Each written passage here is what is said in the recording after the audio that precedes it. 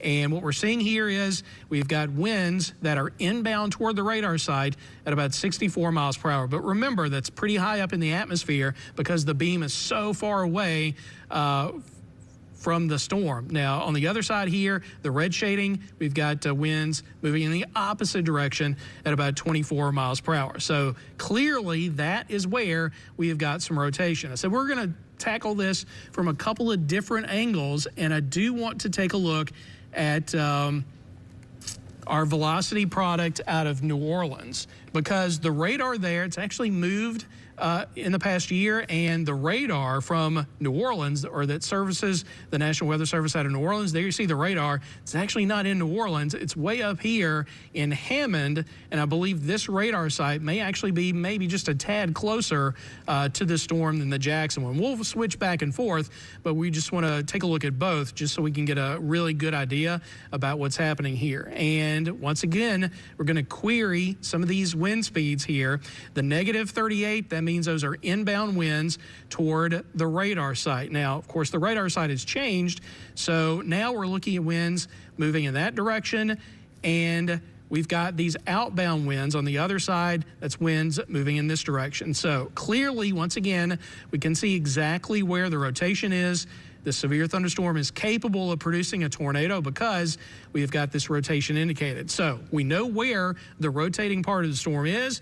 Now we need to tell you where it is headed, and if it's moving to the east at about 40 miles per hour, well, where is it going to go? We've already got, again, 40 miles per hour plugged into Live IMAX 12. When does it reach southern Adams County?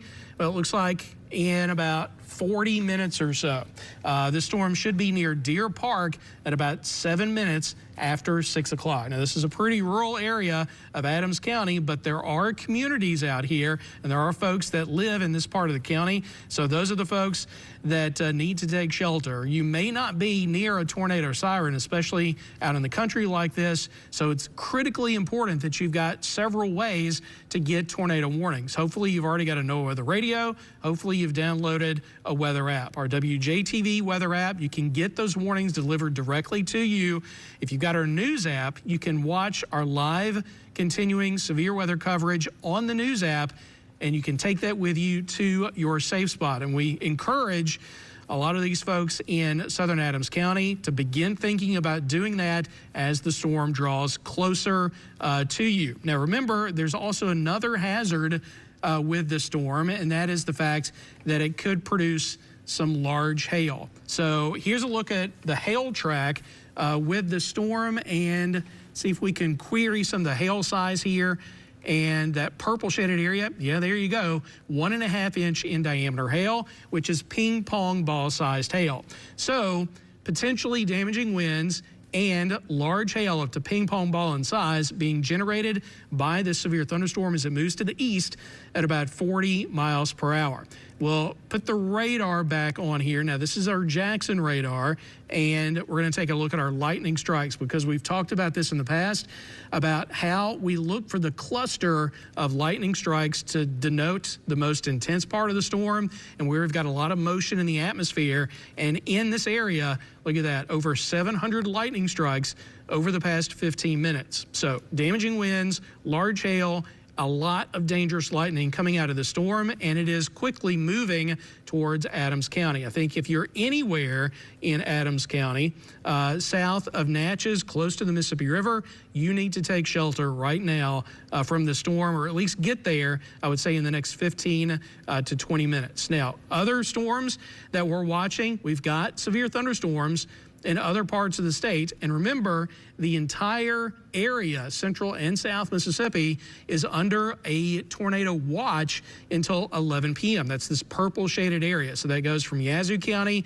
all the way down to the Pine Belt in Forest and in Lamar counties. And what a tornado watch means is that conditions are favorable for the development of severe thunderstorms, and we definitely have those, but severe thunderstorms that can produce tornadoes. And that's exactly what has happened, it looks like, with this cell. It was originally a severe thunderstorm. There's the yellow polygon, but when rotation was indicated and it looked like it was tightening up, they upgraded that severe thunderstorm warning to a tornado warning. So could that happen with this cell moving through southern Pike and southern Walthall County?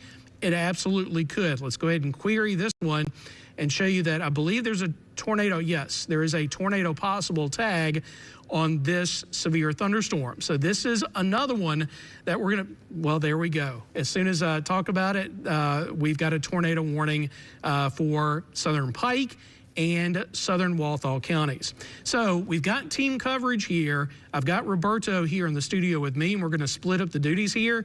I'll continue to talk about the storm moving towards Adams County, and I'm going to give Roberto the storm that is now moving through Pike and Walthall counties. So while he gets all his bearings straight over there, I'm going to just update you on this storm coming out of Catahoula and Concordia parishes.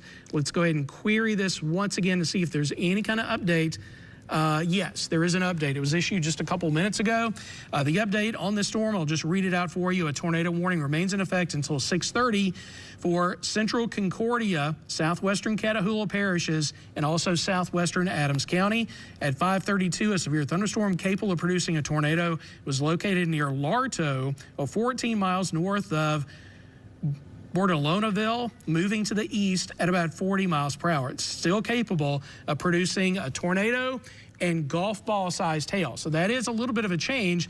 Golf ball sized hail, that's bigger than ping pong sized hail. That's hail that's about 1 3/4 inches in diameter. Now, it's still a radar indicated rotation, meaning we have not seen a debris signature on radar, and we don't have a storm spotter that's confirmed that any kind of tornado is actually on the ground. But this is an intense storm moving to the east at 40 miles per hour, and it could put down a tornado at a moment's notice. And that's why we need folks that are in the path of the storm as it's moving towards southwestern Adams County to get into their safe spot and do it very, very soon.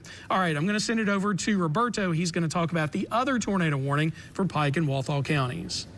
Yeah, thanks, Ken. Taking a look at this system, we've been tracking it as it was in that northern portion of Louisiana, just crossing over that state line. And right now, this one is a little bit slower moving. It's moving its way to the east at just around 25 miles per hour. So let's take a dive into our velocity signatures. That's what's going to give us the best idea of what exactly we're seeing. And we definitely had the rotation with these winds battling against each other. And the rotation started to look better and better. Now, I think one of the reasons why we got this warning a little bit farther down into our southern portions of Pike County, going into southern Walthall, is because it's moving into more favorable conditions. Now, the areas down to our southeast, it's where we're going to have some of the greatest instability, and that's what the National Weather Service has been seeing.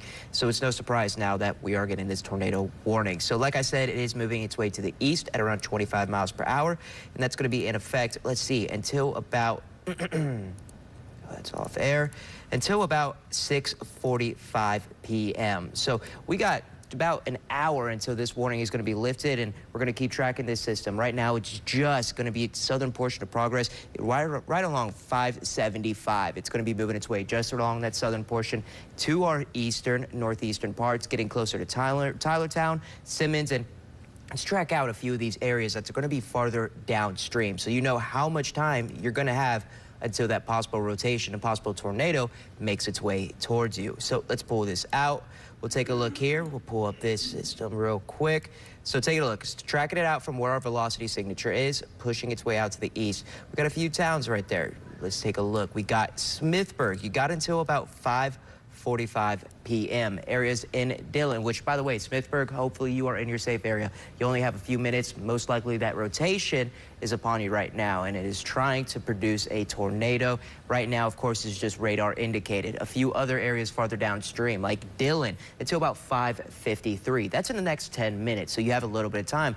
Areas like Simons or Simmons, however, it's pronounced 5:58 p.m., so you got a little bit of extra time there. Farther downstream, Tylertown until about 6:06, Carto 6:13, and then Dexter until about 6:21 p.m. Now keep in mind, this is for Pike and Walthall County. National Weather Service of New Orleans is the ones that are going to be issuing this warning. So as this keeps on moving its way downstream, for our other areas like Marion and Lamar County, you're going to be up next. So keep in mind, you do have a stronger thunderstorm that is moving your way, and it does have the potential of dropping a tornado. Now, it is moving its way to the east at 25 miles per hour, so it is going to take a little bit of time. You have plenty of time to prepare if you are in the southern portion of Marion and Lamar County. So take it out right now. Our velocity signature is the best indication of where we have this possible rotation ongoing.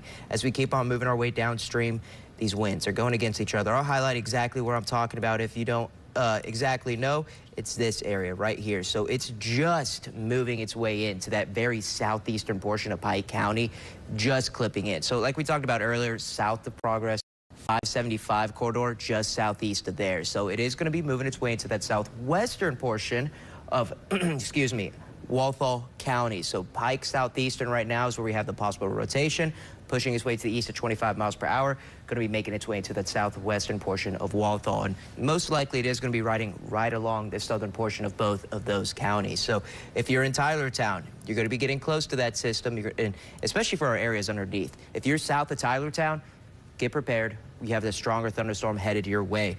Now, of course, let's take another look out. We like to look at a few things. There's a correlation coefficient, which is our debris tracker. That shows us, hey, if there is something on the ground, rotation is happening and it's lifting up debris and lofting it up into the atmosphere. So let's take this off. I'll get rid of that circle so we can see it a little bit better. Take a look at our correlation coefficient values. As of right now, where we had the rotation, there's no indication of exactly where debris ball would be there, which is a good indication because, hey, that means that we don't have a confirmed tornado just quite yet. This is still just radar indicated. And if you don't know exactly what that means, so a radar indicated tornado warning, hey, we're starting to see rotation tighten up. This is trying to produce a tornado, and that's why we give the warnings, so you have lead time. It gives you a little bit of preparation time to say, hey, it's time to now get into our safer area, our safe spot within our home. Getting into a basement, of course, or a storm shelter, the two ideal possibilities. Majority of us do not have that, especially if you're farther down in South Mississippi, closer to the water line. So areas, interior area of your household, away from the windows. We always talk about that because the windows, if there is any debris, could hit that and break that glass, and of course that would not be a good situation. So just get into the interior area of your room. So take a look. Of course, we still have the Adams County tornado warning that's in progress, so I'm going to let Chief Meteorologist get back on that one. All right, thanks, Roberto, for the update on that cell. Just want to give you a broad view of what is happening here across central and south Mississippi so you can kind of see what's happening across the entire area, just kind of get your bearings straight about what is going on. We've got tornado watch in effect for the purple shaded area here. That's central Louisiana through central and south Mississippi. This goes until 11 p.m. Within the tornado watch, we've got several severe thunderstorm warnings. Now, we're watching one in Lee County and Scott County. That's a severe thunderstorm capable of producing large hail up to 70-mile-per-hour winds. So considerable damage is going to be possible with this storm. And look at that intense lightning. It's beginning to shift. It looks like farther to the east, getting a little bit out of our area. So this is mostly going to be affecting Newton and Neshoba counties now between Union and Philadelphia. So we're not going to concentrate too much on this. We want to concentrate on the two storms that are capable of producing tornadoes. Again, Roberto is going to cover this storm. I'm going to cover this one. I'm going to send it back over to him in just a minute or two because this one in Pike and in Walthall County actually is affecting our viewing area. The one over here targeting Adams County, while it is getting closer, it's not quite in the viewing area just yet. Now, there has not been an update on this storm over the past several minutes. The last update we got was 14 minutes ago at about 5:32. But as of the last update, this was still a severe thunderstorm capable of producing a tornado and also golf ball sized hail. That's hail at 1 3/4 inches in diameter. That's pretty large hail, which could produce a lot of damage as well. Obviously, a lot of lightning strikes with this storm. And again, that warning is going to go until 6:30, the bottom of the next hour. So we're going to analyze this from a couple of different places. First, we're going to use our Jackson radar. The warning is coming from the National Weather Service out of Jackson, and it's for Catahoula and Concordia parishes in Louisiana, but also that southwestern part of Adams County. We can query the wind speeds here. The brighter the pixel, the stronger the winds. So right now, we're looking at one side of the storm. We've got an outbound wind. That's the red shaded area that's moving in this direction. And then the green, the -40, that just means that those winds are inbound toward the radar site, also at 40 miles per hour. Add those two together, you could be looking at 80-mile-per-hour winds. Now, this is at cloud level. We don't know what's happening near the ground, and in fact, this storm is pretty far away from both our radar sites, the one in Rankin County and the one in Hammond. But you can get a general idea about where the rotation is, and I'm going to circle it here. It's now, you see the radar updating. As the radar updates, it is now just to the east of this area between New Era and Acme in Louisiana. It's still moving to the east at about 40 miles per hour. So if that's where the rotation is, it's moving to the east. I'm going to track it right through Highway 61 south of Natchez over the next 45 minutes.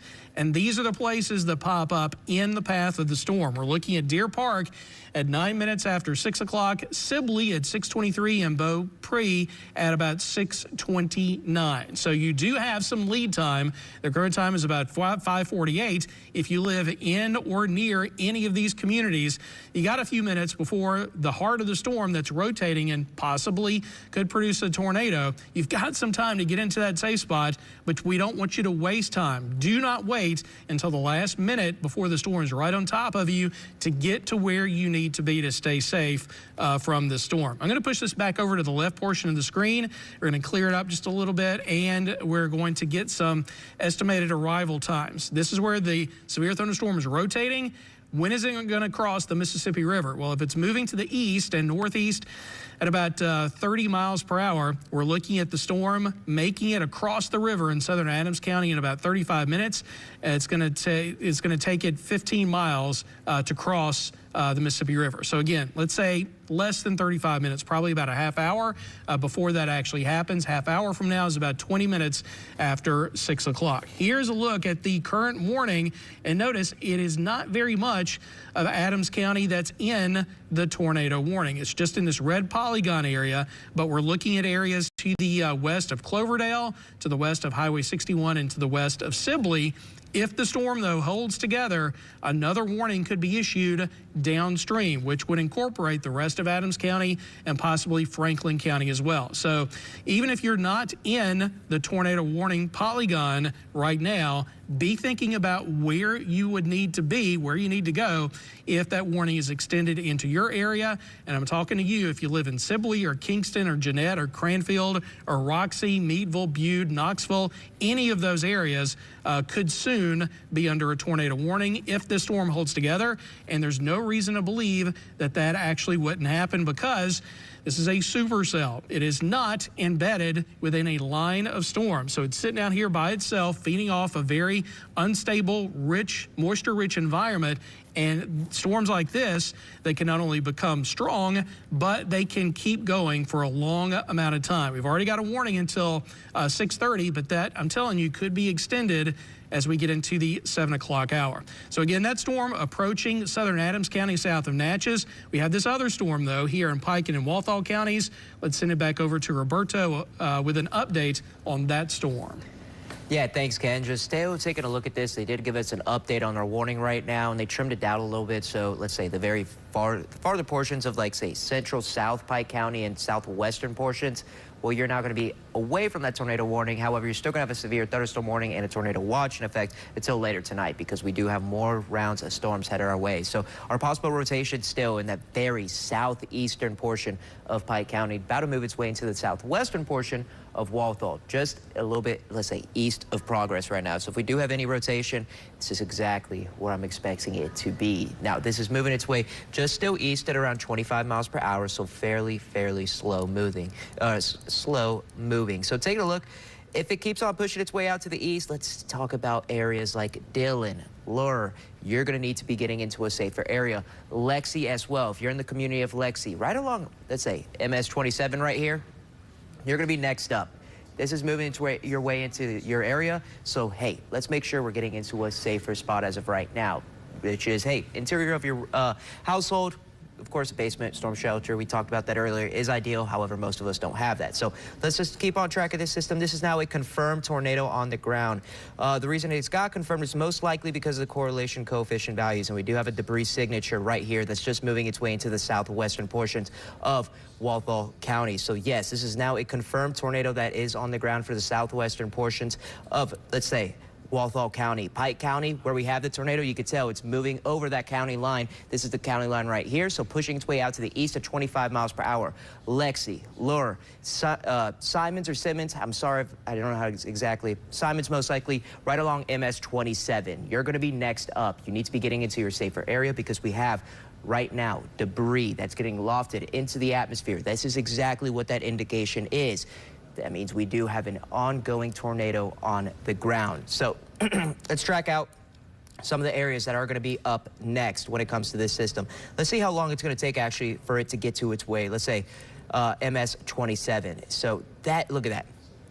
You've got about 5 minutes till it's right along MS 27. You need to be getting into a safe area right now, stretching from Lexi, going all the way down to Simons and Warnerton, which is just in the northern end of Louisiana. Get into a safer area. If you're in the southern portion of Walthall County, now's the time to be acting. We do have a confirmed tornado that is on the ground. If you're just now tuning in, let me tell you why exactly we do have that confirmed tornado on the ground. It's because of our debris signature. It's correlation coefficient values, but for short term, it's just called a debris signature. It's this indication right here. Debris is getting lofted into the atmosphere. Southwestern portion of Walthall County right now, just going to be going to the northern end of the community of Dillon. We talked about MS 27. Yes, you're next up. You only have a few minutes, so now is the time to be acting. Areas a little bit farther downstream. Kirkland, if you are in Kirkland or right along Kirkland Road as well, you do have a confirmed tornado farther out to your west that's pushing its way to the east. Now is the time to be acting. And if you're in the southern portions of Walthall County in general, now's the time to be acting. Getting into your safer area. We talked about it. Basement, storm shelter, most ideal. A lot of us don't have that. Getting into the interior area of your household away from the windows, because now we have debris getting lofted up. If that hits glass, that's going to shatter it. You need to be getting away from those windows. Don't try to watch this system because it is moving your way.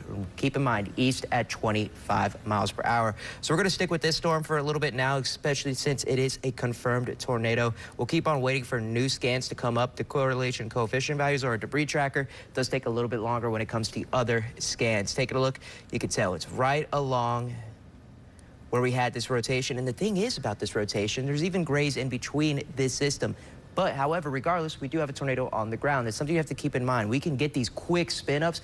They drop their way to the ground and lift up that debris fairly quickly. And that's going to be the unfortunate part when it comes to our situation when it comes to this evening. We are going to see these tornadoes quickly come in, drop their way onto the ground, and start affecting people. So it's really just a night where we're going to have to be paying attention, staying weather aware or weather alert when it comes to our tornado watch. And keep in mind, tornado watch is going to be in effect until about 11 p.m. tonight. So we have a very long night ahead of us.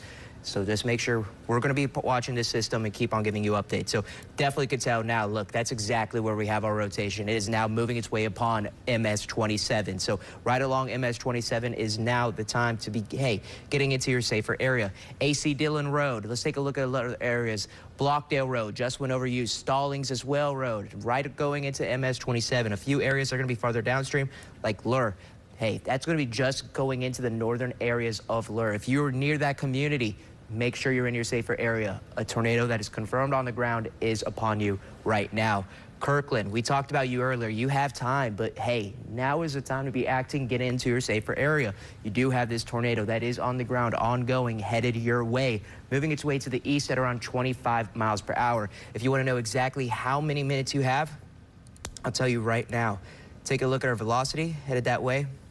About 10 minutes until that tornado on the ground is upon you in Kirkland. So make sure you're getting into a safer area and getting into a safer area, which is interior area of your household. Storm shelter, of course, most ideal. Basement, but a lot of us don't have that. Just stay away from the windows as well, especially with this debris that's getting lofted up into the atmosphere with an ongoing tornado. Let's take a look at our correlation coefficient values again. Right now, we're not seeing as defined of a debris signature like we were earlier, but hey, we did have one, so that gave us that confirmation. It's something we're really going to have to watch out for, and this tornado warning, keep in mind, it is going to be in effect until about the next 45 minutes, just a little over 45 minutes. And this is for our southeastern portion of Pike County, going into the southern portion of Walthall County. However, I will say, based on how quickly this system is moving, it's pushing its way to the east at 25 miles per hour, where we did have the rotation, it's now starting to move its way out of Pike County. So now really just the southern portions of Walthall, you're the ones that are going to have to be paying attention because you do have that confirmed tornado warning headed your way, and that confirmed tornado warning is in effect until about 6:45 p.m. So keep in mind, now is the time to be acting, getting into a safer area. Our storm relative velocity signature, you can tell we still have that tight rotation that is ongoing. Taking a look of where it's at, it's right along MS 27, Glen Road as well, getting closer to AC Dillon Road as well. As it keeps on moving its way downstream, it's going to be moving its way into the community of Kirkland, and you're going to be up next. You have just about less than 10 minutes, so it is coming upon you. Make sure you're getting into your safer area, and you know where that is. We got another few communities that are going to need to be paying attention because, hey, a tornado's on the ground headed your way. Flowers, Dexter, just along MS 48, that's where you're going to need to be making sure you're getting into a safer area. So Flowers and Dexter, you do have a little bit of time. Let's take a look out and track it. There's our rotation farther out to that southwestern portion as it moves its way out to the east, getting closer to Kirkland. Just about 8 to 10 minutes. It's going to be upon you fairly quickly as it keeps on moving its way. Getting closer to Dexter, you got about until 25 minutes. So farther downstream, if you're in Dexter, you have a little bit of time to be acting, getting into a safer area. And of course, if you need to go into a safer room, you got to go away from your TV. We are live on Facebook. You can tune in there and take your phone with you and keep on tracking this system as we're giving you real-time updates. Now, of course, this isn't the only warning we have ongoing. We did have another one that's going to be in Adams County as well. I'm going to send this back over to Chief Meteorologist just for another quick update on that one. Yeah, thank you, Roberto. Good coverage of that storm, which is, again, is a confirmed tornado on the ground now moving through Walthall County. So we're going to get back to that one in just a second. Just want to give you a quick update on the storm that's moving towards Adams County. It's actually not in Adams County. It's still over in Louisiana, but there's still a very good signature of rotation with the storm. So let's go ahead and take a look at Live IMAX 2 full screen. They have updated the tornado warned area. So notice the red polygon here is a little bit smaller than it once was because they have trimmed the western portions out of the tornado warning. But I'm just going to read off to you the latest tornado warning update, which was issued about 7 minutes ago at 5:53. Severe thunderstorm capable of producing a tornado is located near Monterey or 17 miles to the southeast of Jonesville, still moving to the east at about 40 miles per hour. This is still a radar indicated rotation, and the storm is also still capable of producing golf ball sized hail. That is hail that is 1 3/4 inches in diameter. Now, looking at our velocity product here, it's again pretty easy to tell where the rotation is. We're examining this from our radar site out of Hammond, Louisiana. I think that's actually a little bit closer than the Jackson radar, but we will zoom in here. There's your rotation right there. It's getting closer and closer to the Mississippi River. So as it draws closer, how close is it? Well, it's less than 10 miles away. If it's moving to the east at about 40 miles per hour, that means it's going to be there in less than 13 minutes. So that's the time it's going to be crossing from Concordia Parish into Adams County in Mississippi. Now, this is still targeting a pretty rural area of Adams County, areas south of Natchez, the southwestern part of Adams County. All right, here's another update. So let's go ahead and read out this update. You notice these areas farther to the west, they're being trimmed out as the storm continues to move to the east. So these folks back here to the west no longer under a tornado warning, but the easternmost edge so far hasn't changed. Now, if this holds together, there could be another warning issued farther to the east that would include more of Adams County and potentially Franklin County. So we want you folks that live along Highway 61 and points east to watch this closely. Even though you are not in a tornado warning now, you very well could be. The current warning goes until the bottom of the hour, until 6:30, but if the warning is extended farther east for the rest of Adams County, it could go until about the 7 o'clock hour. We're going to track this out to the east at about 40 miles per hour to the edge of the polygon. It's going to take it about 26 minutes. Fairview at 6:18 and Ellis Cliffs at about 6:26. I want to, though, track it farther to the east beyond where we have the current polygon. I'm going to track it all the way out to the county line of Adams and Franklin. And there you see some of these towns that are going to be in the path of the storm. Ultimately, again, you may not be tornado warned for now, but you could be very soon. We're looking at Sibley at the bottom of the hour at 6:30, Beaupre at 6:36, Ireland at 6:45, and Perrytown at about 6:50. So as we zoom in here, you're going to see some of the local streets and towns popping in right there. So that is the area, southwestern Adams County, that's going to be under the gun here over the next, let's say, 15 to 30 minutes. All right, the other storm's a little bit more serious. It is a confirmed tornado on the ground. So because of that, I'm going to send it back over to Roberto so he can cover the storm that is moving through southern Walthall County. Yeah, thank you, Ken. Thank you, Ken. Right now, the southern portion of Walthall County is the only one that's going to be under this tornado warning, and that's in effect until about 6:45 p.m. We're still tracking that debris signature right now, and you can tell it just moved right over MS-27 between the communities of Lexi and Lur, which means, hey, the next person up, like we talked about earlier, is going to be the community of Kirkland. You have an ongoing tornado headed your way. Now, let's take a look at some of these streets that are going to be in between as well. So, areas like Glentown Road, that tornado's upon you right now. Edgar Holmes Road, you're going to see that tornado warning headed your way. Levy Road as well, Lower Lake Road, just to that western portion of the Kirkland community. These are the areas ongoing right now. We just got an update on that debris signature. Still right now ongoing, just moved its way over Glentown Road, just about to move into Kirkland. That's exactly who's going to be up next. Country Club Road as well. Looks like Glentown Road, Country Club Road, Kirkland Road as well, heading into that community of Kirkland. Let's take a little bit farther look out and talk about some of these communities a little bit farther downstream and how much time you're going to be having until this tornado is upon you. So our signature of where we're seeing the rotation is going to be right here, just to that northwestern portion of Kirkland, where we have that ongoing tornado right here. So our areas that are going to see this tornado headed your way, you got like areas like Dexter. You're going to be next up when it comes to community. Flowers as well. Dexter and Flowers. You're going to have, let's say, around 15 minutes. This storm is still moving its way to the east at around 25 miles per hour. So make sure now's the time to be acting, getting into the safer area of your home. Basement, storm shelter, of course, most ideal. If you don't have that, getting into the interior bedroom of your interior room of your household, away from windows, because as windows, now we do have those debris signatures popping up on our radar. Debris is getting lofted up. That debris is going to get thrown into that glass, and that's going to shatter it. So right now is the time to be acting. Take a look at our correlation coefficient values as well.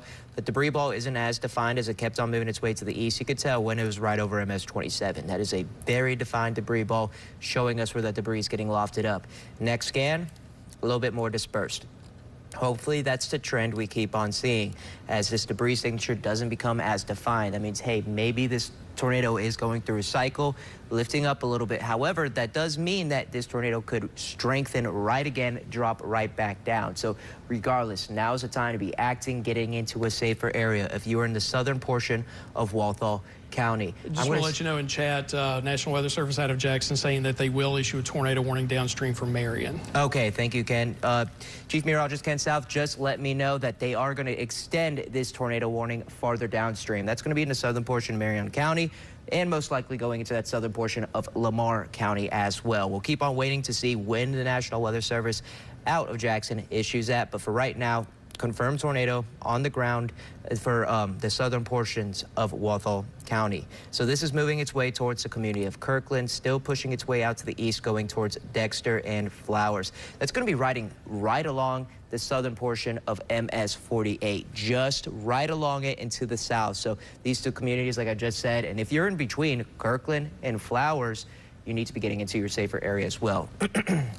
We'll track this out of where we have that debris signature going with a few other communities and how much time you're going to have. And we're going to take this all the way out, going into some portions of Marion County as well.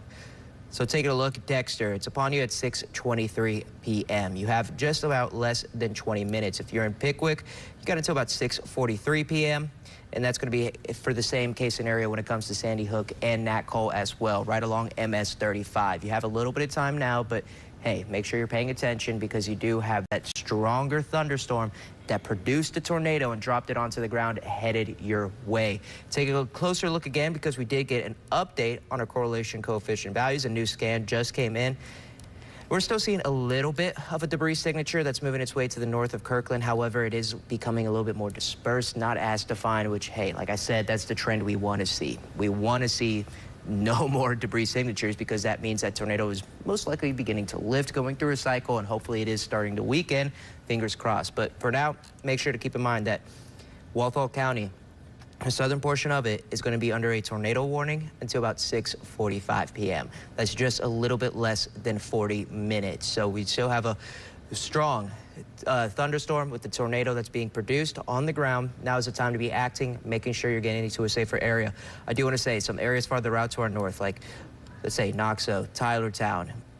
Luckily, it does seem like that you're going to be under or just to the north of where we have that confirmed tornado that did touch down. So it's a little bit farther south of you. So if you're in those communities, you are underneath that tornado warning. However, and look at that. Since our debris signature wasn't as defined, they said, hey, we're going to get rid of the purple polygon, which is a confirmed tornado. Now we're just going with a radar indicated tornado, which is a smart thing to do because, hey, we did see this storm already give us a tornado. Briefly touched down, spun up, lifted debris up into the atmosphere, and it's going through a cycle, and it could start to strengthen again and produce another tornado. So as of right now, just a radar indicated tornado, but it's still going to be in effect until about 6:45 p.m. We are still waiting for that updated polygon to come in for, let's say, our southern portions of Marion and Lamar County from the National Weather Service of Jackson. You might be thinking, hey, why are they waiting on that? It's because actually, when it comes to Pike and Walthall, they're going to be under coverage when it comes to the National Weather Service in New Orleans. So they're both talking to each other right now. They're most likely waiting until that velocity signature gets a little bit closer to that county line, and then that's when they'll most likely issue that system and put that farther downstream. So we'll keep on waiting on that. As of right now, our best case scenario to understand this system and track it out is going to be by our velocity signatures. You could tell it's gotten messier. We had a defined little velocity couplet a little bit earlier and farther downstream when it was moving its way into that southwestern portion of Walthall. But for now, it looks like we have a lot more grays in between. That's a good sign. That's what we want. So hopefully that's a trend that we keep on seeing. However, we're still going to have that tornado warning in effect for our areas into the southern portion, southeastern portion of Walthall County. You still need to be making sure you're getting into a safer area as this system keeps moving towards you because, hey, it's going through a cycle. At any given moment, it could drop another tornado onto the ground. Now, of course, we do have team coverage that's going on. Right now, I'm tracking this system that's in the southern portion of Walthall County, but we do have another one that is headed towards Adams County that Chief Meteorologist Ken South is looking at, so I'll send it over to him. All right, thank you, Roberto. Very good coverage on that cell that is in Pike and soon to be in Marion County. I'm going to concentrate on the storm that's coming out of Louisiana across the river into Adams County, and we're actually just getting some communication from the National Weather Service out of Jackson saying that they think that that it could produce a tornado very soon. So we could see this upgraded to an observed tornado if we do see a debris signature out of this. The cell is still in Concordia Parish. It has not yet made it to Adams County, but it does appear like it is getting stronger and more likely to put down a tornado. So that's why we have been on the air now for the past 30 minutes because we have wanted to warn you folks in Adams County south of Natchez that there is a very dangerous storm headed your way. It's got the potential, and now it looks like the best potential so far of putting down a tornado, and it is quickly headed in your direction. So let's go ahead and take a look at Live Eye Max 2. We're on our New Orleans velocity, and I think you can see the rotation a little bit better by looking at that velocity here. We'll query the wind speeds, and as long as you've got these pixels touching each other and the winds, indicating the winds are moving in opposite directions, the red shading, it's moving away from the radar site. The green, it's moving towards. So we obviously have a rotation right here on the back side of this cell, which is in Concordia Parish. Now, it is moving to the east, and I'm going to just make sure that this forward motion is correct since we do have an update on the cell. Let's query this.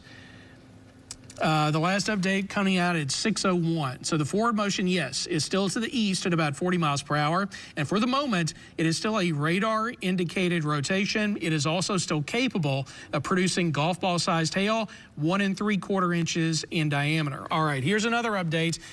The National Weather Service out of New Orleans has issued a tornado warning for northern Wilkinson County. That's because of this cell, which is coming out of Concordia Parish, crossing the river into southern Adams County. They are most likely talking to the National Weather Service out of Jackson because Jackson is responsible for Adams County. So they're going to coordinate and probably extend the warning now through the rest of Adams County, which is what we've been talking about now for the past half hour. If you're not under a tornado warning, you very well soon could be, and I think that is imminent now if you live over the rest of Adams County, let's say south of Natchez, places like Sibley and Kingston and Beaupre and Jeanette, you are going to be warned for, I think, very soon because of this cell. All right, let's zoom in a little bit closer. And as we are getting updates from the radar, as we get these scans in, you can see that it's shifting a little bit farther to the east. So the rotation right now is going to be in about this area. And this line right around Fairview, that is the Mississippi River. So it's in the process of crossing from Louisiana across the river into the extreme southern part of Adams County. So if you live, let's say, anywhere to the west of Sibley, the storm is going to be near you over about the next 5 minutes or so.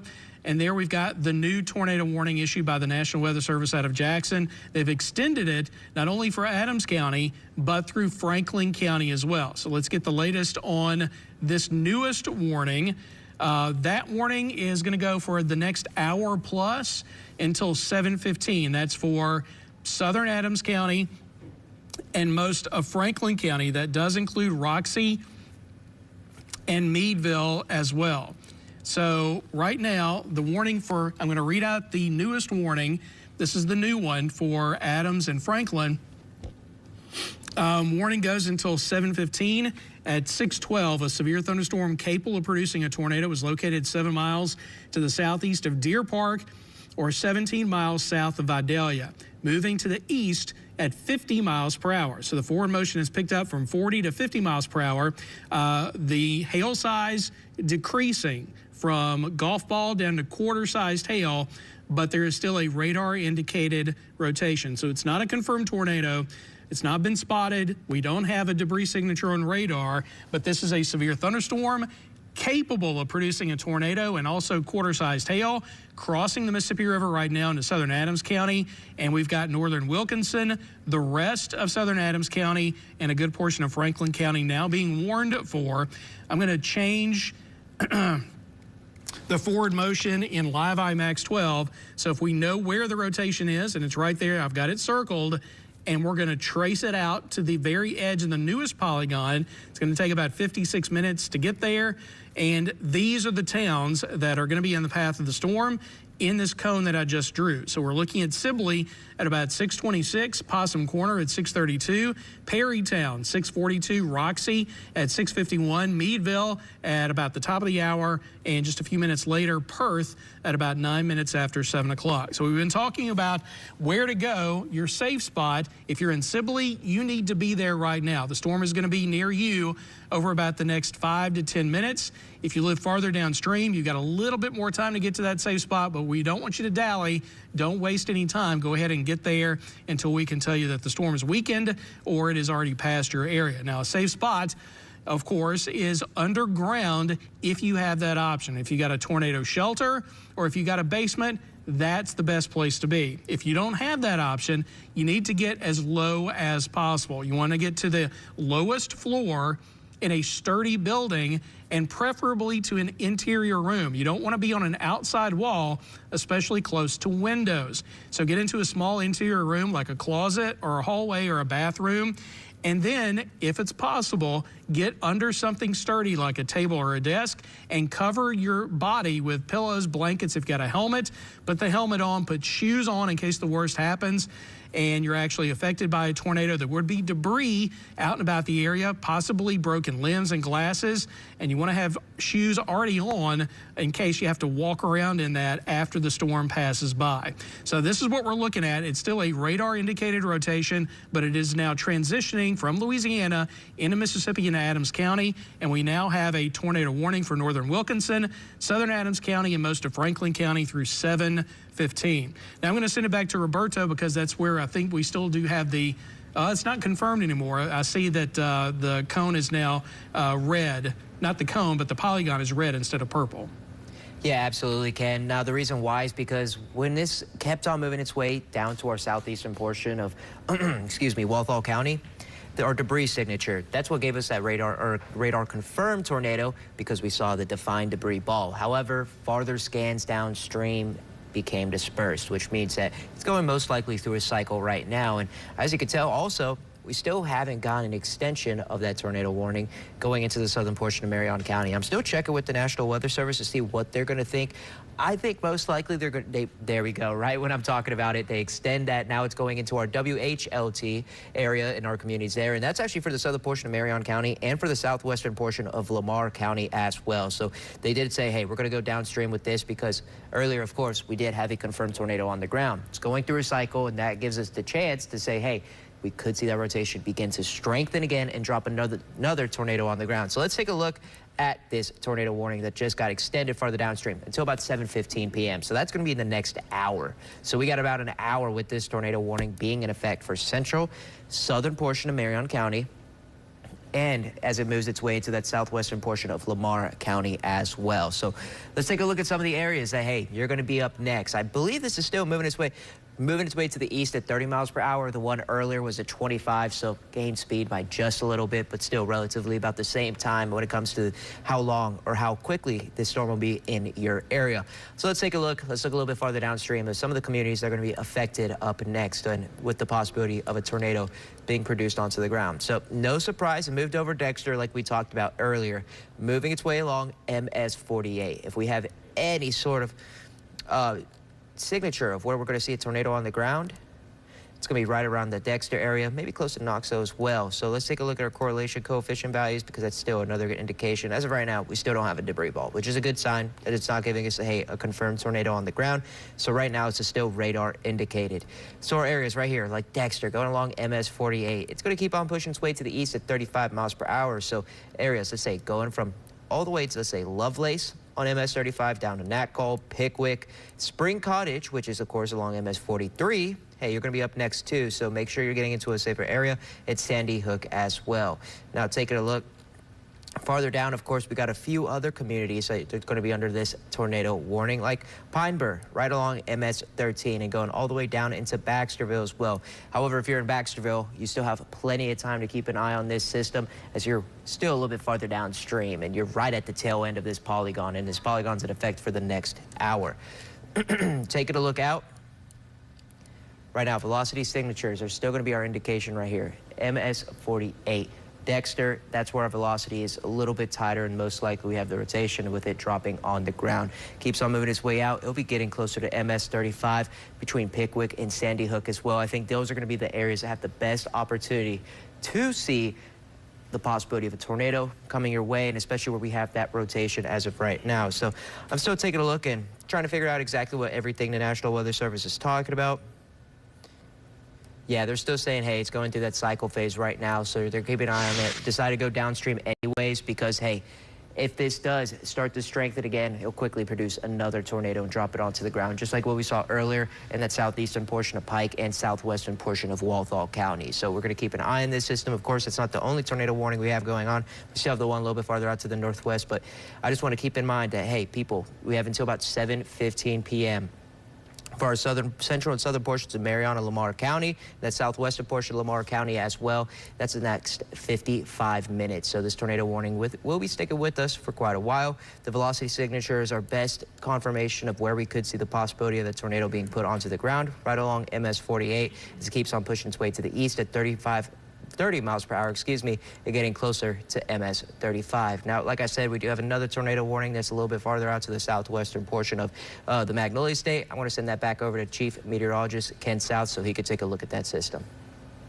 All right, thank you, Roberto. The storm that we've been tracking in Louisiana has now crossed over into Adams County in Mississippi. So this is a Mississippi storm now. It is quickly headed for the town of Sibley, and I say quickly because the storm is moving to the east at about 50 miles per hour. So the forward motion is picked up. It's also still capable of producing quarter-sized hail. Now, this is still a radar-indicated rotation. It is not a confirmed tornado. We have not seen a debris signature, but I want to go ahead and take a look at our debris indicator just to see if there's anything that stands out there. Just want to confirm that we have not seen any kind of debris with this storm, and there's nothing that stands out. So that is a good sign.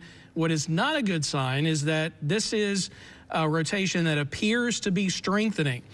We are examining this from the National Weather Service radar site. Technically out of New Orleans, the radar site is actually in Hammond, and I believe Hammond is actually closer to where the cell is than Jackson. So we're going to analyze it from that radar, and when we do, we see these bright red shadings right here, and they are right next to some bright green shadings, and these are some of the highest velocities that I've seen so far with this storm. Now, again, this is wind at cloud level with the storm. We don't know what's happening at the ground. The radar beam, of course, shoots up through the atmosphere, and it gets a little bit higher in the atmosphere the farther away you are from the radar site. So, again, we know this is what's happening at cloud level. In the cloud, we've got rotating winds here, and we've got winds moving at least at 50 miles per hour away from the radar site, and then right next to it, we've got winds moving at about 40 miles per hour toward the radar site. Add those two together, 50 and 40, you got about 90 mile per hour wind, so there's at least a potential there for, I would say, an EF0 or EF1 tornado if this tightens up and actually reaches the ground.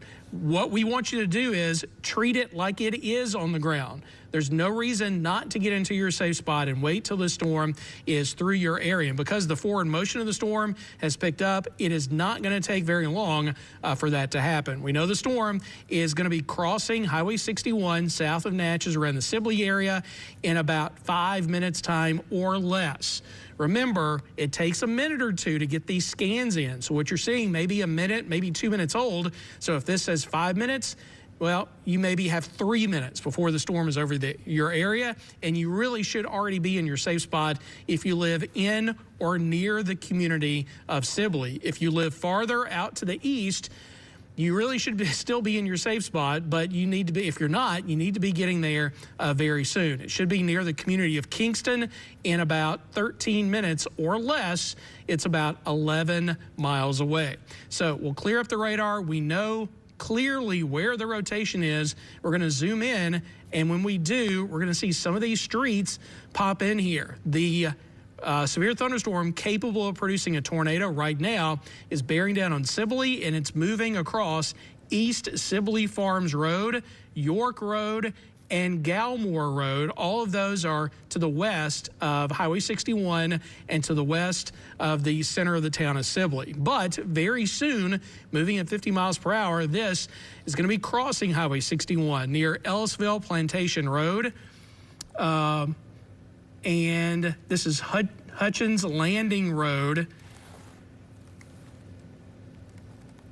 and Overton Hills Plantation Road. All of those areas are east of Highway 61 and east of Sibley, but it's not going to take long for the storm to get there. Right now, this is where the rotation is. It's now about 4 minutes away from Sibley and Highway 61 and Hutchins Landing Road. It's going to be crossing there in less than 10 minutes. It's only about 8 miles away.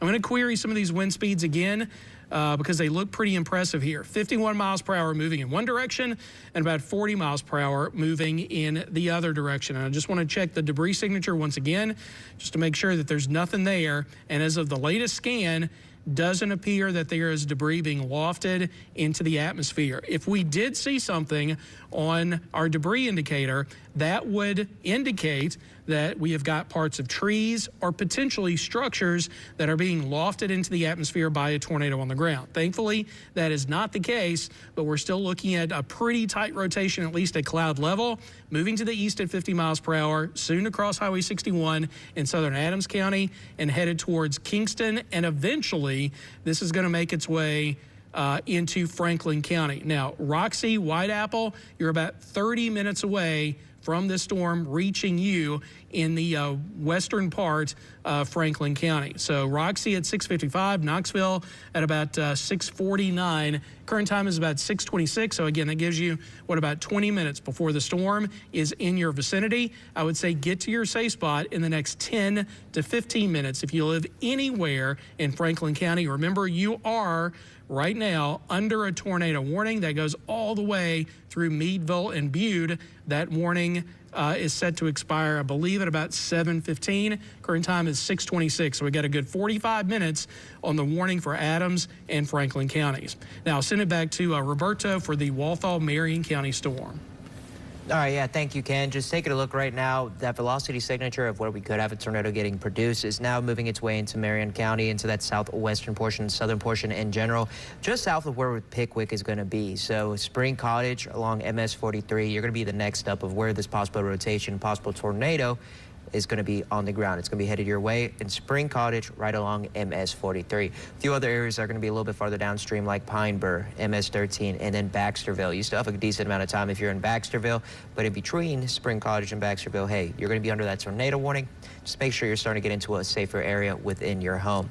One thing we do like to take a look at is our correlation coefficient values, but based on how our velocity signature is, I'm expecting that we're not going to be seeing much, and yeah, we're not getting a defined debris ball. We're still seeing a lot of green or grays that are in between our red and greens, which is those winds combating with each other and causing that possible rotation. So with the grays in between, it's just a little bit of an indication that, hey, the velocity couplet isn't as tight as compared to what we were seeing when it was farther downstream. That's a good sign. Hopefully that's the case scenario. However, you got to remember farther downstream that this was a confirmed tornado. A tornado did get produced by this and lifted debris up into the atmosphere. So regardless, we still have to be paying attention, getting into a safer area because, hey, this could produce a tornado at any given time. So that's moving its way right along the MS 35 area, in between Pickwick, Sandy Hook. So if you're in between those, like I just said, make sure you're getting into a safer area. Spring Cottage as well.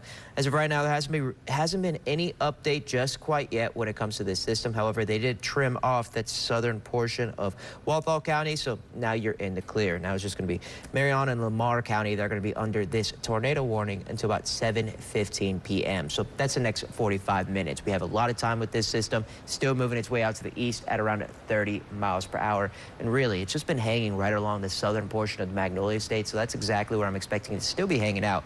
Like I said earlier, crossing MS 35, getting into Spring Cottage area, and closer to Pine Bur and Baxterville, and just a little bit north of Sandy Hook area. So if I just mentioned, and if you're close to any of these parts, making sure you're getting into that safer area because, hey, where we do have the possibility of another quick spin up, it will be headed your way. It does look like they are going to start trimming this tornado warning just quite a little bit as these polygons are starting to overlap each other a little bit. So that's still going to be in effect for Marion and Lamar County as this system keeps moving its way. And even if a tornado isn't on the ground, hey, keep in mind that there is some large hail that is going to be expected with this system. I was taking a look at our hail tracker here. Let me get that pulled up, and you can tell that's an indication that we do have some large hail that could be coming down with this system as well, right along where that tornado is. So just overall, this is a very, very strong thunderstorm. We saw it earlier too, because take a look at how many lightning strikes are with this system. I mean, that is a ton.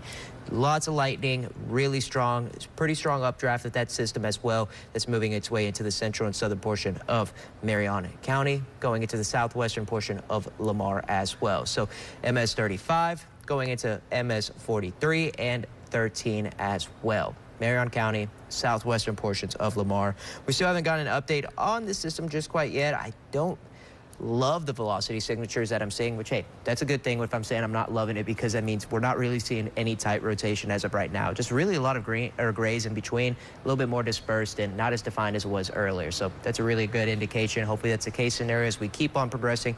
But I need y'all to keep in mind, we have that tornado watch that's going to be in effect until about 11 p.m. tonight. There's plenty of instability when it comes to our atmosphere for these storms to get stronger and produce tornadoes. We already had a confirmed tornado warning earlier. We do still have that severe thunderstorm warning, and I haven't really taken a look at this one just quite yet, just because we've been so focused on those tornado warnings. But Lawrence, Jefferson, Davis, that northern side, and it's going to be moving its way into the southern portion of Simpson County as well. Another very strong thunderstorm, and this one is definitely going to be because of hail. So let's take a look at this just real quick so I can read it off and give you some updates. We could see hail up to 2 inches. That's their hazard as of right now for this. So really strong hail could be moving its way right along or Highway 84 right now, just going into, let's say, Silver Creek. That's going to be between Prentice and Monticello. So Silver Creek, you're next up. Very large hail could be headed your way. That's right along Highway 84. So make sure to keep that in mind. But of course, we have 2 tornado warnings that are in effect right now. We have this one that's going into our Pine Belt counties, Marion and Lamar. And of course, we have another one in the southwestern portion of the Magnolia State for Adams and Franklin. And Chief Meteorologist has been tracking the one that's farther down to the southwest. So I'm going to send it back over to him.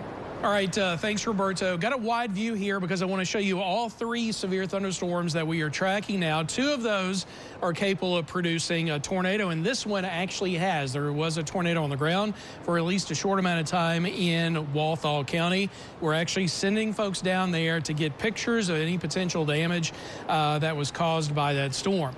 The reason I'm on this wide shot here is because the product that you're seeing is our hail tracks. All 3 of these storms are very intense, and they're capable of producing some pretty large hail, especially the ones that are farther to the east. The tornado warning that Roberto is tracking, we've got large hail being produced by that, but this storm right here, we don't want to lose track of this because this can produce considerable damage as well. We've got a severe thunderstorm warning in effect for Lawrence County, from Monticello up to New Hebron, but also for Jefferson Davis County to include Prentiss and the southern part of Simpson County.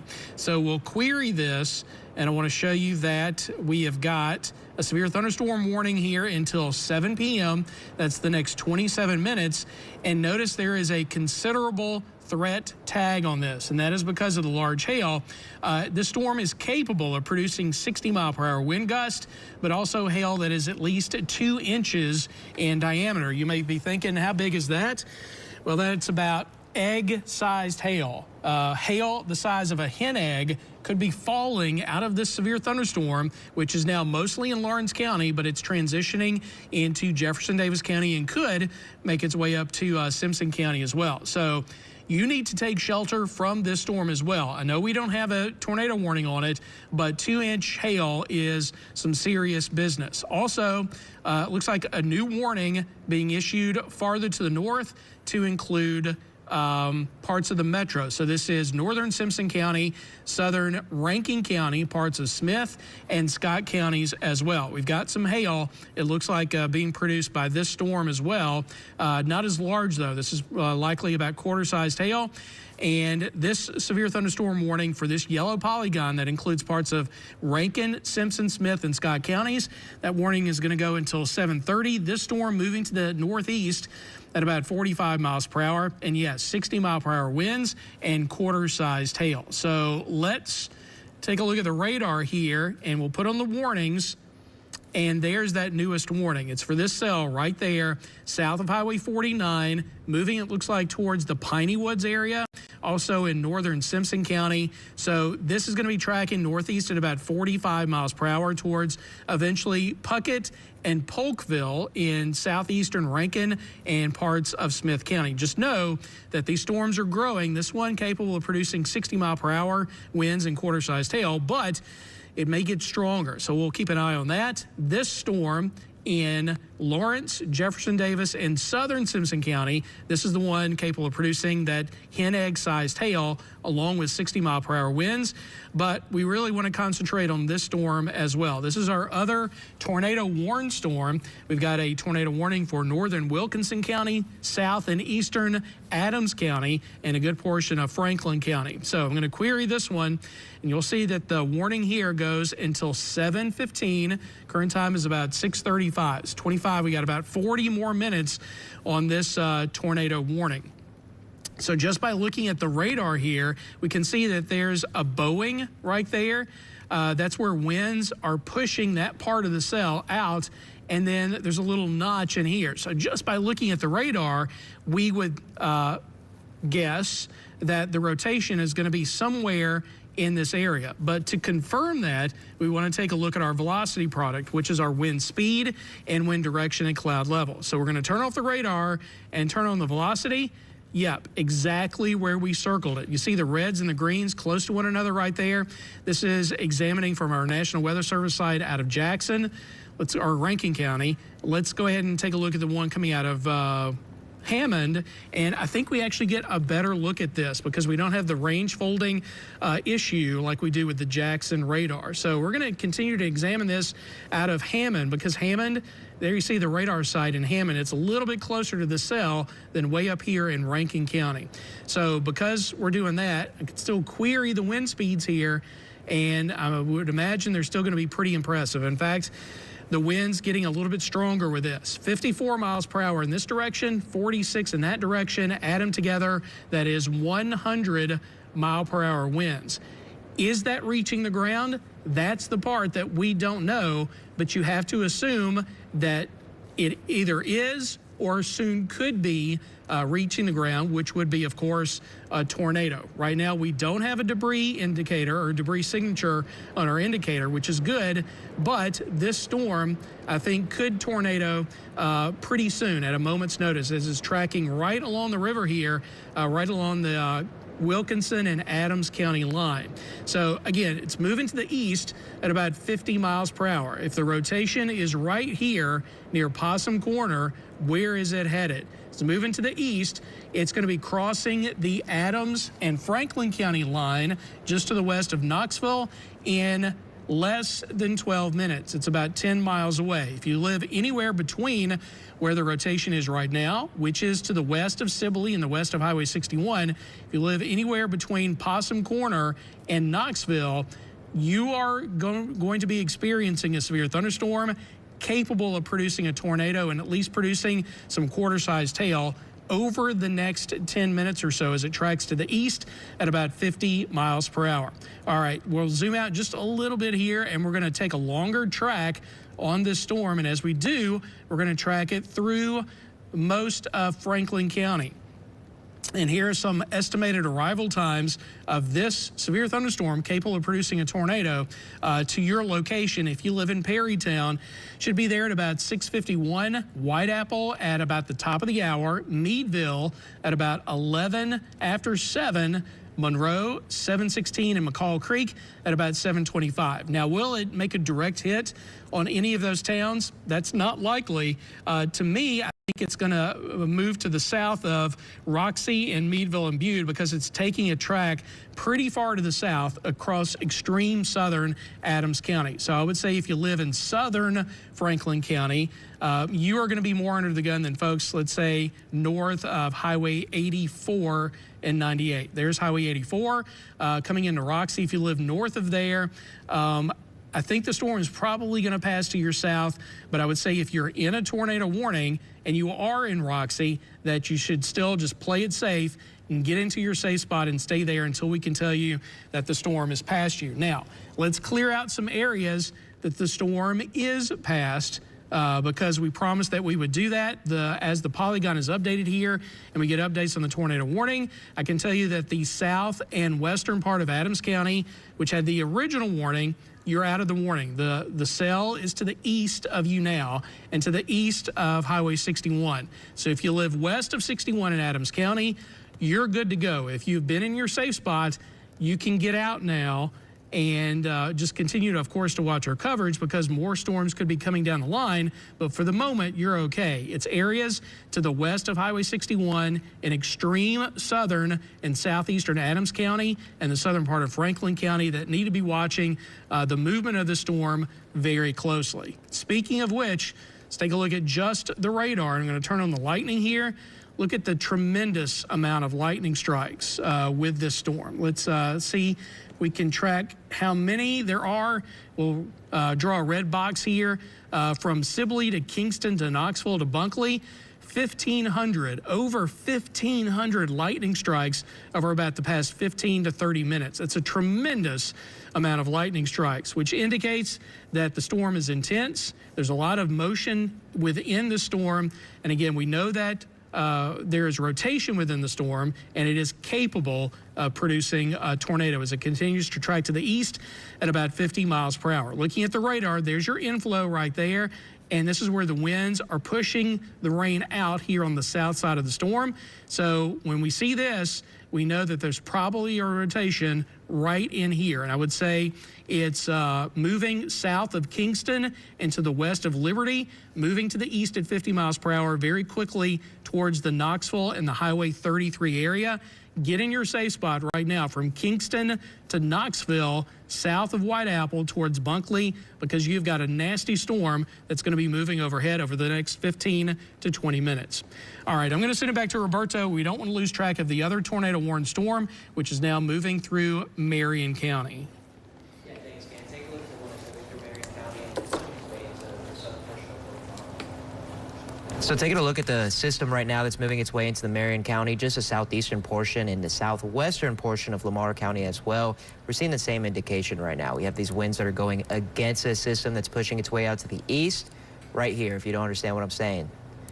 Right here, and here's winds that are going against that. So most likely rotation is going to be occurring right here. So let's take a closer dive in. So Pineburg, that community, it's right upon you right now. Hopefully you're into a safer area, but this is moving its way to the east at 30 miles per hour, so it is fairly quick moving. So like I said, we'll take a little bit of a closer look here so you can have a better understanding of which specific areas are going to be up next. So like I said, community of Pineburg, you would need to be getting into your safer area. Hopefully you already are. You should be hearing those tornado sirens going off. This is really moving its way close to the MS-13 region right here, and it'll be shifting its way into that southwestern portion of Lamar County and getting a little bit closer to Baxterville. Baxterville is going to be a little bit to the southern portion, like where Spring Cottage is as well. So if you're north of Baxterville, let's take a look at just a few of these roads here. So Tatum Salt Dome Road right here, Luther Saucier Road, like Levy Bryant Road as well, or Thompson Road. If you live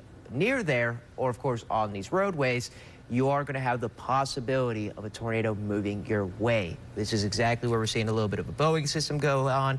And take a look at our storm relative velocities. Unfortunately, it's just looking a little bit messier. Let's see how the Jan airport one. Okay, so coming out of Jan, you could tell a little bit.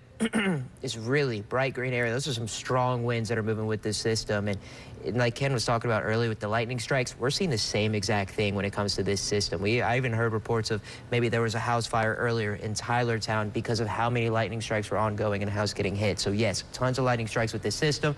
There's also been the indication of maybe some hail being dropped down as well. Of course, strong winds and even the possibility of a tornado. We had a confirmed tornado farther downstream, a little bit farther out to our west, but that started to disperse a little bit. Looked like it went through a cycle system, but you could tell right now it is a very, very strong. And I do want to send this actually back over to Chief Meteorologist Ken South because he just got a confirmed tornado warning now with that system in southwestern Mississippi. All right, so what has happened over southern Adams County, northern Wilkinson County, is that a debris signature has now been indicated with that storm, which means a tornado is, or at least has, touched down over the past couple minutes. Is it still on the ground? Very likely, because the debris, or excuse me, the velocity signature is much, much better with the storm. Let's go ahead and take a look at this full screen, and we're on the velocity product right now out of New Orleans. I want to take a look at the debris signature out of New Orleans. It's not obvious to me, but if there is debris there, I'm thinking it's going to be right there in extreme northern Wilkinson County between Ireland and Possum Corner. But it's really hard to pick up on this. I'm going to look at the debris signature out of Jackson. And again, I'm not seeing anything that really stands out at me, but Jackson is saying that they did see a debris signature with the storm, and that's the reason that they have upgraded this from a radar indicated rotation to a confirmed tornado. So because debris has been seen, we know there's been a tornado on the ground, and that's why the polygon has changed from red to purple. This is the most serious situation when we're talking about a tornado warning, is that we know that there is a tornado on the ground, and it continues to move to the east at about 50 miles per hour. So we're just going to go back and take a look at our velocity product here. And again, it is really increased here. I'm going to go back in time over the past several minutes, and before it even reached the Sibley area. Now, this was back at about 6:23. That was about 20 minutes ago, and we could definitely tell that there was rotation right here. And as we go forward in time, you can see how it transitions to, let's say, south of Sibley, moving across Highway 61. Here it is once again, but even though there are some pretty high wind speeds here, it's not a tight couplet. It's the reds and the greens are not touching one another here. But then we go farther out in time, and you see they do start to touch here, and we've got brighter shades of red moving across extreme northern Wilkinson County and southern Adams County, and that is your latest signature. So just by looking at this, you can tell a couple of things. First of all, the storm is moving almost directly to the east, and the velocity signature has gotten a lot better with the storm. And the National Weather Service did see debris being produced by the storm, actually in northern Wilkinson County. So, serious situation here. Southern Adams County, northern Wilkinson County. There is a tornado on the ground. It is moving to the east at about 50 miles per hour. So, where is it going next? Well, it's going to be crossing the county line from Adams into Franklin County less than 6 minutes from now. So you need to be in your safe spot if you live in extreme southeastern Adams County and then near Knoxville. And this storm is going to be crossing Highway 33 within, let's say, the next 5 to 8 minutes. It's going to be moving south of Whiteapple near Knoxville, pretty close to the communities of Free Woods and Bunkley in southwestern Franklin County. So get into your safe spot.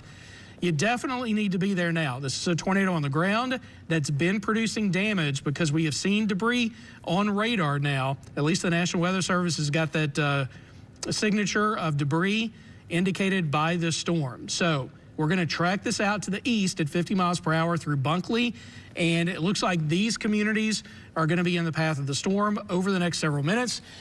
Excuse me, we're looking at Knoxville at 6:58, Free Woods at 1 minute after 7 o'clock, and Homachito at 8 minutes after 7. Let's take a look and see if this storm is producing hail.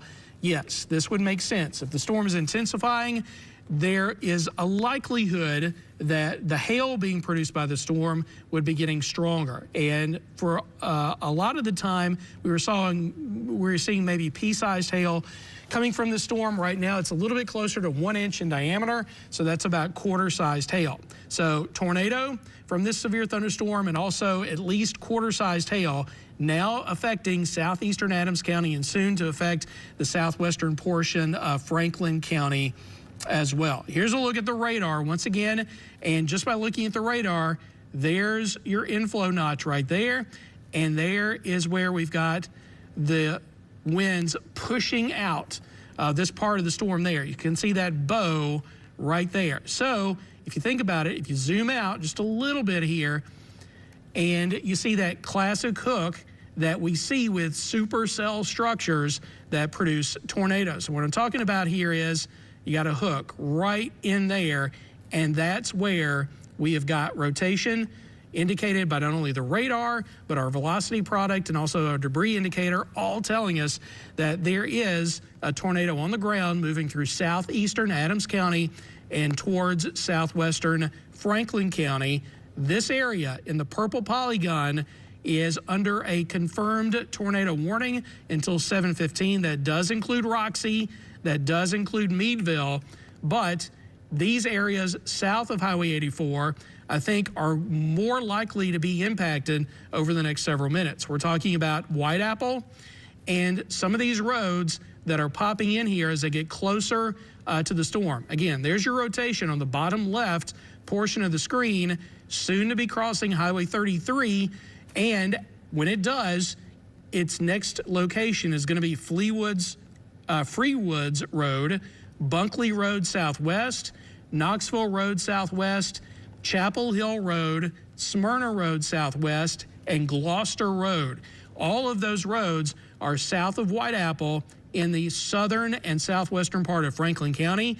You have got a confirmed tornado on the ground moving in your direction to the east at about 50 miles per hour. You need to be in your safe spot immediately. If you're not already there, you got to get there as soon as possible because this storm could be producing winds in excess of 100 miles per hour. That would be a strong EF1 tornado. And in this setup, we can't rule out even violent EF2 or stronger tornadoes. And we know this system is getting stronger, so could it strengthen to an EF1 or 2 tornado? We don't know that, but the stronger the storm gets, the more likely it is that it's going to be producing damage in this area from Knoxville back over to Bunkley and south of Highway 84, south of Meadville. So do what you need to do to get to your safe spot immediately if you live in this area. So that's the latest from Adams. Well, no, I'm going to stay with it for just a second because we just got an update from the National Weather Service because the polygon changed. First thing I want to do is clear out some of these areas a little bit farther to the west here. So Kingston, you're out of the tornado warning. The tornado is now to the east of where you are, but south of Liberty Road in southeastern Adams County, that's where we are looking at the rotation. It's right there, right at the conjunction of Wilkinson County, Franklin County, and Adams County. That's where we've got rotation. That's where we've got a confirmed tornado right now from Ireland back over to Knoxville, still moving to the east, I believe, at about 50 miles per hour. But I want to query this newest update on the warning just to make sure that that is the case. So give me just a second here, and I'm going to query this. And your warning goes until 7:15. That part hasn't changed. So the warning, or the update that was issued at 6:51, says a confirmed and large, extremely dangerous tornado was located, it says near Meadville, but it's actually south of there, moving to the east at about 50 miles per hour. This is a particularly dangerous situation. Take cover now. This is language issued by the National Weather Service out of Jackson. The hazard here, damaging tornado. It is a radar confirmed tornado, and they're saying this is a life-threatening situation. The storm could be near Meadville and Bude by about 6:55. Again, I think it probably is going to pass to the south of there, but if you're in Meadville and Bude, if you're in Roxy, you are definitely in this tornado warning, and take it seriously and just play it safe. Go ahead and get in your safe spot. I would think the area most likely to be affected here is actually going to be areas south of Meadville and Bude. It's going to be passing near or south of there within about 20 minutes, and eventually it's going to be crossing Highway 98 as well, south of Meadville. So Highway 33 to Highway 98 and south of Highway 84 in Franklin County, you've got a large confirmed tornado that is on the ground moving to the east at 50 miles per hour. You have to be in your safe spot when the storm is moving through. This is a confirmed tornado that has been producing damage in Wilkinson County, most likely in southern Adams County as well, and it's headed towards you in southwestern Franklin and south central Franklin County between now and let's say about 7:15. Current time is 6:54. The warning expires at 7:15, and I do believe it's going to be moving east through 7:15 through this portion of Franklin County. All right, that's the very latest with this one. We don't want to lose sight of the other tornado warning, so we're going to pass it over to Roberto for the storm that's in Marion and Lamar counties. Yeah, absolutely, Ken. Just taking a look at this one. Based on our storm relative velocities as of right now, it does look like we're starting to get a little bit tighter of a couplet. However, it's not in that polygon too much longer. So I really think that they're keeping their eyes on that storm that's moving its way throughout Adams County into Franklin County and just going along Wilkinson and Mike counties as well, right along that ridge area in that southwestern portion. But there is the chance that we could see another tornado get produced on the ground with this one. As of right now, we're not seeing any debris tracker yet, and they haven't really extended this system too far downstream, and there hasn't been really any updates. And based on what I'm seeing from the National Weather Service, they're really talking about this one right now. They said that based on the debris, it's getting lofted about 14,500 feet into the atmosphere right now. And taking a look at the correlation coefficient, it is a huge debris ball that's moving its way along right now. MS-33 in Knoxville. This is our debris signature that they've been keeping an eye on. It is giant right now, just moving its way into that community of Knoxville. So I just want to give you an update right along Highway 33 area. You do have a very, very large ongoing tornado on the ground, lifting debris 14,000 feet into the atmosphere right now. So a very large tornado. This is a very life-threatening situation. Hope everybody is getting into a safer area, and of course, just staying down, stay hunkered down, because that is a very large tornado that's pushing its way to the east and moving into that southern portion of Franklin County. Now, of course, I'm letting Chief Meteorologist Ken Stout take a look at that one. I'm going to just quickly go back over to this and give you another update. They're still wondering if there's going to be any plans to extend this farther downstream, and I just got confirmation that they are going to extend this tornado warning a little bit farther downstream. It will be pushing its way out to the east, still going through Lamar County. It's going to keep on pushing its way into Forest. If there's an area right now that needs to be watching out, it's Purvis. And if you're just west of Purvis, that's where we have that rotation and an indication that, hey, we have a tornado that's possibly trying to produce and get its way onto the ground. It's moving into very unstable air, which means, hey, plenty of fuel for this to really get strong and possibly produce that tornado. So like I said, Purvis, you need to be watching out. I'm going to stick with this until they give us that update on that warning. It should be coming fairly soon. They said it's coming out as of just the next couple minutes or so. So Purvis, you need to be getting into a safer area. Communities around Purvis, let's take a look, like Oklahola. Yeah, here we go. Now we got that polygon that just got put into effect. That is clipping now portions of Hattiesburg as well. So our Pine Belt counties, they need to be getting into a safer area. Taking a look, we still don't have any confirmation on our correlation coefficient values. But you might be wondering, hey, what's up with all of these colors that are pushing their way out to the northeast away from the radar? That's considered a hail spike. That's giving us indication that there's hail coming down with this, and it really has a lot to do with the beam getting refracted back to the system, but we can go into that science a little bit later on. Right now, we just need to be focusing on those tornado warnings. So let's take a look right now at our storm relative velocity. Yes, the indication of where we have that rotation ongoing is still right here, pushing its way out to the east. So Oklahola, Purvis, those are the two communities I'm really going to say, hey, you need to be watching out. It's headed your way. Right along 589. It's going to be getting closer to Interstate 59 as well. And then, of course, we got the Highway 11 area, too, which is right next to 59. So areas like Oklahola, Purvis, you need to be watching out. Based on how this system is moving, it looks like it might be slightly moving its way to the northeast. So I think Oklahola and Purvis, especially Oklahola, you're going to need to be watching out for this system moving your way. And a little bit farther down, Ralston, once we get a little bit farther downstream with this system, you're going to be the next ones up. This is still moving its way. Let me double check on how quickly it's moving. Okay, it picked up speed. It's now moving its way to the east at 50 miles per hour. So a very, very fast moving system. So what I talked about Oklahoma, yeah, you really need to be getting into a safer area as well. Farther downstream, like Ralston. We got a Hattiesburg camera up. Okay, if you got a Hattiesburg camera up, let's take a look at that right now. Take a look. Of course, farther down to the southwest is where we do have that. Now we have a confirmed tornado warning ongoing right now for the southeastern portions of, let's say, we're going into eastern Lamar County and moving its way into Forest. Let me take a look at the correlation coefficient values. It's definitely what they saw, and I'm trying to figure out where exactly they got that correlation coefficient value, the debris signature, unless they saw it from a storm spotter as well. TDS now in Lamar going confirmed warning. Okay, so it's in Lamar County. I'm trying to get a better look at this. Maybe that's right here. Yeah, if there's anything, this is where their debris is most likely going to be getting lifted up. It looks a little messy as of right now, and it's really because of the hail that's coming down with this system. It's giving some trouble to the radar and the beam refracting back to it. So we're going to still go based on our storm relative velocity. You can tell that signature, that's tightening up second by second. Every scan that's coming in, it is tightening up. So now we have two confirmed tornadoes that are on the ground. I'm going to send this back over to Chief Meteorologist Ken South to talk about that other tornado warning we have ongoing. All right, so we're going to continue to bounce back and forth. Roberto will cover the storm in the Pine Belt. I'm going to do the one in southwestern Mississippi. Unfortunately, they're both serious situations because we both are watching confirmed tornadoes now on the ground at both locations.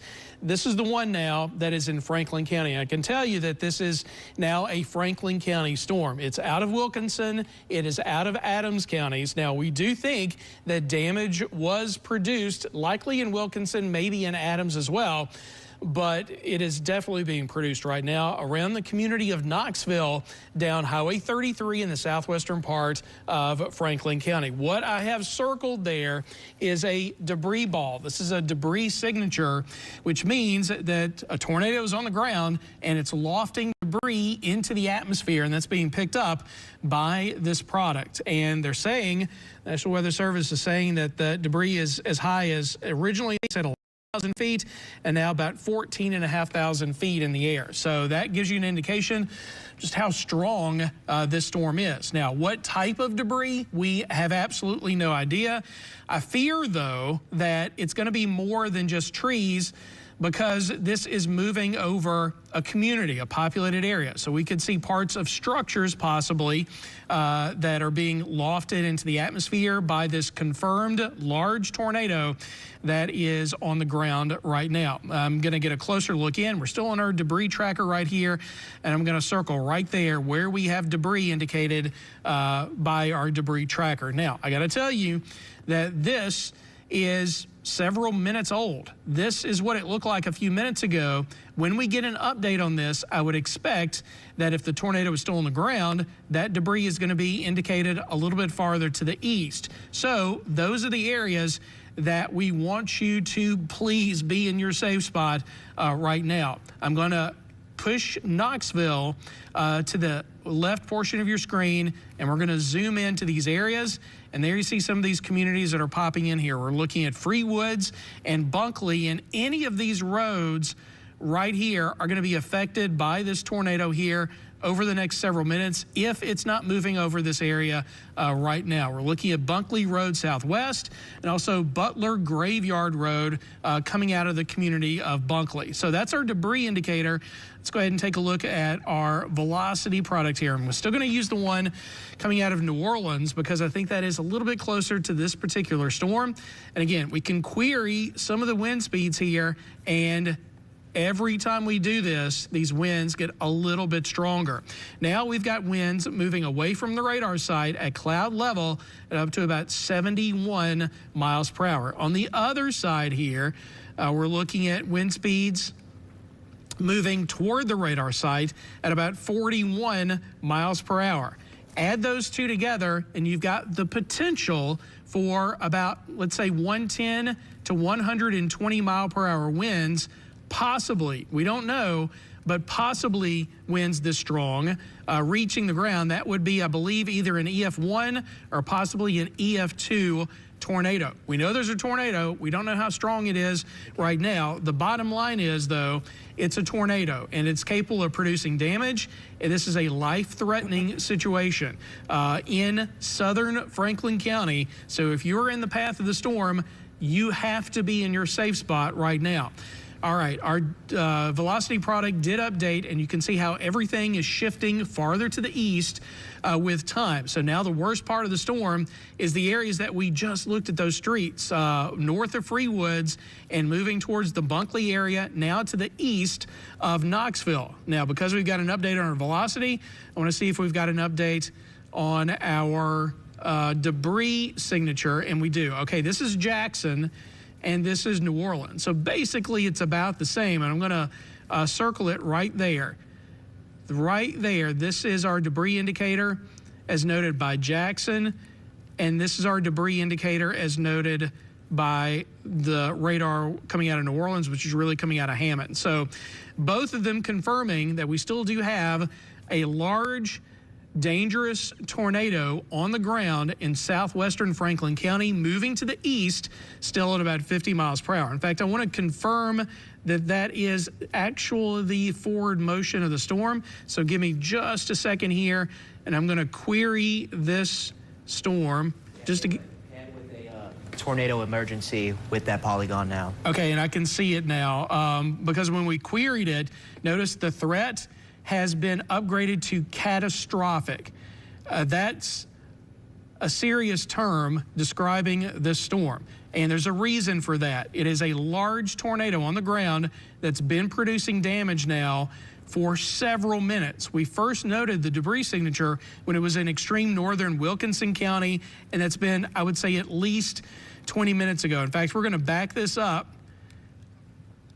Current time is about 5 minutes after 7 o'clock. And that debris was first indicated, about 20 minutes ago. So we think this tornado has stayed on the ground for at least 20 minutes, and it looks to us like it is actually getting stronger. Now, I'm going to read off the very latest update from the National Weather Service out of Jackson. This update coming out at 7 p.m. So this was 5 minutes ago. A tornado emergency for Meadville and Bude. For Meadville and Bude, and I would say anywhere to the south of there. A tornado warning remains in effect until 7:15 for central Franklin County.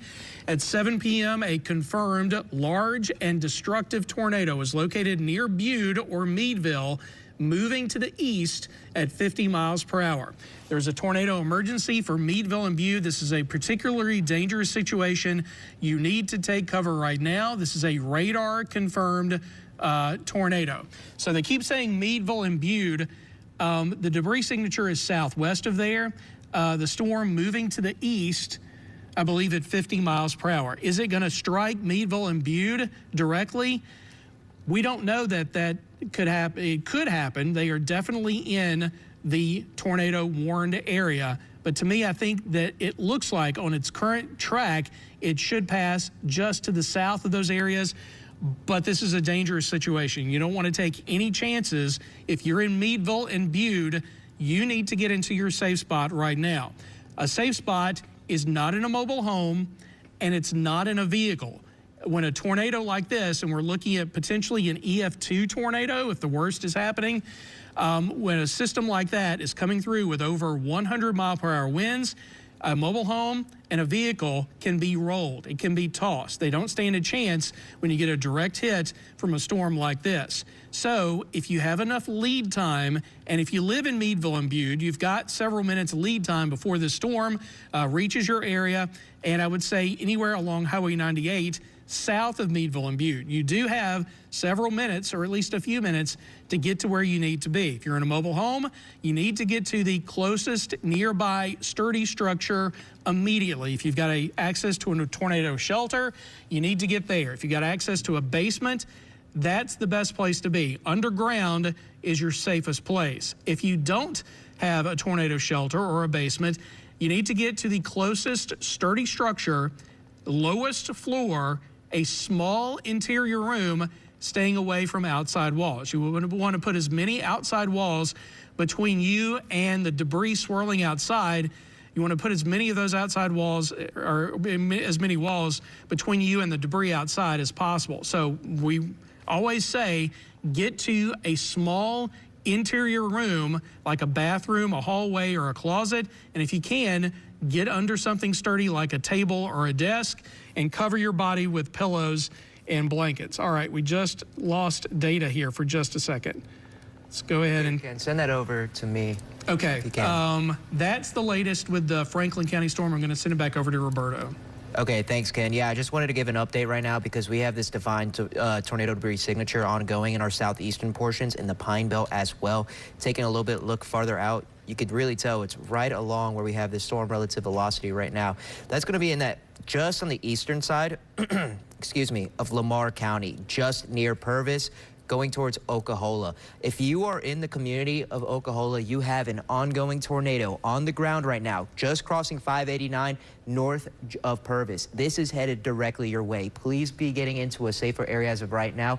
If you are near the community of Oklahoma, it is heading directly towards you as of right now. Take a look a little bit farther downstream as well at a few other communities that are going to be getting hit. And this is coming out, let's see, when I pull it from here, this is coming from the radar site in Mobile. When I switch it over to the one in Louisiana, you could tell they're both lined up with the exact same area. So Oklahoma right now, please be getting into a safer area. That's going to be riding right along Highway 11, just west of that 59 corridor. Let's take a look at a few other areas that are farther upstream from there. So Richburg, Palmer's Crossing, these areas, please be getting into a safer area. And of course, Hattiesburg, you're going to be just getting clipped by this tornado warning.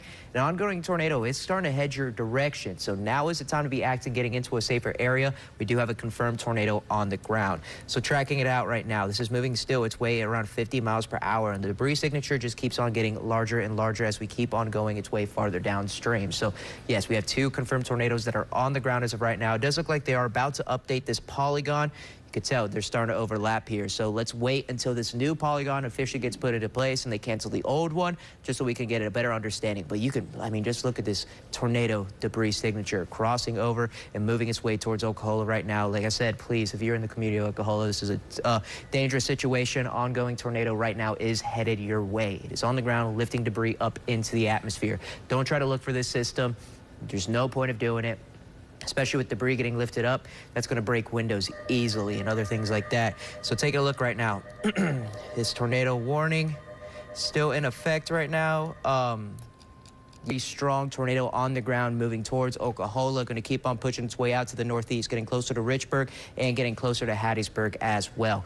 Just to the west of Ralston. So if you were to the western side of Ralston, you're going to be in this path when it comes to the tornado warning. Hunker down, get into a safer area. Storm shelter, basement, 2 ideal spots. If you don't have it, interior room of your household, away from windows. Please do not try to look at this system, especially with debris that's getting lofted into the atmosphere. That is going to go towards windows and shatter them as well. So now we got an ongoing tornado on the ground, And yeah, this debris signature is just getting more defined signature by signature. Let's take a closer look at exactly where this is going over. So if you're near Old Richburg Road or to the northeast of it, this is a tornado that's on the ground headed your way. It's going right along Highway 11 right now. It's about to move into Oklahoma like we've been talking about. So please, this tornado is moving into your community. You need to be in a safer area. Let's take a look a little bit farther upstream as well. Like I said, it's going to move right along Highway 11. Keep pushing its way up here. So Richburg, Bonhomie, Palmer's Crossing. If I said these communities that you're in, please hunker down, get into a safer area. We have a confirmed tornado emergency that's headed your way right now, so you need to be hunkering down as you do, unfortunately, have this dangerous situation unfolding, and with that tornado headed your direction. And of course, as we keep moving its way out to the northeast, Hattiesburg, you will be farther upstream. So make sure to keep that in mind. If you're in Hattiesburg, a tornado is on the ground farther down to your southwest. This will keep on moving its way closer towards you and at 40 miles per hour. Richburg, Palmer's Crossing, especially Oklahoma. Oklahoma, it's upon you. If you're in Richburg, Palmer's Crossing, now's the time to be acting. Hattiesburg as well, making sure you're hunkering down, getting into a safer area. Now, of course, we have multiple tornado warnings and confirmed tornadoes on the ground. I'm going to send this back over to Chief Meteorologist Ken South. All right, thank you, Roberto, for the update on the Pine Belt storm. The news for the other storm is not good. We do have a tornado emergency now for this cell, and the warning has been extended farther to the east into Lincoln County. That does include Bogachita and Brookhaven. So all of these areas under a tornado emergency right now. All right, let's go ahead and take a look at Live Eye Max 2 full screen.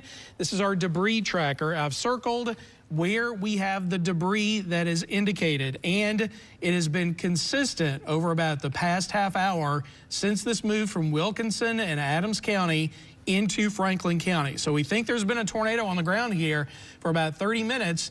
This is a discrete supercell, and this is what we feared leading up to this weather event, is that in situations like this, well, these storms can, number one, grow into strong, violent tornadoes, which would be EF2 or stronger.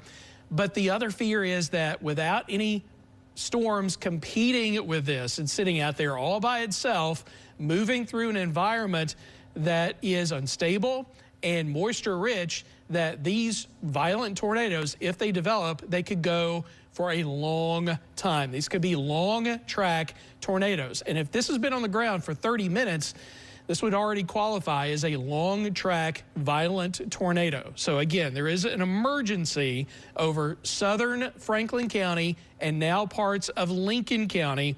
I'm going to read out to you the warning, the latest warning issued by the National Weather Service out of Jackson for this storm. And notice the threat is labeled here as catastrophic. All right, tornado warning issued at 10 minutes after 7 o'clock. That was 5 minutes ago.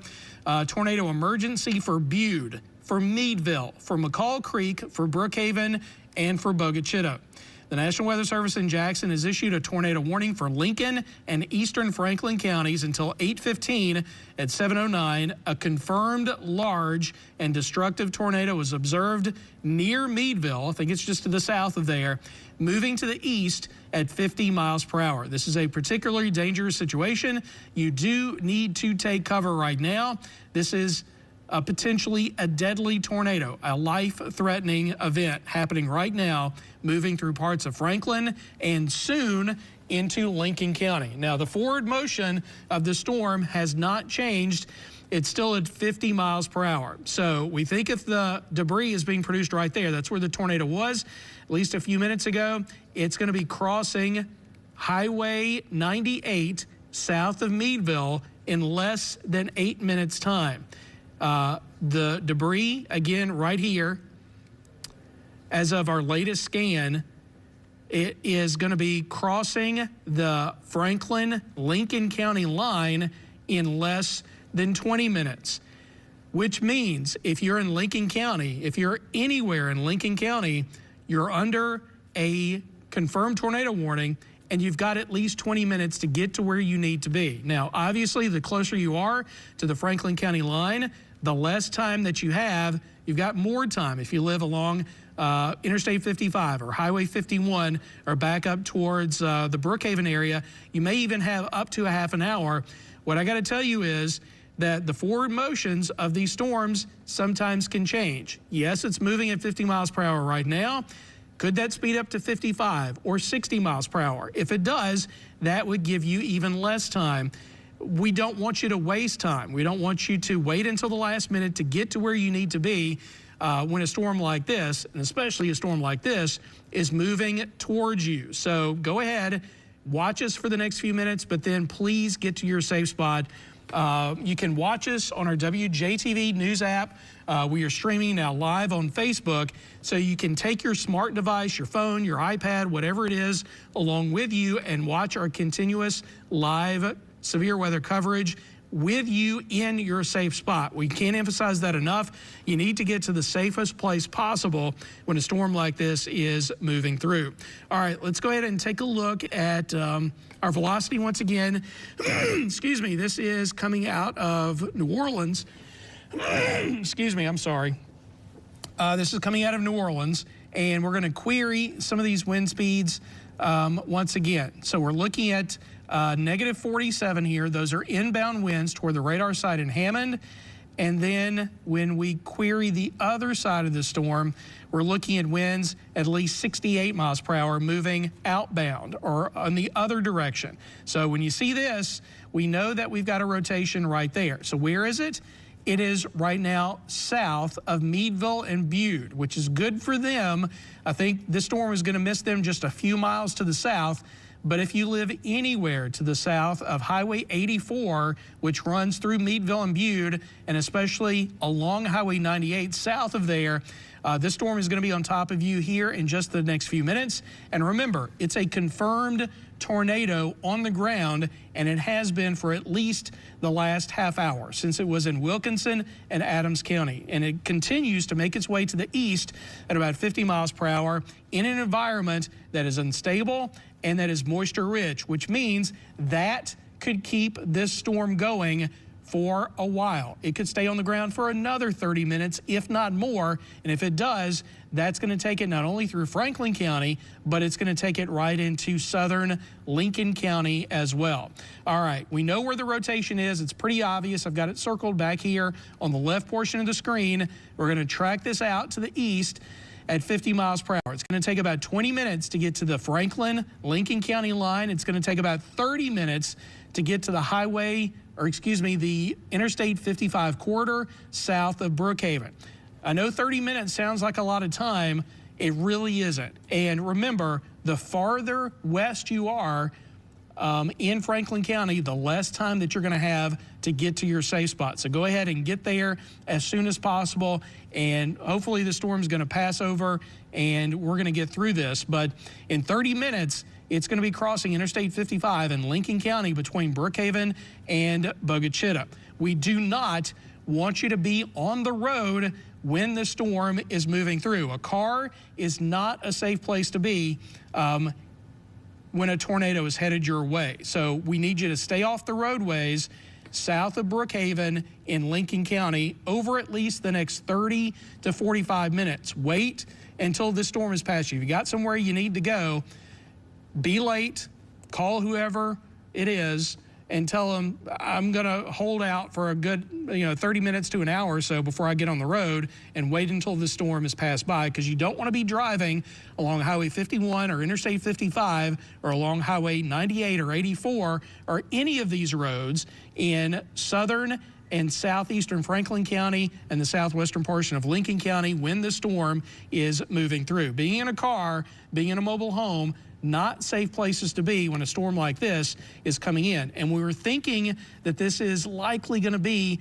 at least an EF1, potentially an EF2 tornado, which is moving to the east at about 50 miles per hour. And we're talking about winds being produced by this tornado could be up over 100 miles per hour. There is a potential this evening for tornadoes to produce winds up to 145 miles per hour. We're hoping that that is not the case, but we do know that there is a large and dangerous tornado on the ground moving to the east right now, and we still have debris, I believe, being produced by the storm. Let's go ahead and zoom out just a little bit here, and I want to go back in time so we can track the debris with this system. I'm going to circle where the debris was right here. This is where it was between Knoxville and Bunkley at about 7:02. We go forward in time, it's closer to the Bunkley area. Sorry. All right, this is where it was at about 7:02. We go forward in time at 7:09 and then 7:11 and now the current time. I think if we're seeing a debris signature right now, it's likely going to be right down here along Highway 98 in south central Franklin County, south of Meadville and Bude. Let's go ahead and take a look at the radar. Yeah, that would make sense that the storm is going to be somewhere in here south of Highway 84, south of Meadville and Monroe, and crossing Highway 98 right now, because just by looking at the radar, there's your inflow and there's the outflow right there. So circulation should be somewhere in this vicinity, now crossing Highway 98 and moving south of Highway 84. That would put it very soon into Lincoln County. Now looks like it's going to be crossing the Franklin-Lincoln County line in 10 minutes or less. Remember, it's moving at a good clip. It's moving east at about 50 miles per hour. That's almost a mile a minute. So it's moving quickly, and now it looks like it's going to be in Lincoln County in about 10 minutes. So get into your safe spot if you live in Franklin and Lincoln County along and south of Highway 84. All right, let's go and check on the other storm that we've got a tornado warning for, and that is for the Pine Belt and for Forest County. We'll send it back over to Roberto. Yeah, thanks, Ken. I've been tracking this system, and the debris signature has still been there. It's not as tight as it was earlier, but there's definitely indications. And right now, it moved north of Purvis. You could really see when it was defined right here, south of Oklahoma. I thought it was going to hit that community, but it looks like it might have shifted its way east and crossed over that 59 corridor. We do have a live camera as of right now. Let's pull that up real quick. That was just near where that warning was and where we had the debris signature. And you could tell, I mean, these trucks are still moving through it. However, they are slow. You can see the rain's coming down. You can even see how strong these winds are. You can kind of tell on the camera right now that the rain is being pushed by this. It's coming down sideways when it comes to this system. Of course, we can't see the tornado when it comes to this, but it's just an indication, hey, very strong thunderstorm. So we could bring this back over to me. We'll keep looking at this signature and our storm relative velocity. It's still there. We can still see it. Now, they just trimmed down this polygon, however, and it looks like they are going to farther downstream. Yes, it looks like farther downstream we are just going to get a a regular tornado warning, just because I believe that debris signature is starting to become a little bit, let's say, dispersed. It's not as a defined debris ball as it was. So this new tornado warning that's going to be farther downstream, it's going to be until about 8:15. Let's see how far it's going to be moving. This will be moving into, let's say, the northern portion of Perry County. It's moving its way out to the east at 45 miles per hour. So still moving as fast as it was earlier. So we got a confirmed tornado that moved its way into our Pine Belt counties. It moved its way into Lamar and Forest, still ongoing in Forest. However, the debris signature does look like it started to disperse a little bit. It kind of dispersed right when it got to Interstate 59, just between Purvis and Hattiesburg. You could tell we still have velocity signatures ongoing, but farther downstream for the northern end of Perry County, just going to be a radar indicated tornado until about 8:15 p.m. However, I want you to keep in mind that this can cycle again. Maybe it's going through a cycle phase where it lifted for momentarily. If it stays strong, it could produce another tornado and drop its way onto the ground. So that's something we're really going to have to be watching out for. If this starts to get strong again, quickly another tornado could be produced. So this is a situation when it comes to this evening where we have to be paying attention, making sure we're weather aware and we know where our safe spots are. We have 2 confirmed tornadoes and another one from earlier as well. So far 3 confirmed tornadoes have been put out for our polygons when it comes to tonight, especially when it comes to that one that's farther down in southwest Mississippi. So really just praying for everybody that's going to be affected by these storms as we keep on going into these evening hours. Just a ton of ingredients out there. when it comes to the instability. And the instability is what fuels these storms, allows for them to get so strong and produce these tornadoes, hail, all severe mode weather, or all severe possible weather with these systems. So we're going to keep on tracking this velocity signature. Taking a look, it's going to be going close to U.S. Highway 49, right along there. Ralston, Camp Shelby, 4 points. If I just said that, or if you're in between along 98, you need to be getting into a safer area. That's where we have these really strong winds, the possibility of a tornado ongoing as well. But let's take another look at our debris signature. Taking a look at the debris signature with our correlation coefficient values. Okay, so it is starting to look messier. That's a good thing. We love that. We want it to start looking messier. It's just giving us the indication that, hey, maybe we're starting to see this lift going through that cycle phase like we talked about earlier. But you could tell, this is a scan from earlier, from around 7:15, 10 minutes ago. That's when it was crossing over Highway 11, north of Purvis in between Oklahoma. Then it got to 59, and I was taking a look at some of the MDOT traffic cameras and other stuff like that, and right between here is where we saw some slowdowns. So maybe some indication that debris did get pushed onto the roadways. It's usually what defines, hey, or gives us the indication that, hey, there was definitely something on the ground. It threw some debris onto the roadways. It caused areas to start to slow down in those vehicles as well. However, as we got new scans, so let's take a look. Look at that. Still there. You can tell that's debris right here. However, it's not as defined like it was. And then we get to the next scan, and it becomes a little bit more dispersed. It's definitely not as defined when it comes to the latest scan. So hopefully that's a situation that we're dealing with. We're starting to see this lift its way up. We're getting a break, and hopefully it stays weak and it doesn't recycle and drop another tornado onto the ground. That's the last thing that we want to deal with when it comes to this evening. And take a look, however, you can tell, though, our storm relative velocity signatures, they are still tight. These winds are going against each other, causing that rotation and the possibility of a tornado to drop onto the ground. So it's really something we're still going to have to be paying attention for. So it's probably gone farther downstream for the northern end of Perry County. That's until about 8:15 p.m.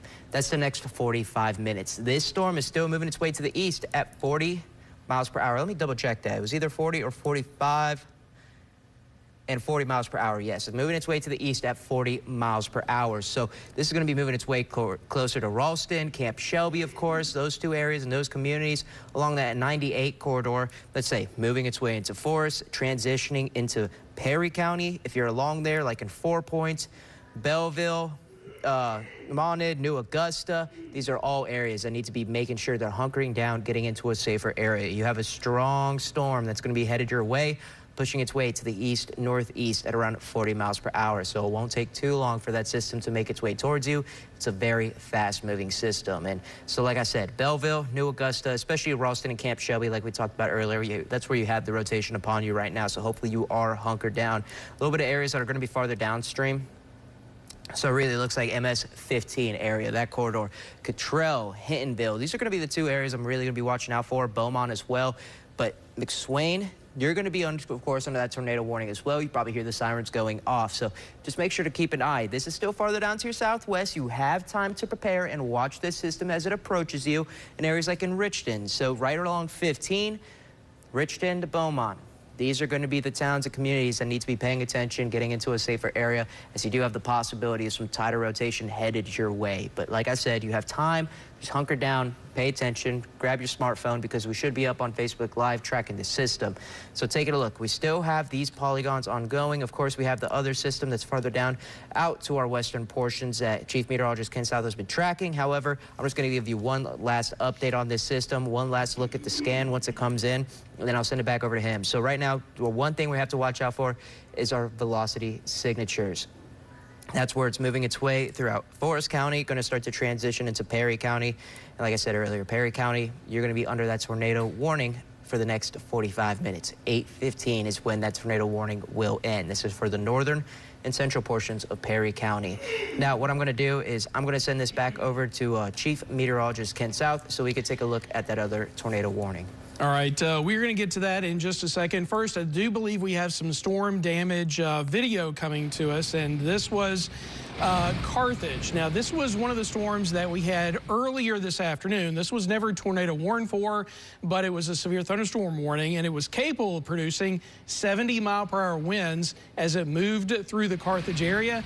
Obviously, we were in that when that moved through. We had a reporter out there, I believe Austin was in that area, and this is the type of storms that we're looking at for the rest of this afternoon and this evening.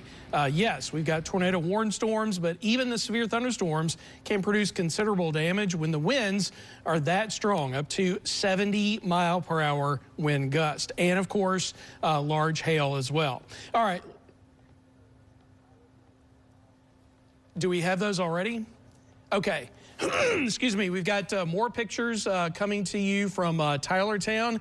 This is some of that large hail, and you can see just how large it is in the palm of that person's hand. I would say this is at least a couple of inches in diameter. Think about a hen egg, how big that is. That would be about 2-inch in diameter hail. So very large hail coming from those storms. This is from Mount Olive, and to me that looks like it's more like ping pong or golf ball sized hail that fell there in Mount Olive. So again, those are the threats that we're looking at: potentially damaging winds, large hail, and of course tornadoes. Now let's talk about our tornado warnings. Roberto covered the one in the Pine Belt. I'm going to cover the one that's now moving through south central Mississippi. Let's go ahead and take a look at Live IMAX 12 full screen. Excuse me, I'm sorry. We've been talking for a couple hours here, so it's easy to lose your voice when that happens, but we're going to get through this. Here's a look at the latest tornado warning for, this is southeastern Franklin County and a good portion of Lincoln County as well. Let's query this. I'm going to show you that we have got this tornado warning still in effect until 8:15. That's about the next 45 minutes. And notice there is a considerable threat tag with the storm. So the latest update came out about 6 minutes ago, and the update is this. A tornado warning remains in effect until 8:15 for Lincoln and southeastern Franklin counties. At 7:26, a confirmed large and extremely dangerous tornado was located near Little Springs, or 7 miles to the east of Meadville, moving to the east at 45 miles per hour. So the forward motion is slowed down just a little bit. The hazard here is a damaging tornado. It is radar confirmed because we still have that debris signature being indicated on radar, and this storm could also produce up to quarter-sized hail. So this is our velocity product here, and what we're seeing is it's easy to see what's happening here. We've got rotation right there now in eastern Franklin County. This is once again south of Highway 84 and south of McCall Creek. It's moving to the east at about 45 miles per hour. I do want to take a look at the debris signature because it is still categorized as a confirmed tornado because it is indicated by radar. So there should be a debris signature indicated by Jackson. I'm going to tell you that it was more pronounced a little bit earlier, and it's a little bit more messy now. I'm not seeing a clear debris signature as we look at the latest scan here. It's not really popping out as much here, the eastern part of Franklin County. But remember, the National Weather Service, they've got a debris signature, so that's all you need to know that there is a tornado on the ground and it's a dangerous situation. So where is the tornado? We can best see it, I think, by looking at our velocity product here. This is out of Jackson, and this is out of New Orleans. So let's go back to Jackson, because I think now Jackson is going to be a little bit closer than the Hammond radar, although they both pick it up pretty well. And we're looking at wind speeds once again right here, moving in one direction at about 61 miles per hour, moving in the other direction at nearly 50 miles per hour. Add those together, 110 mile per hour winds. Just want to give you an update on that polygon. They went away with the confirmed tornado and just getting a radar indicated now. Awesome. Okay, thank you. Thanks for the update, Roberto, because that's kind of what we're looking at here. The reason it was purple, the polygon was purple, indicating a confirmed tornado on the ground, is because of debris being indicated. But we just looked at the debris indicator, and remember, I just said I couldn't really see it anymore. It was more pronounced a few minutes ago, but it's really messy right now. And so because of that, they did change the categorization of the storm to now a radar indicated rotation. So that's a little bit better news, but still, we are under a tornado warning in this area because there's obviously still some very strong rotating winds, at least at cloud level. Now moving through eastern Franklin County to the south of Highway 84 and McCall Creek. And what happens with these supercell storms is sometimes they can weaken. And then after a few minutes, they strengthen back up and the rotation tightens, the coupling gets a little bit better, and it could put down another tornado. It would be a separate tornado, the one that we've been tracking on the ground for more than 30 minutes from Adams to Wilkinson and into Franklin County. Apparently that has now lifted, but it may have only lifted for a brief amount of time. It could definitely put down another tornado as it continues to head to the east at about 45 miles per hour, quickly transitioning into Lincoln County. Give me just a second here. I'm going to change the forward motion in live IMAX 12. I got to do that for a couple of different things here, and then we're going to track this back out to the east at that speed. All right, so we got the rotation right there, south of Highway 84, south of McCall Creek, moving towards West Lincoln. And this, over the next 20 minutes, as it's moving to the east here, is going to be moving close to these communities now, mostly in Lincoln County. We're looking at West Lincoln being in the vicinity of the storm at about 7:43.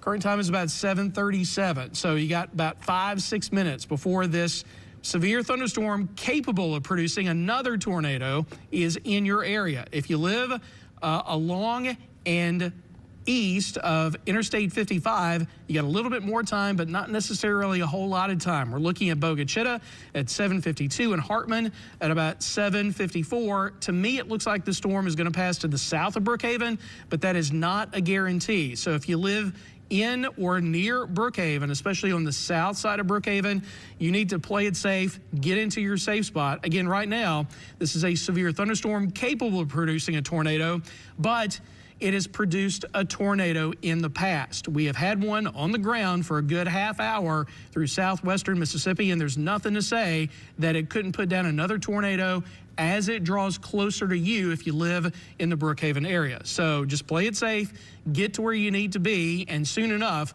the storm is going to be past you, and we can say you can get out of your safe spot. Now, let's go ahead and clear some areas. Yep. Live right here. This is a live look looking down at that system right now.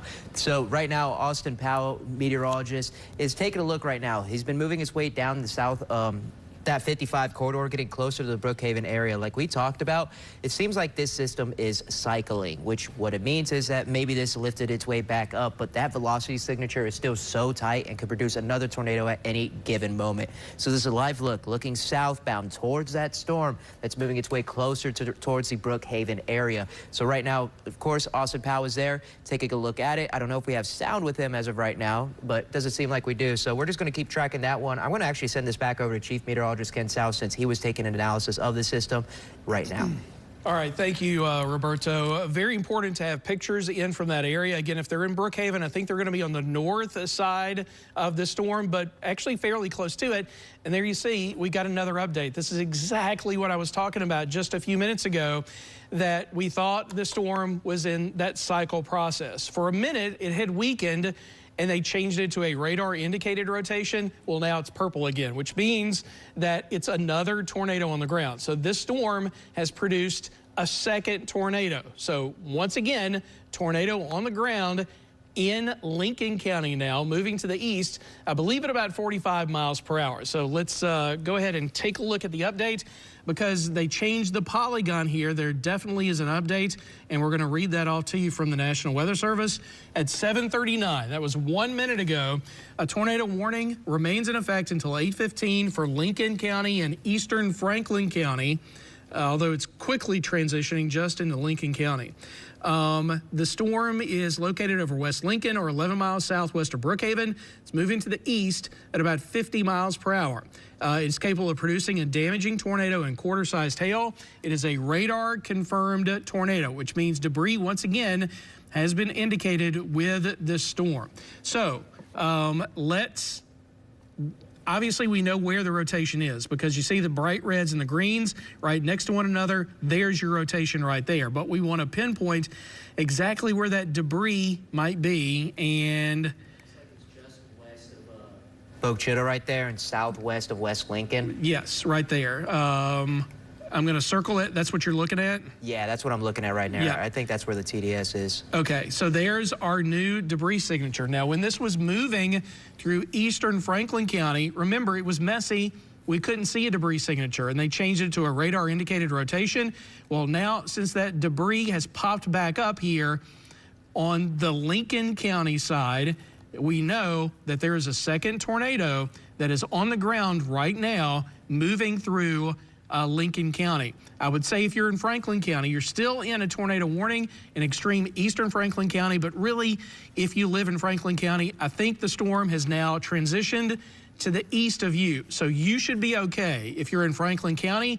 To me, this is now just a Lincoln County storm. So we're going to track this off to the east at about 50 miles per hour. Again, that forward motion has changed, and we talked about that as well. Sometimes these storms can speed up, so when we give you an estimated time of arrival, you never know if the storm speeds up. That means that arrival time could be a little bit sooner.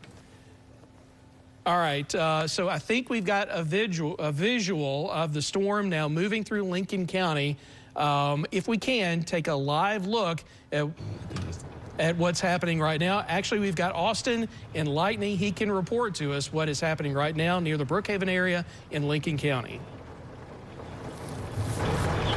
Yeah, Ken, we are north of Brookhaven, the North Brookhaven exit. I'm going to put it right back on the camera here. We are facing south on Interstate 55, and you've been talking about the lightning strikes all afternoon. This is a very powerful storm. We are seeing tons of lightning strikes. The thunder is getting louder as this storm continues to move closer to Brookhaven. Now, you said the rotation is just south of the Brookhaven area, but I can tell you where we are now. See those flashes of thunder, the flashes of lightning. The thunder is getting louder.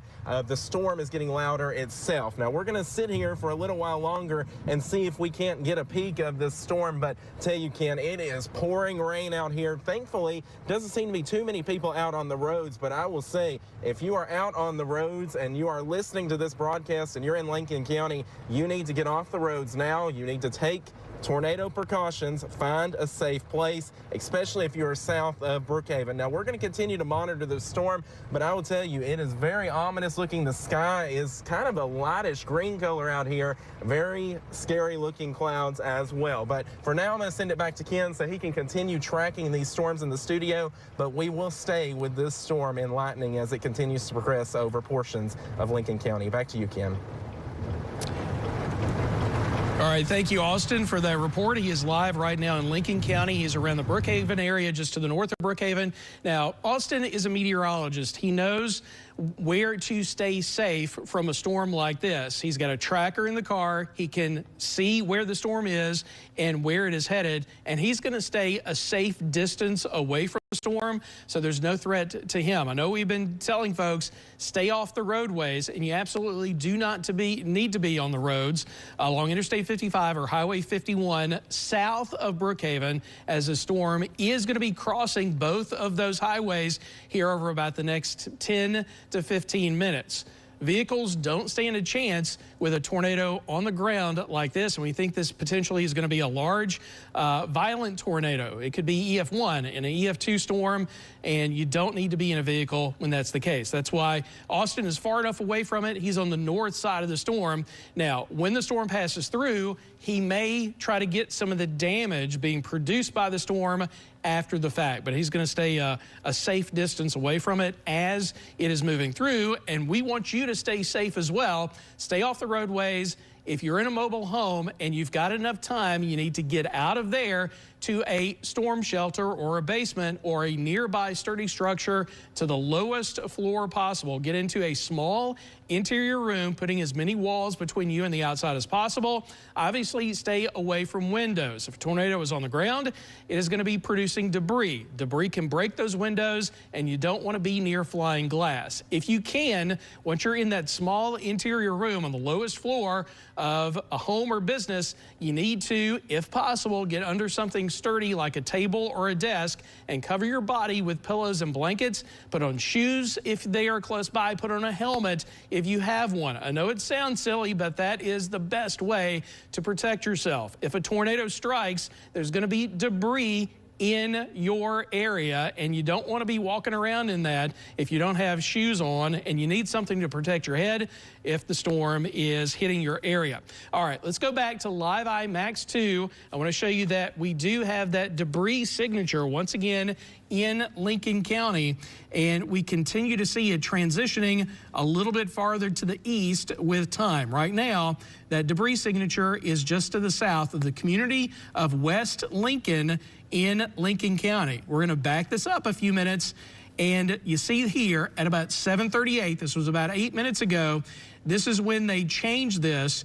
to once again an observed tornado, because this is when the second tornado was put down by the storm, right after it crossed the Franklin-Lincoln County line. Again, this was about 8 minutes ago.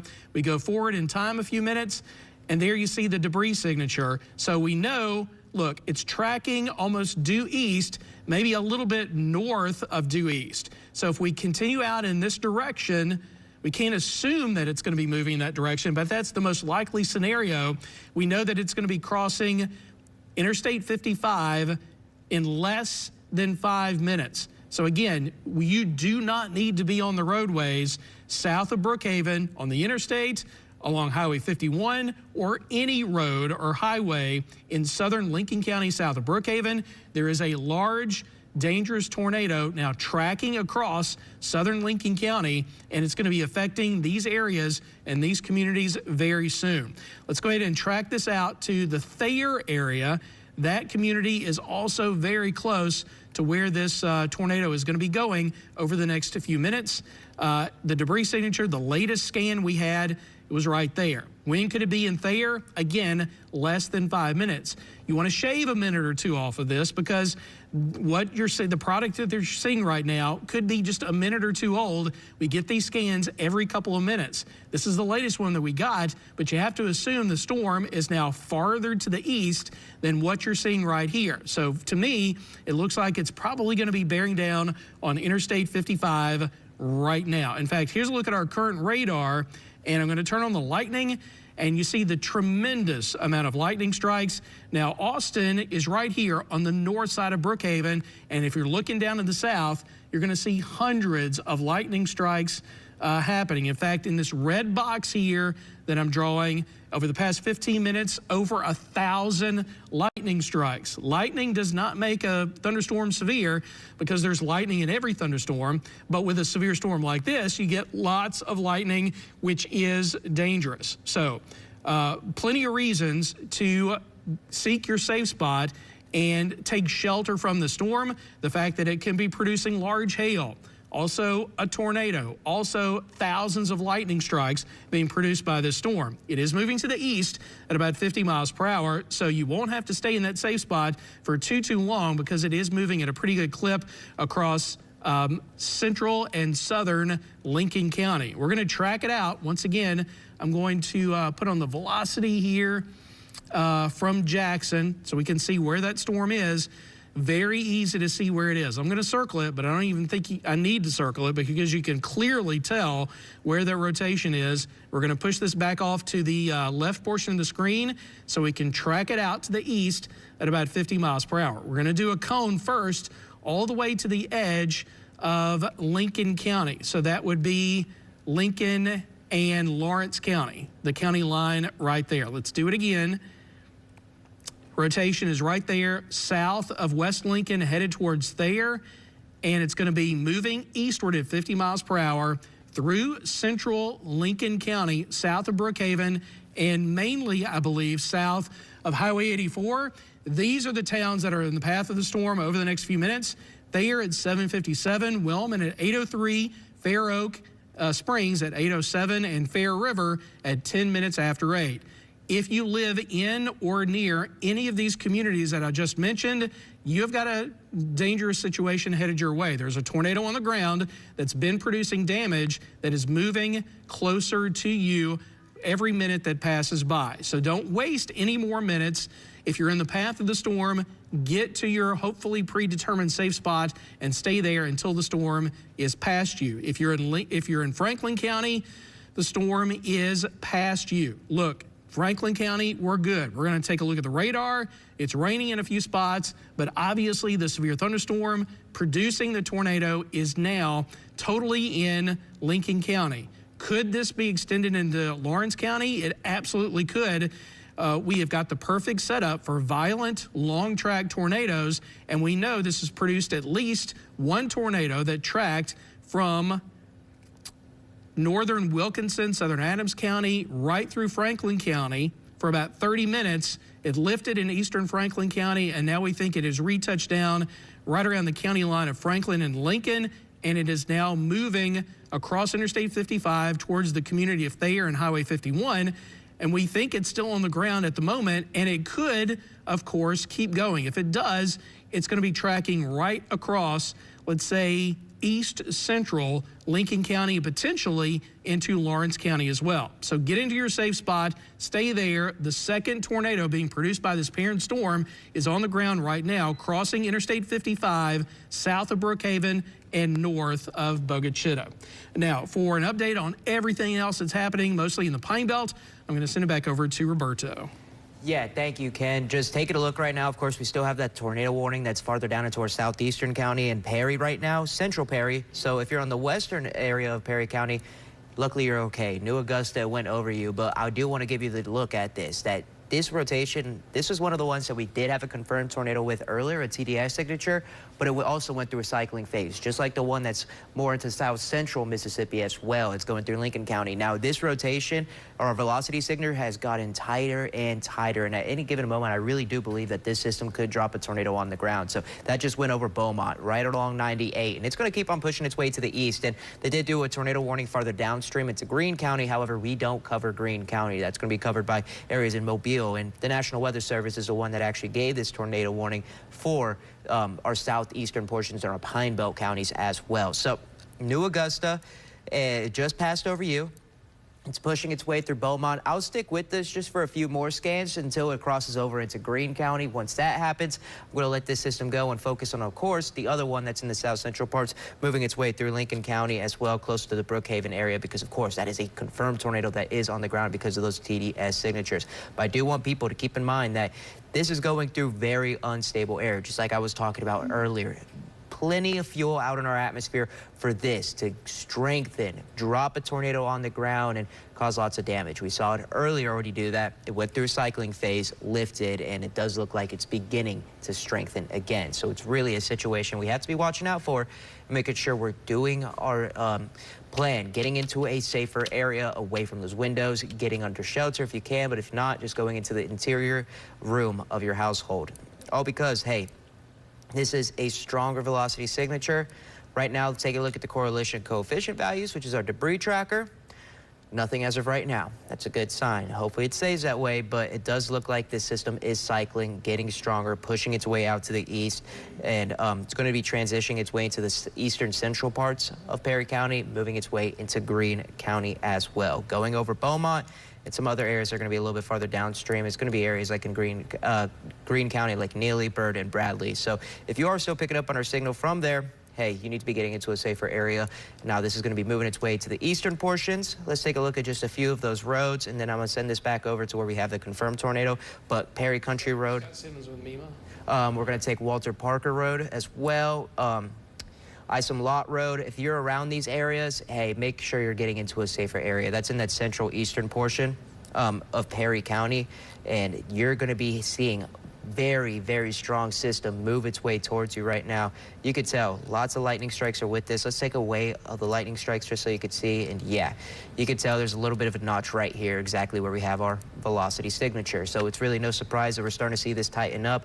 Let's just make sure we're getting into our safer areas. This starts to transition. Now this is going to push its way into Greene County. As of now, that velocity signature is right upon it. So once that happens, we're going to let go of this system, which is happening right now. And what we're going to do is go and start to track, of course, the system that's farther down into south central going through Lincoln County. I'm going to let Chief Meteorologist take another look at that one. All right, thanks, Roberto. I want to update the Lincoln County storm for just a minute. Then we're going to talk to Scott Simmons with MEMA. But let's go ahead and take a look at Max 2 full screen because we do have some developments here with the storm. You're looking at just the radar right now. And I know it looks just like a whole lot of rain. There is a couple things, though, that we can tell by radar. You can kind of tell that there is rotation in and about this area because we have the radar bowing out here, and we've got sort of a notch right in there. But look at this. This is our velocity product. That is the strongest signature that we have seen all day with any storm. So this is definitely now putting down a tornado. And these winds that we are querying, these are the strongest winds that we have seen. 74 miles per hour in one direction, moving away from the radar site in Rankin County, and then we've got 60 miles per hour moving in the other direction. Now, before this event started, there was potential for tornadoes to produce winds up to 145 miles per hour.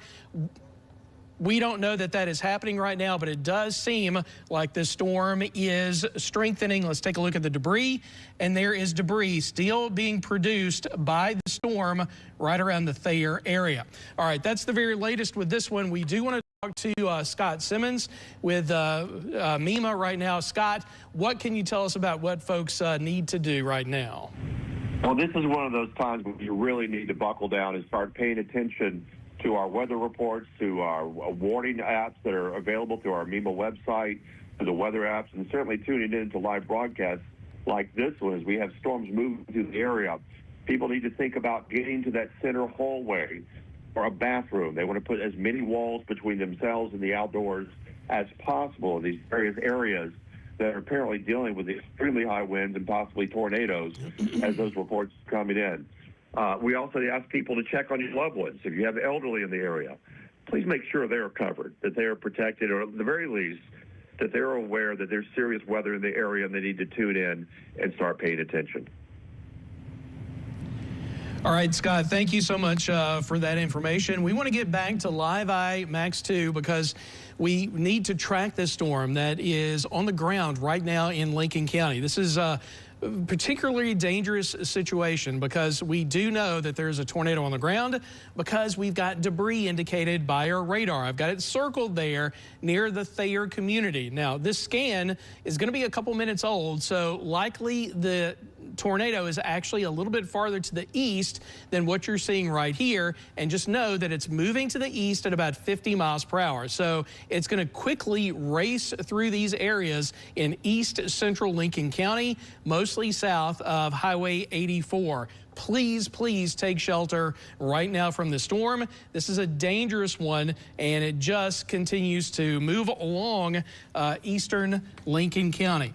In fact, we're getting a new update from our radar right here, and we've got the debris signature shifting a little bit farther to the east, now to the east of Thayer and moving towards Highway 583. So that's where the tornado has been on the ground because we know debris has been lofted into the atmosphere in this location. If it continues to move in this direction, these are some of the roads and the communities that are going to be in the path of the storm over the next several minutes. It's going to be tracking south of Highway 84, south of Fair Oak Springs, and along Bethel Road Southeast, and also along East Lincoln Road Southeast, and moving toward the community of East Lincoln over the next several minutes. It is about, let's say, 7 minutes or less away from the East Lincoln community. It's about 9 minutes or less away from the Fair River community, closer to Highway 84 in eastern Lincoln County. What you should also know is that because the storm has been holding together, and we think it probably will over the next several minutes, that we could have another tornado warning issued downstream, and that's exactly what has happened. We just got an alert from our NOAA weather radio telling us that another warning has been issued, and that warning picks up right there where the storm is and continues to head off to the east towards Lawrence County, towards Monticello, and Jefferson Davis County. Prentiss, you're not in the new warning, but you're very close to it. So you need to pay very close attention to what's happening with the storm in Prentiss. But obviously, if you're in Lawrence County, that storm is headed towards you, and you need to pay very close attention as well. All right, let's take a look at the velocity with this. This is New Orleans, and this is Jackson, but it doesn't matter. Either radar, we can clearly tell what's happening here. We've got a rotation along Highway 583 moving towards the East Lincoln to Fair River area. I think it's going to split the difference between those two communities. Let's go ahead and push this back in time, and we'll go forward. In fact, you know what? Let's just get a wider view, and we'll go back in time, and you can track that rotation. With every scan that we get, you can see it moving there. Look at that. That was a tremendous one right there. South of Brookhaven, north of Bogachita, near the Thayer community. That was about 10 minutes ago, at about 10 minutes before 8 o'clock. And now we can track that rotation farther to the east, and it continues right there. That's where the rotation is.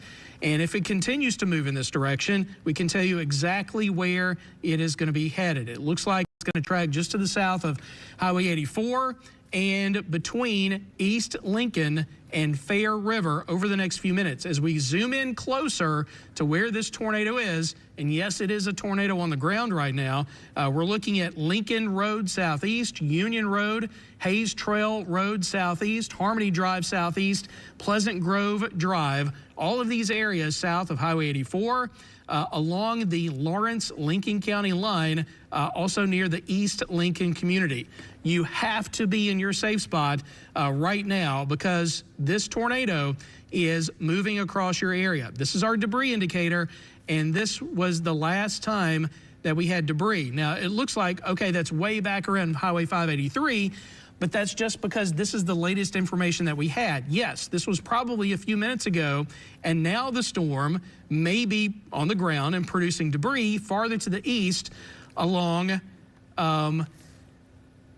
Malibu Road and East Lincoln Road southeast. That's likely where the tornado is now. And if we take a look at our velocity product, yeah, we can see that it is transitioning to the east there along East Lincoln Road southeast between Fair River and East Lincoln. So let's go ahead and track this farther to the east into Lawrence County. And when we do that, we're looking at the storm potentially getting close to Monticello within 20 minutes. In fact, it looks like it should be in the vicinity of Monticello at about 8:20, and the current time is 3 minutes after 8, so that's 17 minutes from now. Do not wait 17 minutes if you're in Monticello to seek your safe spot. You need to do that very soon. I would say in the next 5 to 10 minutes, well before the storm reaches you, because again, you don't know if the forward motion of the storm is going to increase, which would move up the estimated time of arrival of these storms. So don't take any chances, play it safe, and get into that safe spot. We know that this is a dangerous storm. It has already produced at least 2 tornadoes. It has already produced damage, and we think it is on the ground right now, tracking east at 50 miles per hour in east central Lincoln County, south of Highway 84, and moving towards central Lawrence County towards the town of Monticello. Let's clean this up a little bit, and I want to show just the radar right now because we're looking for that inflow notch right here. We see it around Fair River, and then the outflow right there where the storm kind of juts out on the south side of this. Just by looking at the radar, you would expect the rotation to be right about here.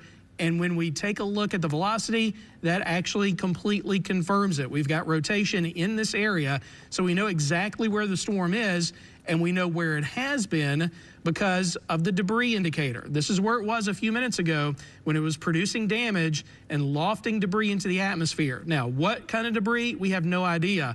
Could it be parts of structures? It could be. It could be also parts of trees.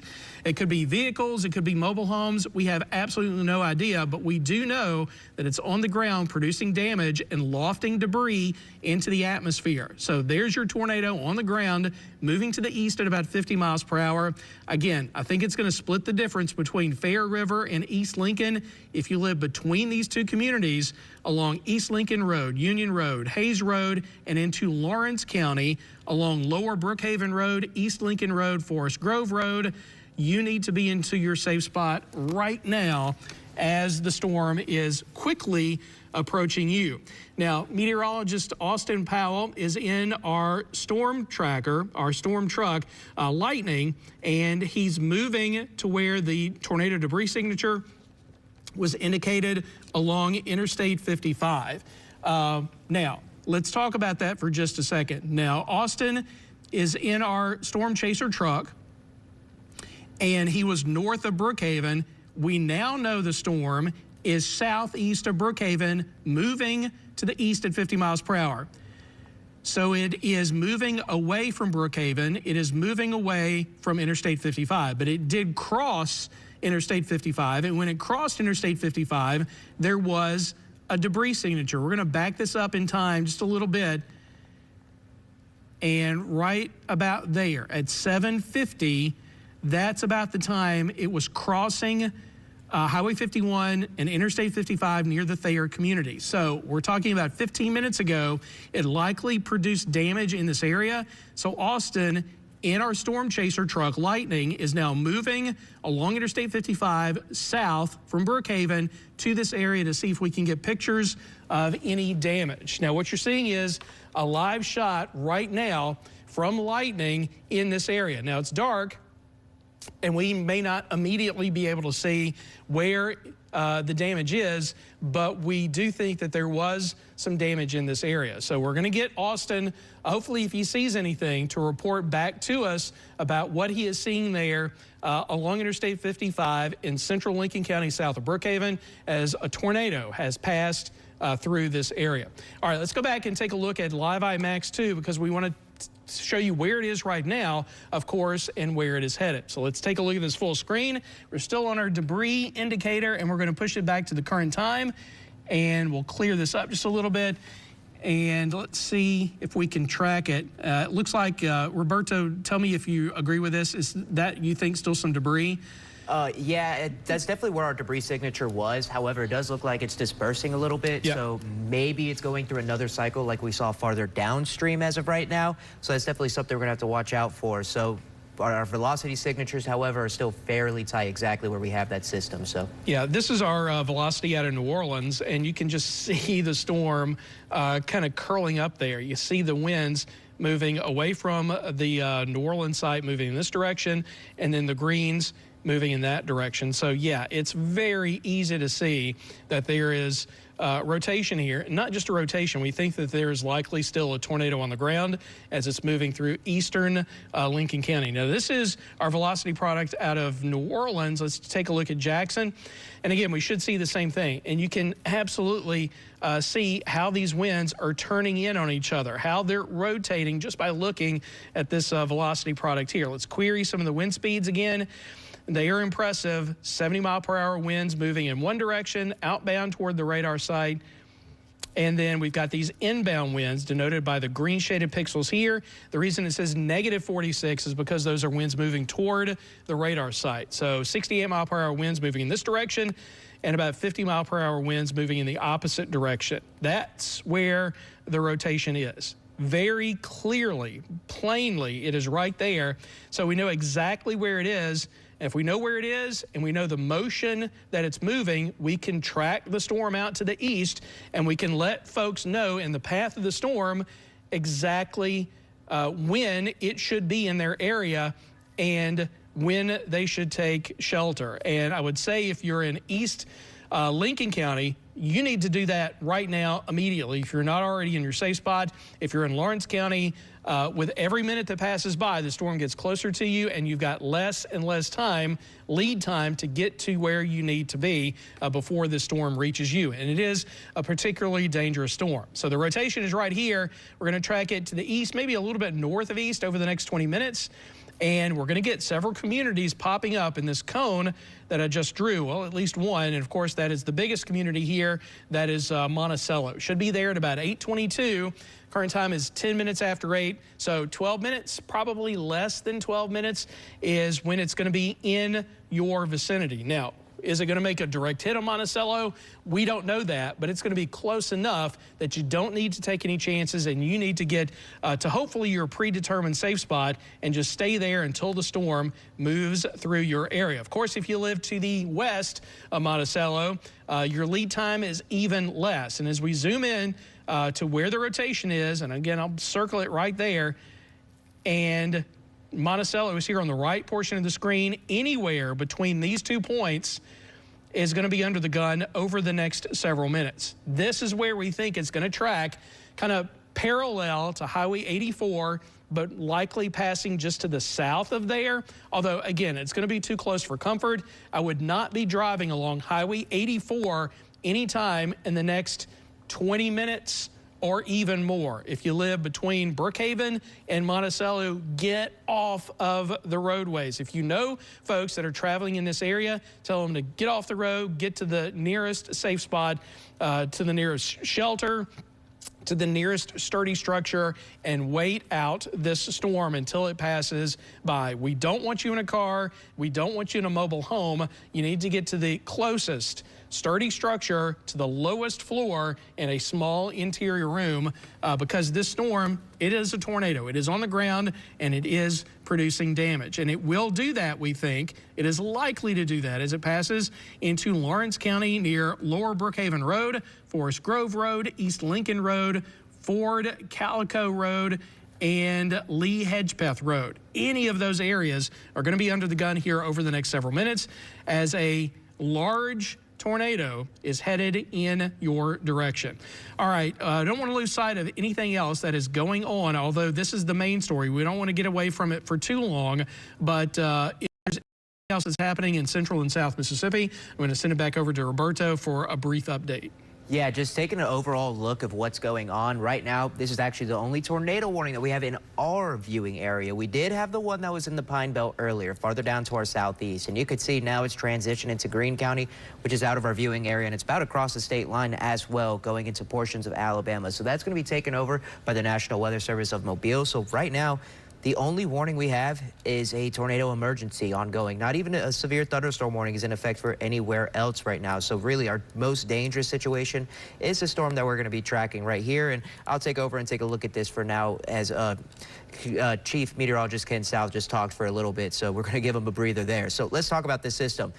As we looked at it, this velocity signature has been tight. And we've seen this storm all the way farther out to our southwest drop a big tornado on the ground, recycled, and then dropped another one later on. And that's exactly the situation that we are ongoing with. We've had, this is where we saw our tornado debris signature. It was a lot tighter earlier, especially when it crossed that 55 corridor near the communities of Thayer and Hartman as well. And as it moves its way east, either that debris signature just got bigger and that tornado just got bigger, and that could still exactly be what's going on. Right now, it looks like it's going in between Fair River and East Lincoln, and this is going to keep on pushing its way out to the east. So as it moves its way out of Lincoln, it's going to be going into Lawrence County, and even we have that tornado warning all the way into our southwestern portions of Jefferson Davis as well. So this is a big polygon that's going to be in effect. And taking a look right now, our debris signature, it's still there. You could tell it's right over just south of the Fair River area like we were talking about. It'll keep moving its way east,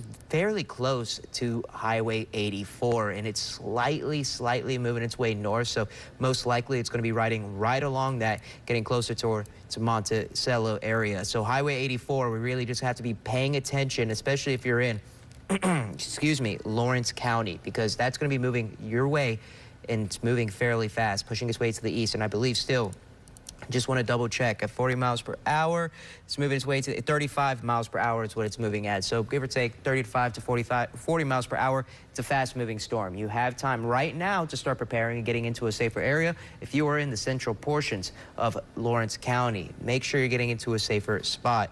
However, I will say the debris signature isn't as more of a ball anymore. It kind of looks like it's dispersing a little bit. Hopefully that is the scenario right now. We're starting to see this cycle and lift its way up.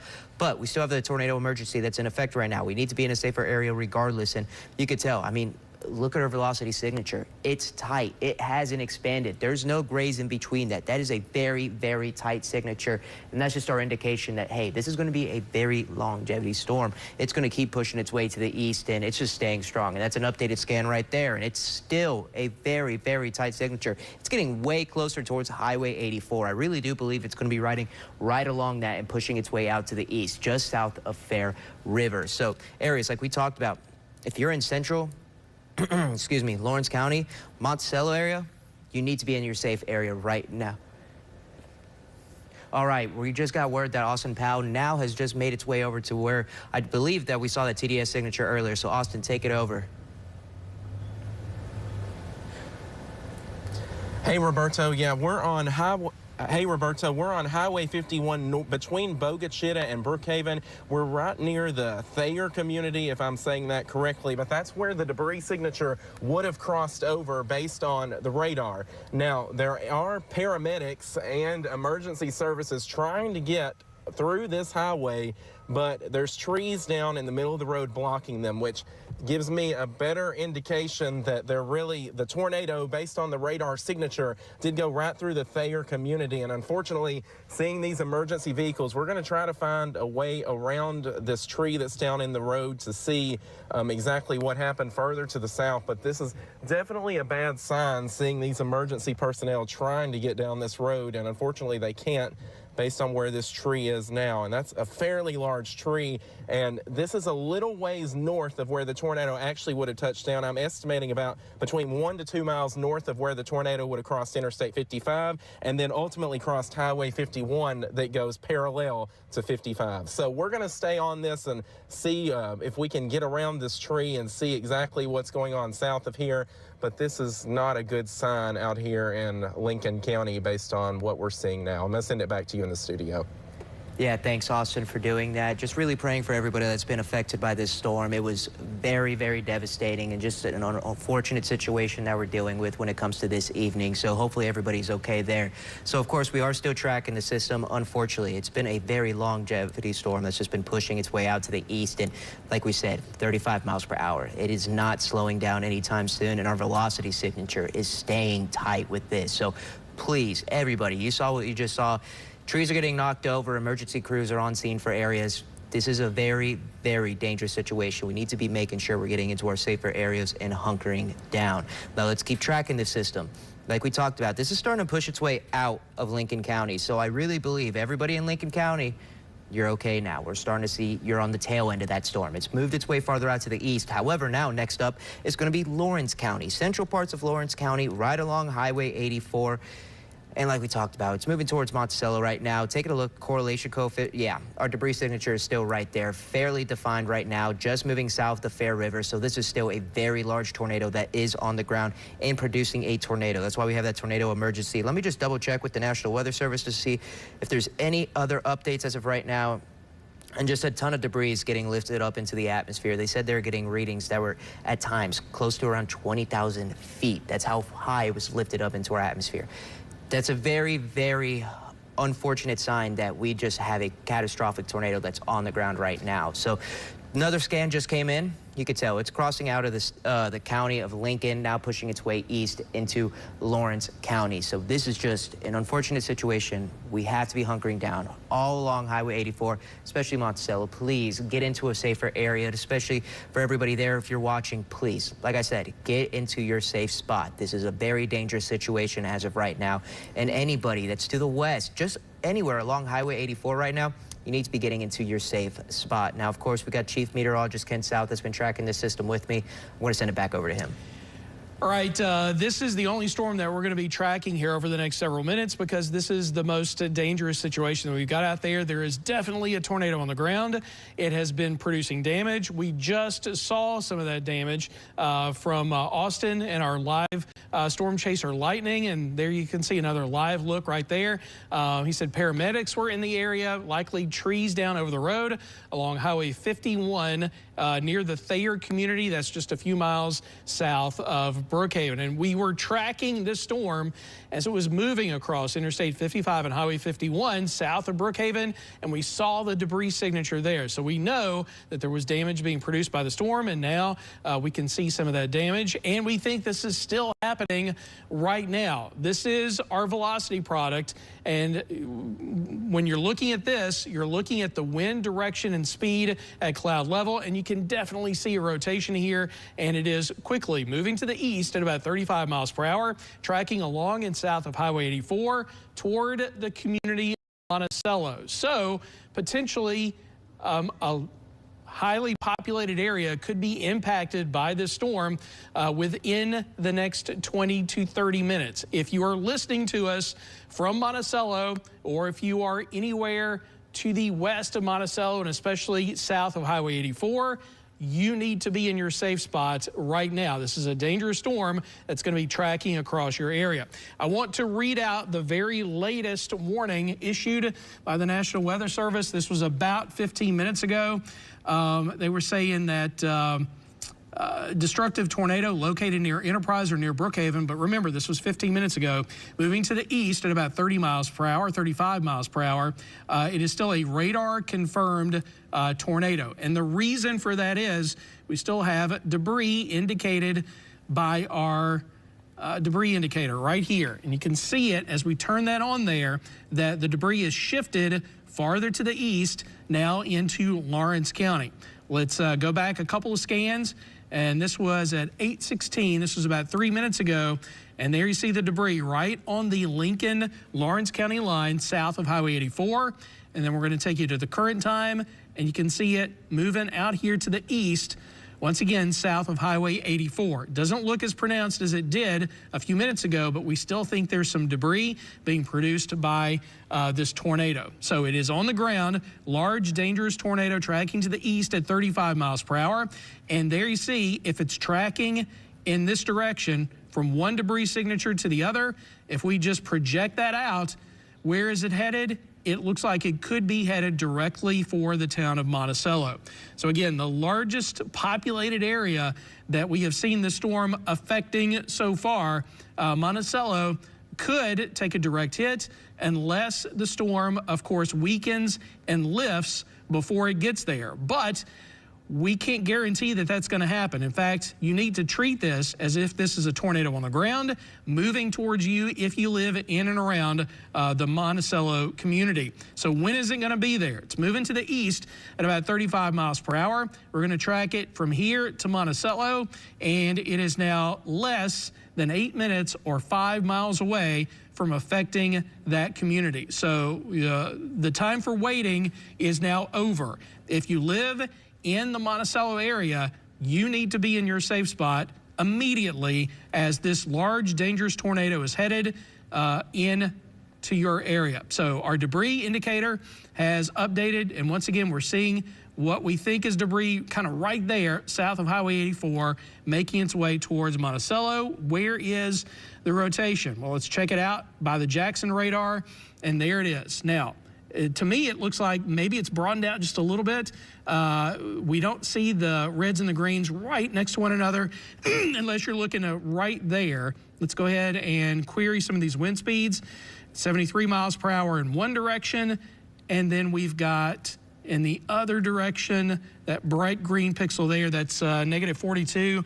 Those are inbound winds. So again, very strong winds. The rotation is there, and it's moving to the east at about 35 miles per hour towards Monticello. Let's track it once again. If that's where the rotation is, Monticello, 8 minutes or less before this storm gets to you.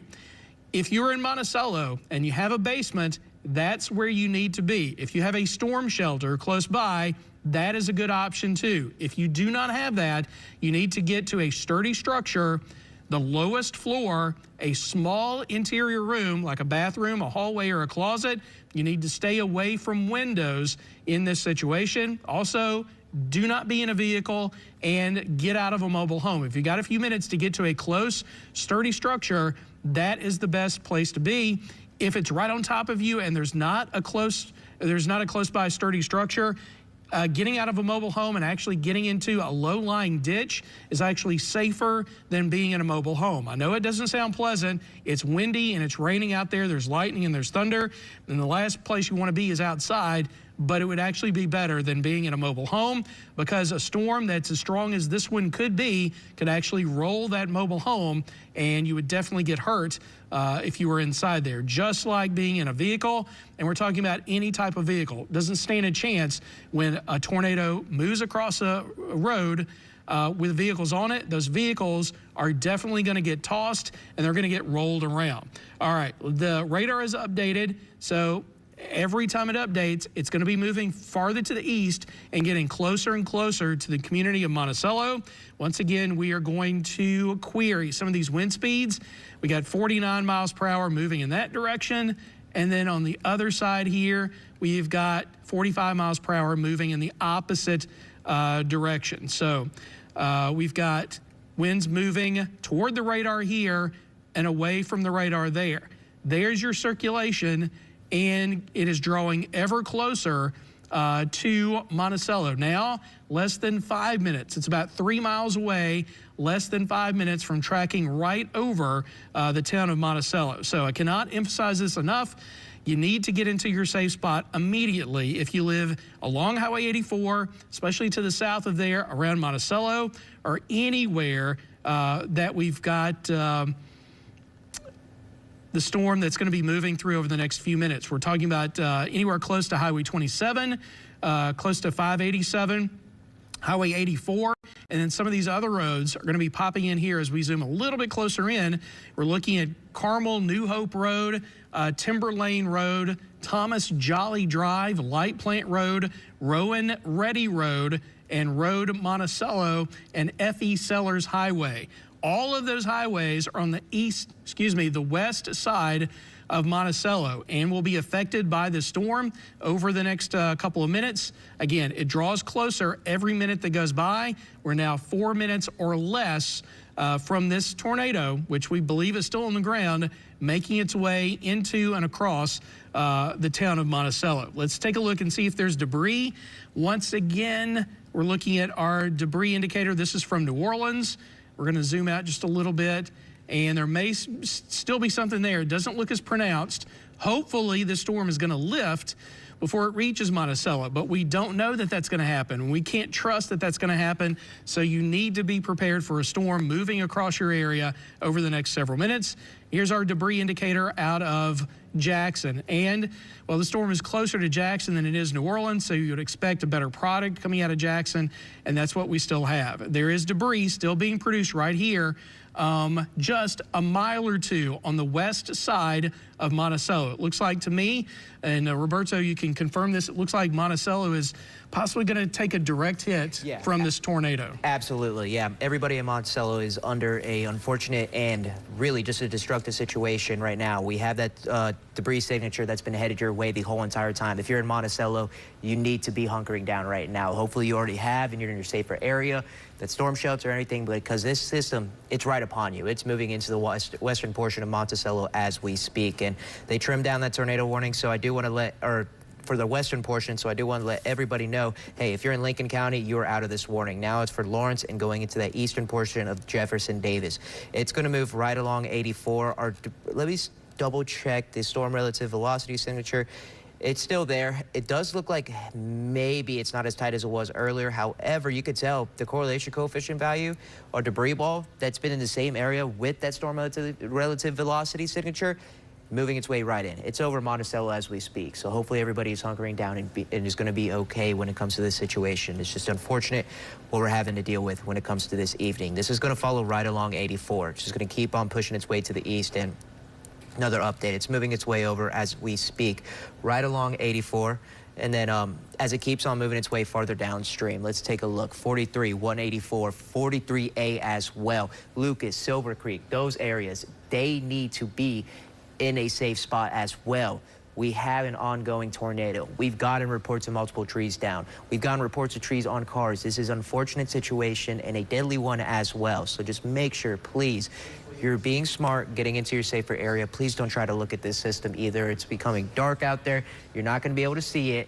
And of course, there's a lot of lightning and a ton of rain with this system as well. So it's most likely not going to be viewable. Just hunker down until this passes over. We'll let you know once that velocity signature moves its way over. So let's take a look right now, still at our storm relative velocity.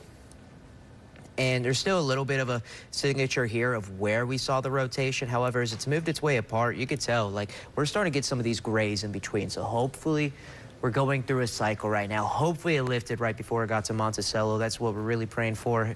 But of course, right now, based on what we've been seeing farther out to our west, we can't assume that. We have to be hunkering down, getting into a safer spot. So right now, moving its way over Monticello. This is an unfortunate situation. Please hunker down. Everybody that's along 84 area, and especially down to the south of it, like if you're near St. Stephen's Road, pushing your way east, right along 84, 43 as well. 43A, I should say specifically, farther down into the eastern side of Lawrence County. Just making sure you're getting into your safer area. And keep in mind that this polygon does go into the western portion as well of Jefferson Davis County. So this is going to be a long track storm. We're going to be dealing with it and tracking it when it comes to the rest of tonight. Of course, we have storm team coverage. We have Austin Powell on scene. We've got Chief Meteorologist Ken South, myself, and of course, a bunch of other people that are tracking this system, getting all the reports coming in. Now, what I'm going to do is going to send this back over to Chief Meteorologist Ken South for another update. All right, thank you, Roberto. We're going to stick with this storm just for the next few minutes because it is right over the Monticello community, and we want those folks to know what is happening in their community. Again, this is the biggest populated area that the storm has affected all evening long. So this potentially is affecting hundreds, if not thousands of folks right around the Monticello area. So let's take this full screen once again for just a minute or two, and then we've got a report from live in the field from where this storm passed through when it moved through Lincoln County. But I want to show you right here. This is our debris indicator, and we do still have debris being produced by the storm right there in Monticello. On the south side of Monticello, we do believe there is a tornado moving through your community right now. If we take a look at our velocity product, we zoom out here and you can see where the rotation is very clearly. Red's on one side, green's on the other, very strong winds on either side. And when we take a look at the debris indicator, we still do have that debris being produced right there crossing, let's see, this is F.E. Sellers Highway coming out of the south side of Monticello. But there could be debris here like anywhere south of downtown Monticello. And remember, this continues to move to the east at about 35 miles per hour. So if you are downstream of this storm, again, south of Highway 84, moving along in south of 184, and also this is going to be crossing Highway 43 here in the next few minutes, moving to the east at about 35 miles per hour, crossing Highway 43 in less than 3 minutes. But again, tornado damage likely in Monticello this evening. This same storm produced damage in Lincoln County. For more about that, we're going to send it over to Byron Brown and our news desk. All right, thank you, Ken. And our crew is on the scene of a weather-involved accident. Storm Team 12's Austin Powell joins us now live near Highway 51 near Bogachita, where a car is stuck under a tree there. And Austin, you know, here you see, to describe to us what you're seeing and what is going on out there in Bogachita right now. Y'all need to get through here. No, we got to walk. We got a mile and a half to walk. It is a very bad situation here. So the tree is down just behind me here. The ambulances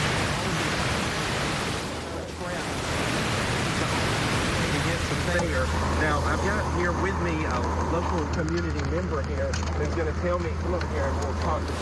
So if you can tell me what you heard and tell me what's on down there.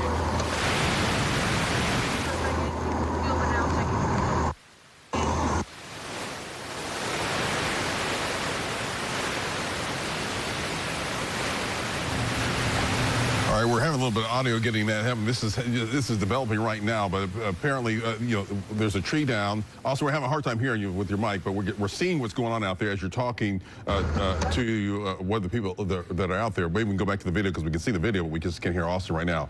But a tree is down on top of a car. What we're understanding out there is that that is one of the only roads into that community, and there are houses and people that are affected and maybe trapped inside their homes, and emergency vehicles can't get back in there to assist and to help them.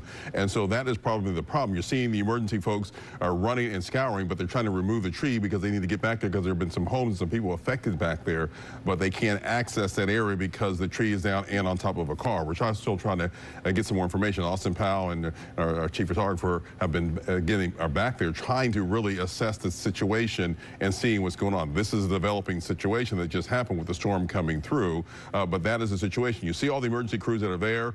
They are really basically blocked from getting access into the community because of a tree down on top of a car. We understand there are some people possibly could be trapped in that car as well, but there are people in homes that are beyond the tree that they cannot access right now. We're now waiting for Austin. We're having some audio problems there, but you can see what is happening out there in this community because of these storms that have been coming through. As Austin is working on getting that microphone working so we can talk to the people in that community as things are developing. We're going to go back to Ken, he can explain more what's happening with the storm because these warnings are really affecting people in the community, and then we'll come back out to Austin so he can really tell us more what's happening because he's on the ground and he has been talking to people in that community about what has been happening and how many people might be affected by the storm that just passed over that community right now. Ken, give us a little more idea what's happening right now in their community as we speak. Right. Well, right now we're looking at the storm moving through Lawrence County and really on the south side of Monticello. This is our debris indicator, and it's been consistent. We have seen debris being produced by this storm over the next several minutes as it approached Monticello and now shifting to the east of Monticello as well. So I'm going to circle it here. This would indicate that we've got debris being lofted into the atmosphere right there, now southeast of Monticello, which tells us that we still have a tornado on the ground. Now, this is the same storm that moved through Lincoln County less than an hour ago. And of course, that's where Austin is right now, trying to get some pictures from the scene. I understand it is very difficult because of the damage that's been produced so far. There's tree damage, there are cars that have been damaged, and potentially homes as well. So as soon as we are able, we're going to get those pictures to you and hopefully have some firsthand information about what is happening right now in the Thayer community. Now, Thayer is right here, right there, south of Brookhaven by just a few miles. It is the exact same storm that is producing yet another tornado, because this was tornado number 1 that passed through the Thayer community. We do believe that that was tornado number 2. Tornado number 1 actually lifted before it got to Lincoln County. It touched back down once it got to Lincoln County, moved across the Thayer community, and that same storm is still potentially producing damage right now in Lawrence County, south of Highway 84, and we're thinking right now southeast of Monticello. This is our debris indicator, and this is where we think it is. Let's take a look at our velocity product, and you can see how it is shifting a little bit farther to the east with time. As we continue to talk about this storm, it continues to progress off to the east at about 35 miles per hour. The current tornado warning is right here in this purple polygon. And the reason it is shaded in purple is because this is still considered an observed tornado that is on the ground, moving now towards Jefferson Davis County. If it continues to hold together, we could potentially see yet another tornado warning issued downstream for this storm, which would include the town of Prentice. Prentice, right now, you are not in a tornado warning, but this tornado is close to you, and you could be in a warning very soon. If it holds together and the National Weather Service decides that they need to issue a new warning, it looks like the storm is less than 12 minutes, 10, 11 minutes away from getting to your area. It's only about, let's say, 6 to 10 miles away. I might have that in the wrong spot right there. Okay, all right, here's some good news. Now, notice the polygon changed from purple to red. And that's because it looks like the rotation has broadened out just a little bit here. You see the gray right there in between the red, and the greens. That tells us that it's not a tight couplet for the moment, and that's an important caveat here, is because these storms can weaken and then they can cycle back up and strengthen, and we can get yet another tornado being put down. So this was tornado number 2 from this parent storm, but right now apparently that has, for the moment, lifted. Could it produce another 3rd tornado as it continues to move to the east? That is absolutely possible if the rotation once again begins to tighten up. Right now, though, we're seeing the winds moving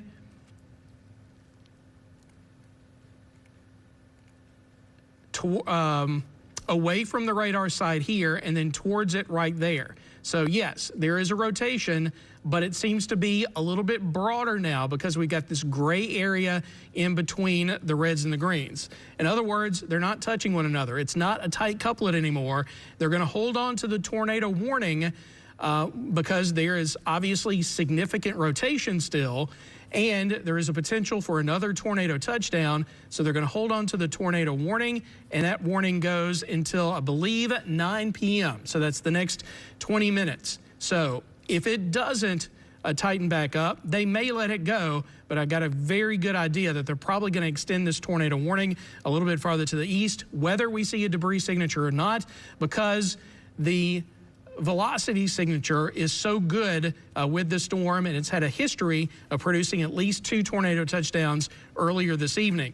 All of that to say, if you live in the Prentice area, I know you're not being warned for right now, but you could be very soon as the storm transitions to your east at about 35 miles per hour. And yes, that is the forward motion of the storm as of the latest update. In fact, I want to read out the latest warning because when they changed it from purple to the red, of course, the polygon changed a little bit, and they issued a new warning 3 minutes ago at 8:38. So at 8:38, and this is verbiage from the National Weather Service, a severe thunderstorm capable of producing a tornado is located near Silver Creek or near Monticello, moving to the east at 35 miles per hour. This is a now radar indicated rotation, and it's also capable of producing quarter-sized hail. Places in the path of the storm eventually are going to be areas along Highway 84, mainly Lucas and White Sand in the western part of Jefferson Davis County. So rotation is right there. It has broadened out. We think probably the tornado for the moment has lifted, but it could put down a 3rd tornado as it transitions eastward into Jefferson Davis County. Obviously, we hope that doesn't happen. We hope the couplet doesn't tighten back up, but that is a definite possibility. So they're going to keep this warning at least until the top of the hour, until 9 o'clock inside this red polygon. Do we have Austin's audio issues fixed just yet? Okay, audio is not fixed. I know we do have live pictures from that area. As soon as we have anything else to show, just go ahead and let us know, and we'll take you back to that. For right now, though, I'm going to send it back to Roberto. Yeah, thanks, Ken. Just taking a look downstream at just some of our local storm reports, you can see where we had really those strong TDS signatures. This is when we really got that emergency warning in effect for that tornado. It moved its way east. Then it went through this cycle. You can see the split here. Then once it got closer, boom, it dropped down again once it moved its way, excuse me, into Lincoln County. So it really moved its right along the southern portion of Adams to Franklin, broke up a little bit, went through a cycle, strengthened again, and then dropped down another tornado as it moved its way into Lincoln County. And we've been getting tons of reports about areas along 55. There is debris all along there causing slowdowns right now in between Brookhaven and Bogue Chitto, and of course a little bit farther out to the east. And you can see another local storm report just came in because they are picking up on that. We even got storm reports that happened farther down into our southeastern portion. I believe this one was a storm report of, let's double check, I believe a church had an emergency there. Damage to an office building right there, just near Purvis. That's where we also had a TDS signature in our Pine Belt County. So unfortunately, when it came to tonight, we've had multiple tornadoes touch down on the ground. It has caused storm damage across the Magnolia State, and it's really just a situation where we're going to have to just stay vigilant, stay paying attention to the weather, as unfortunately we still have the tornado watch, remember, until 11 p.m. tonight. So we still got a little over 2 hours until we're all said and done. So right now, our only warning is this one that's starting to transition its way into Jefferson Davis County.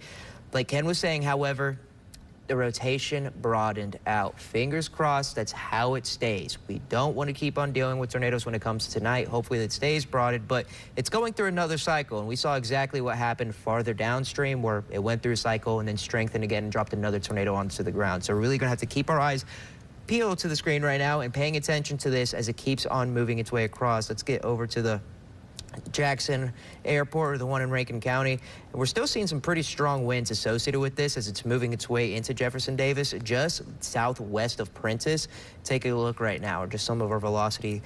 66 miles per hour, right against there, about 19. So yeah, still a little bit of rotation, the possibility that we could see another tornado drop down onto the ground. That's near the polygon, and of course, it's so just a system that is strong. It's a strong tornado that we've been, or a strong thunderstorm that we've been dealing with when it comes to tonight. Still a ton of lightning strikes. It's still very, very strong, like I said.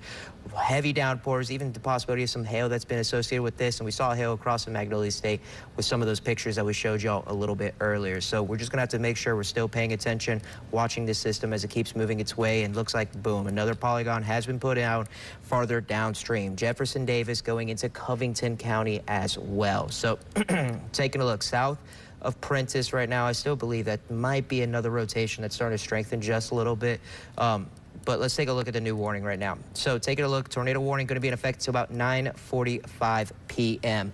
for Jefferson Davis and Covington County. This storm is moving its way to the east at 35 miles per hour. So as it moves its way farther downstream, central parts for Jefferson Davis and Covington County, now's the time to be paying attention, keeping your eyes glued to the screen, or of course looking at your phone as well. We are live on Facebook to just make sure, hey, if this system starts to move your way, you get into your safe spot. And most likely you're starting to hear some of those tornado sirens beginning to go off if this warning polygon is in your neck of the woods.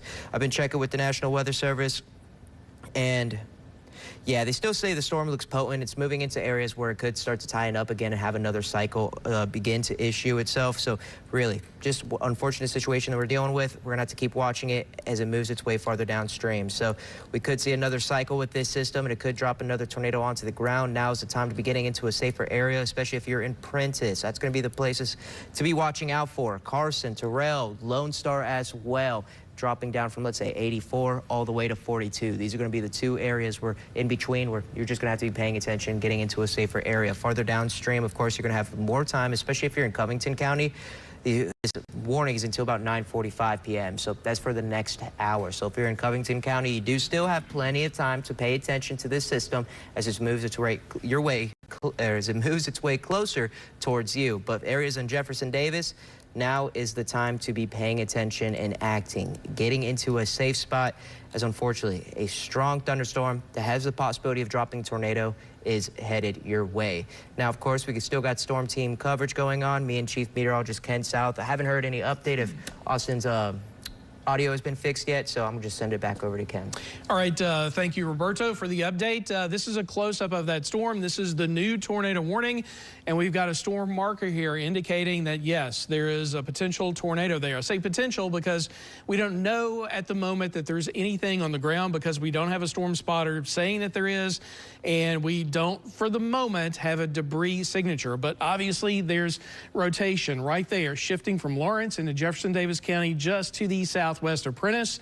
And because of that, a tornado warning has been continued downstream farther to the east to include much of Jefferson Davis County and Covington County. So this does include several large communities like Prentiss and Bassfield and Collins. You are now all under this new tornado warning until 9:45. I'm going to broaden out the scene. I'm going to show you those storm reports. This parent storm that we still have a tornado warning for, we think that that produced a long track tornado from northern Wilkinson County through southeastern Adams County and Franklin County. We think it lifted in eastern Franklin County, put down yet another tornado, and moved through Lincoln and into Lawrence County right around Monticello. There was at least, we think, a third tornado, a shorter track tornado that was likely on the ground for just a brief amount of time that was in the Pine Belt near the community of Purvis, south of Hattiesburg, and we actually do have pictures from that storm right now. So we can show you those pictures from the Purvis storm, and we do believe that that was likely a tornado as well, as we were under a tornado warning and had a debris signature from that storm. Do we have those pictures? Okay, and this is it. So these are storm damage pictures from the Purvis area, and what we're seeing here is we got trees that are being knocked down. Now, when crews, damage survey crews from the National Weather Service go out to survey storm damage, what they look for are the trees being either knocked down in all one direction, or if they're knocked down in all directions. If they're knocked down in all directions, that's a good indication that there was actually a tornado that moved through. If everything is pushed over in the same direction, that would be straight line winds. Now, again, we had a tornado warning, and I believe, Roberto, remind me if I'm wrong, there was a debris signature. Yes. Yeah, right around the Purvis area. So yes. What you're seeing here is likely tornado damage from the Pine Belt in and around the Purvis community. Now, we also have a live report from meteorologist Austin Powell, who is in our storm tracker Lightning. He has been in the Thayer community in Lincoln County, where there has been some tornado damage. And Austin, tell us what you have seen in Lincoln County. Yeah, Ken. So we had to get back in the vehicle. The law enforcement and the emergency response vehicles are trying to get through. I'm going to change it back to the camera so that y'all can see. There's a line of those cars that they've just now cleared the road. And I did get clarification. That tree split a car. It did not land directly on the car, but part of the tree landed on the front end. The other part landed on the back end. So the car itself was not damaged. It was just trapped there, and that whole tree did block the road. But you can see now these emergency vehicles are traveling south here on Highway 51. Now, I did talk to some emergency responders as well as some local community people here, and they tell me that there is a trailer park just about a mile south of where we are here on Highway 51, and that is where, based on radar indications, based on that debris signature, the uniformity in the atmosphere, that would be exactly where the tornado did cross here in the Thayer community. And these emergency responders have told me that they have got several reports of people being trapped, people needing help. One emergency responder did tell me that the potential is there that the whole trailer park did sustain extreme damage. So the people here in Lincoln County definitely do need our prayers tonight. We did have to get back here in the vehicle because we were just getting out of the way of the emergency responders, because the road is very blocked. Actually, we were driving this way because we knew that in Thayer is where we saw that debris signature, the potential for a tornado touchdown, but we actually beat the emergency responders they were heading this way, and they all got behind us. So we kind of had to get off the side of the road, get out of their way so that they could get through. But I'm going to put it back on this live shot here. We still got a couple of county sheriffs here, Lincoln County sheriff's officers, they've got the chainsaws out, some local people who live here, and they cut the trees down. The community did come together here to cut that tree enough to where they could clear at least part of the road. But just a terrible situation here, Ken, and I don't know if you can hear me. I think you can hear me. If you have any questions that maybe I missed talking about something, you're welcome to ask me because I can hear you. But this is just a terrible situation here in Lincoln County. We do know unfortunately, that a 1-year-old is missing here as well. My photographer Leon did hear that. So terrible situation here. And if this is the same tornado, that we haven't seen any of the actual tornado damage. This was a tree that fell down as a result of the whole storm moving through. The tornado damage is just a little ways down the road, and it's just not going to be a good sight to see down there. Especially the emergency responders are just now getting down there to take care of all of them. But we will see if we can find out any more information and keep you updated. But just a terrible situation here in Lincoln County, and it seems all across south central Mississippi as a result of this single supercell tornado that has just caused havoc all over the place. But Ken, I'm going to send it back to you in the studio. As I said, if you have any questions, or if anyone in the studio has any questions, I might know the answer to it. But we did talk to several people, but we're going to see if we can find out any more here. But it is just pouring pouring down rain. That made it even more difficult, but just a bad situation all around. We definitely need to be praying for these people in South Central Mississippi as well as the Pine Belt. Yeah, we absolutely are. Austin, I can hear you. We appreciate your reporting for us and getting that information out to the public. Of course, we didn't like to hear what was in the report because it does seem like there's going to be significant damage around that community. We did see you before when the audio was not as good, that you were talking to some local folks that were around there. Can you just relay kind of what they saw or what they experienced when the storm was moving through? So they live, based on what she told me, where they live is just right basically where we were all stopped here on the highway. And she did tell me that they could hear they heard a loud roar, a loud noise. That's all they heard. They heard the noise, but that tornado, they definitely heard it, whether they knew it was a tornado or not, they heard it. But I'm gonna show you back here. We got even more traffic moving through here. But Ken, yes, based on the people I've talked to who live close to here, they did hear the storm move through. They said it was a very loud storm. And actually, I believe it was her father who got his chainsaws out and helped the emergency responders cut these trees down. So definitely the community did come together here. And this is a very bad situation because from talking to the authorities here, basically all the authorities in Lincoln County had to come from the north side, go south on this highway to get to the trailer park, and this tree was blocking the whole road. We were looking on the maps, there's no other road that does connect, and so this was a very bad situation here. But now they are moving on down further south, and we've got all this traffic backed up behind us now as well. But we're going to see if we can find out any more. But yeah, just a really bad situation here, Kim. All right, Austin, it does look like maybe the traffic is beginning to move through that area. Maybe they've cleared the tree because those folks were out there with chainsaws. If you've talked to any of the first responders or the officials out there, what are they advising people in that area to do? Do they want them to stay away? Do they need more help? Maybe calling out people that have chainsaws. Maybe they need folks to come out there and help them. What are they saying?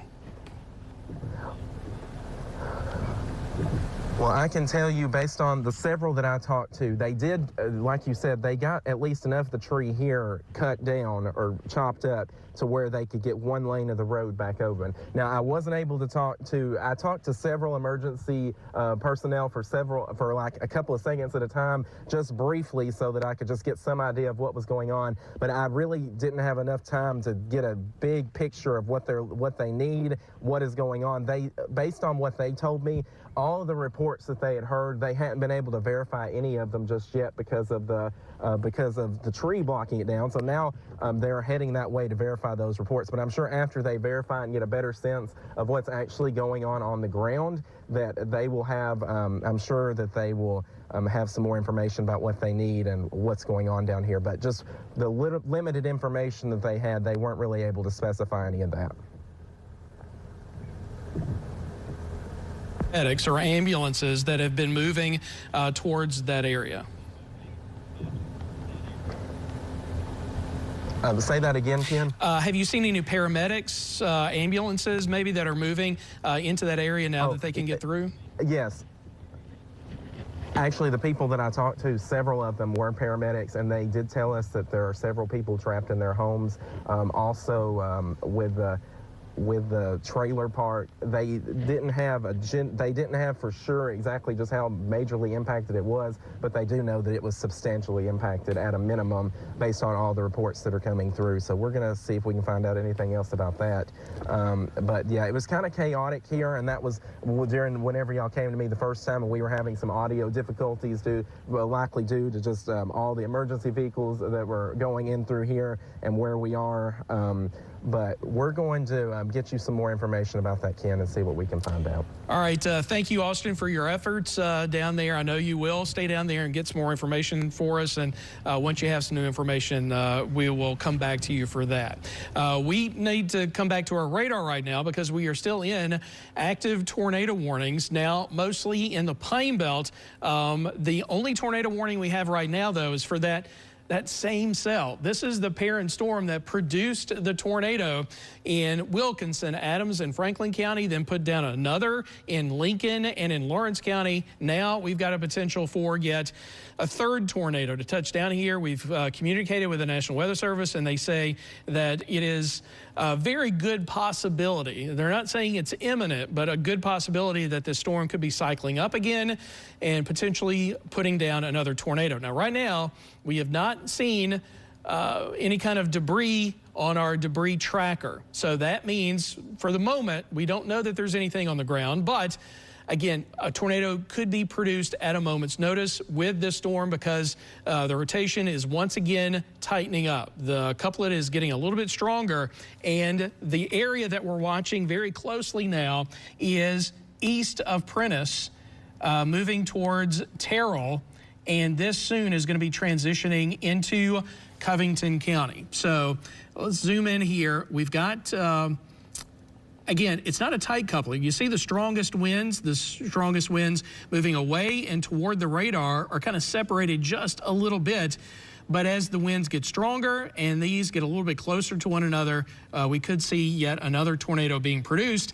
We need for you folks to take this seriously in Jefferson, Davis, and Covington counties, because this storm has had a history of producing a couple of damaging tornadoes, and it could do so again as it's moving eastward towards the community of Collins. It is still moving to the east at about 35 miles per hour. If the rotation is right there, it'll be around Terrell in eastern Jefferson Davis County in less than 10 minutes, and it could be in the vicinity of Collins in less than 30 minutes. It's about 16 miles away.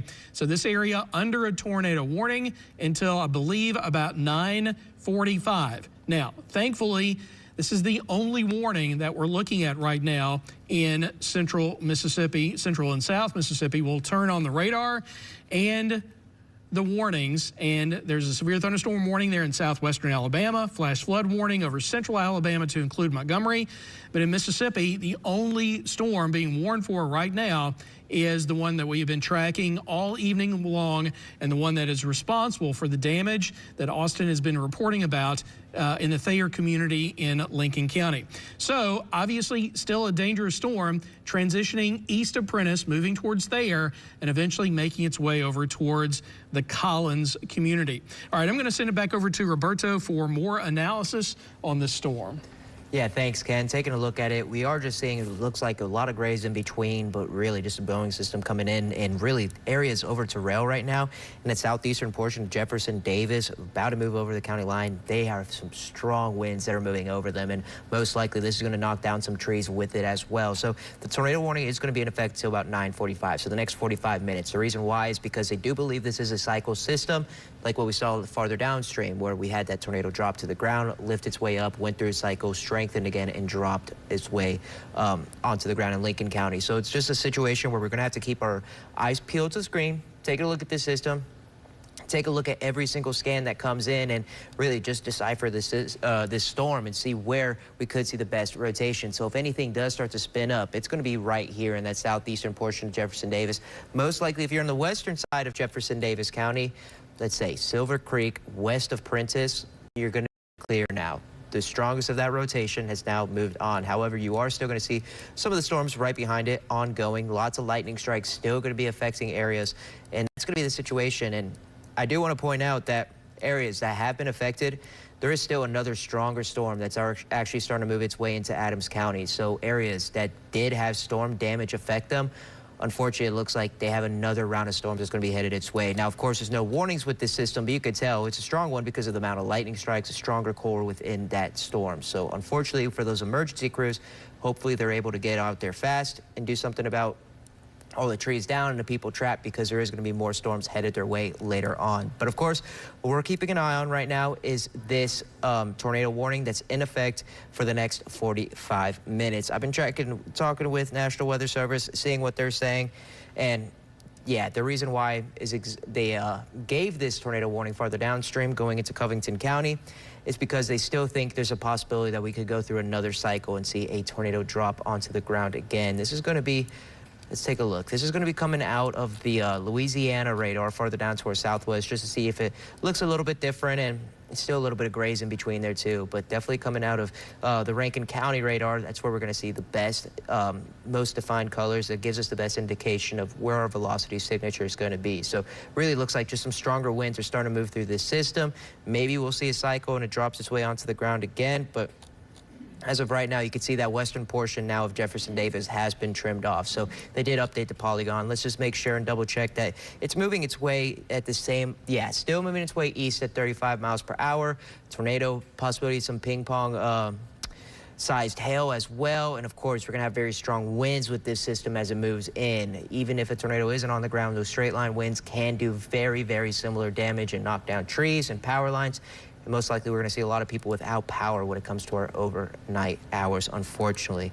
So let's take a look again at that storm relative velocity and take another deeper look. We still have a lot of grays in between, but very, very strong winds with this system as it pushes its way east. So it moved over to Terrell just south of Highway 84, but it is going to be going into the, getting closer to the community of Williamsburg. So if you're in the community of Williamsburg, you're going to be next up where we have the possibility of more rotation starting to get a little bit tighter, and another possibility of a tornado trying to drop onto the ground. So like I said, Williamsburg, and that's going to be in Covington County. Make sure you're getting into a safer area as of right now. And taking a look a little bit farther downstream, once we get through Williamsburg, of course, we have Collins and Cola as well, and they're going to be a little bit farther down, right along 49 and Highway 84 region. You still have time as of now to be getting into a safer area, getting prepared, and it looks like we did just get another update on that scan. And as of now, it's still messy, which is a good sign. Hopefully this is how it stays. We got lots of grays in between. Don't have a defined couplet as of right now as it transitions its way farther out to the east, going into Williamsburg and Collins. But I will say, now, once it moves its way into Covington County, we see this get trimmed down. That's going to be our Pine Belt counties and our communities. So that's going to be for WHLT. So we'll see what they want to do when it comes to that system and it moves its way farther downstream. But for now, we still have that warning that's in effect for Jefferson Davis. This is our velocity signature and where we could see the rotation begin to tighten up again. As of now, it's still looking broad with all the grays in between like we were talking about. However, like I said, strong winds are going to be associated with this ping pong sized hail as well. So make sure to keep that in mind. All modes of severe weather are possible when it comes to this strong thunderstorm, and even the possibility of rotation and another tornado getting produced at any given moment. So it's smart, if you are in the warning, to be hunkering down, getting into a safer area. It does look like they just are going to update that polygon again. So what they did is they actually updated the hail size to about 1.5 inches in diameter based on what I'm seeing right now from the National Weather Service. So yeah, they're saying that this really has a strong core with this system as well. But it's not surprising. We took a look at the lightning strikes with this, and there's just a ton going on. It's just our indication of, hey, we have a really strong storm that's headed this way. Very powerful and getting stronger as it keeps on pushing its way farther east, going into more favorable conditions. And that's why we do have that tornado watch in effect for the next 2 hours until 11 p.m. So make sure to keep that in mind. This is the only warning that we have as of right now. No other severe thunderstorm warnings or anything like that. So just one tornado warning right now, moving its way through Jefferson Davis and Covington County as it transitions its way out to the east. And it does look like this rotation is starting to go its way into Covington County and starting to move its way out of Jefferson Davis. So western portions of Jefferson Davis, we talked about it, you're in the clear now. However, like I said earlier, there is still more storms that could be moving its way in. We saw the one that's still farther down to our southwest, and unfortunately, it just looks like Adams County in general has just been getting hit multiple times when it comes to today. Just an unfortunate situation. You could tell this cell is very, very, very strong. So we really just have to be paying attention, staying vigilant. Like I said, the tornado watch is in effect until about 11 p.m., which is just a little bit under 2 hours left of the possibility of more strong storms affecting us. And I want people to keep in mind about the lightning. Of course, lightning isn't a criteria when it comes to severe storms, but look at these lightning strikes and how far away they actually are from the core of this system, about a mile away from the actual core. People don't really think about that. If you are outside, I'm trying to look at this storm. Lightning strikes can happen very far away from the core of the system, so just make sure to stay inside when it comes to tonight, hunker down, and don't try to look out for these systems. There's no point. It's dark outside. We live down in Dixie Alley where we just see a ton of trees and you can't see these systems. So just hunker down when it comes to tonight. Tornado watch in effect until about 11 p.m. Now, of course, we've got storm team coverage going on with this system. I'm going to send this back over to Chief Meteorologist Ken South. All right. Thank you, Roberto. Very important point to make about the lightning. Lightning can strike up to 10 miles away from a parent thunderstorm, so it doesn't even have to be raining where you are to suffer a lightning strike. So again, take shelter when an intense storm like this is moving through. Now, other thing I want to point out is, and Roberto did mention this, this is where the tornado tracked earlier. Notice all of these icons. That's where damage was reported when the second tornado touched down in Lincoln County and back through Lawrence County. And then farther back off to the west, that first tornado, we can see the tornado track there. But look at what's also happening right in the area that the tornado touched down. It's still raining over this area. So that's going to make it even tougher for folks to respond to what's been happening in this area. That's why when we came to Austin for his live report, there was still rain coming down, and it's because we still do have rain, thunder, and lightning in this area, although it is not severe. Now, if you go a little bit farther back off to the west, we got another bad storm headed into the southern Adams County area. South of Natch is exactly where the first storm moved.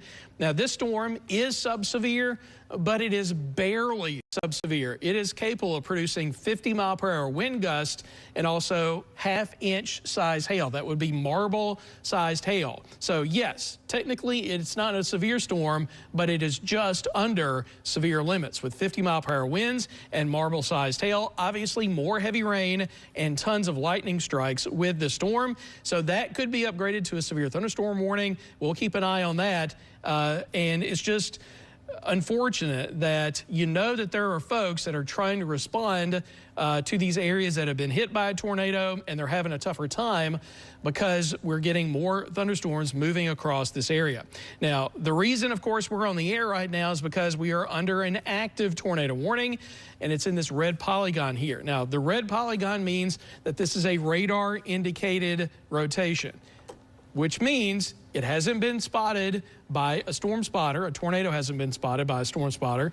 And we also, for the moment, do not have a debris signature. But it is still a very strong rotation, and it's obviously a very intense storm. You see the heavy rain and the ton of lightning strikes being produced by this storm, along with very large hail as well. Let's check out the hail. That indicates smaller sized hail, but the latest update we had from this storm indicating that hail could be up to 1.5 inches in diameter. That would be about ping pong ball size hail. Let's take a look at the lightning, and I want to show you how much lightning we have seen over about the past 15 to 30 minutes, mostly in Covington County, 661 lightning strikes. Again, it is dangerous, and I know that because there is so much lightning out there, you may be tempted to want to go outside and look to see that the storm is coming, because the lightning for just a brief moment is going to illuminate the sky, and you might think, okay, I could see something because of the lightning. That's not a smart thing to do. The lightning, number one, is dangerous. And number two, you're under a tornado warning. So we don't want you to be outside looking for anything. We want you to be in your safe spot and get there until the tornado warning is done. Let's go ahead and take a look at radar once again, and we'll turn the lightning back on. Yeah, that's the most intense part of the storm. We're going to turn the lightning off, and just by looking at the radar, what do we see here? This is what we've been looking at all night long. There's what appears to be a little notch in here, an inflow notch, and then on the back side of this, we've got the outflow from the storm. So you see the radar kind of bowing out on the south side. Just by looking at this, all right, you might think that is where we would potentially have rotation. But obviously we want to confirm that, so we want to take a look at the wind speed and the wind velocity at cloud level. And when we do that in the circular velocity tool here, and as we scan the storm, look, on this side of the storm, everything is green. That indicates that all the winds are moving in the same direction. We skip over to this side of the storm, it's mostly red here. the winds are moving all in the same direction, just the opposite direction. But where do they meet? Right there. And that's where we have some of the strongest winds, and they are close to one another. That's where our rotation is. Now, we don't know that there's a tornado on the ground right now, but we could see one produced at a moment's notice with the storm. Obviously, this parent storm has had a history of producing large, long-track, violent tornadoes that produced significant damage over several counties in Mississippi earlier this evening. That's why we have to take this very seriously, because if you live in Covington County, tornadoes put down, we could see something similar that we've seen already in parts of Wilkinson and Adams and Lincoln and Lawrence counties. Obviously, we don't want that to happen, but we just need to be prepared for that scenario. Now, here's a look at the velocity. We're just going to look at the velocity here. And the couplet, while the winds are strong, the couplet is not tight. Look at these winds. We got 47 mile per hour moving one way, 52 mile per hour moving the other way. If these were right next to one another, that would indicate that we've likely got a tornado on the ground, but they're not right next to one another. They're separated out a little bit. So the rotation is broadening, and you can see some gray in between the red and the green here, and some lighter shaded pixels, which means there's the rotation isn't tight. It is a broader rotation, but still strong winds, and there's still a rotation there. And because of the history of the storm, they are absolutely going to keep a tornado warning in effect for this area at least until 9:45. The current time is about 9:15, so we got at least 30 more minutes on the current tornado warning. All right, let's track this storm out. Let's first go ahead and query the warning so we can get the latest information on it. They did have an update that came out about 3 minutes ago at 9:11. So let's go ahead and read the latest update from the National Weather Service out of Jackson. At 9:11, a severe thunderstorm capable of producing a tornado is located near Lone Star or 9 miles to the southwest of Collins, moving to the east at 35 miles per hour. The storm is capable of producing a tornado and ping pong ball-sized hail. Should be around Collins at 9:15. That is the current time.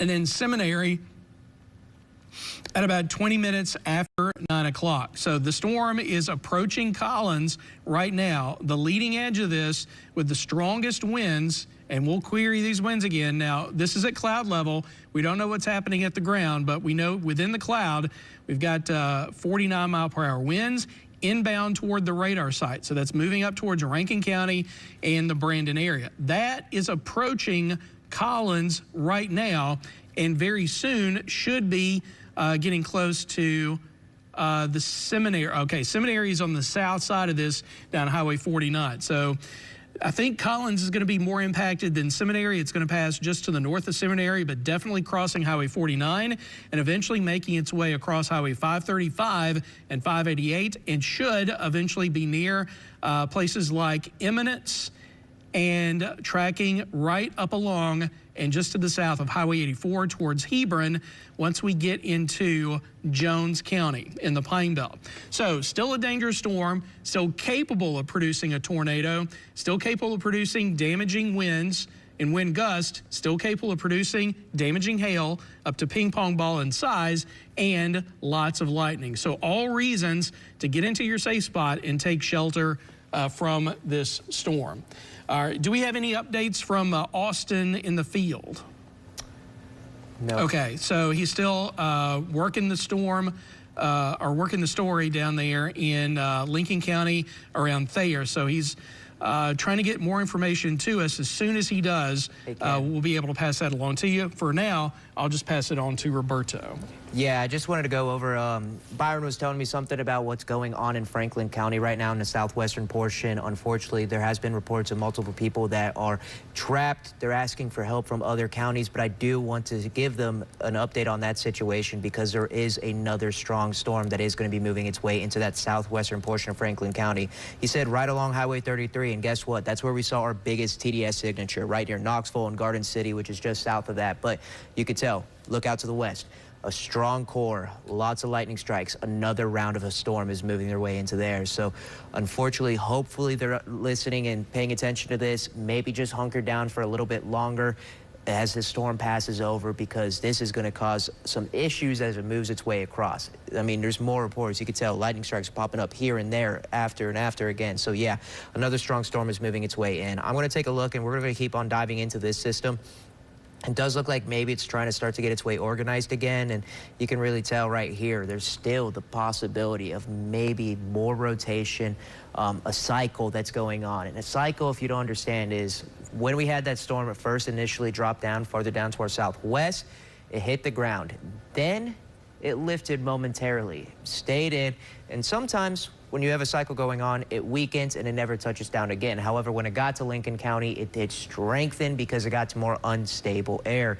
And unfortunately, we do still have the instability when it comes to our atmosphere, and that's still going to allow for some storms to develop and move their way and strengthen again. It does look like we just got an update on this polygon, so let's take a look into this and see, excuse me, what exactly is going on. So, yes, they're going to continue the tornado warning just because they do still believe that this system could cycle again and, hey, drop its way onto the ground. Taking a look right now.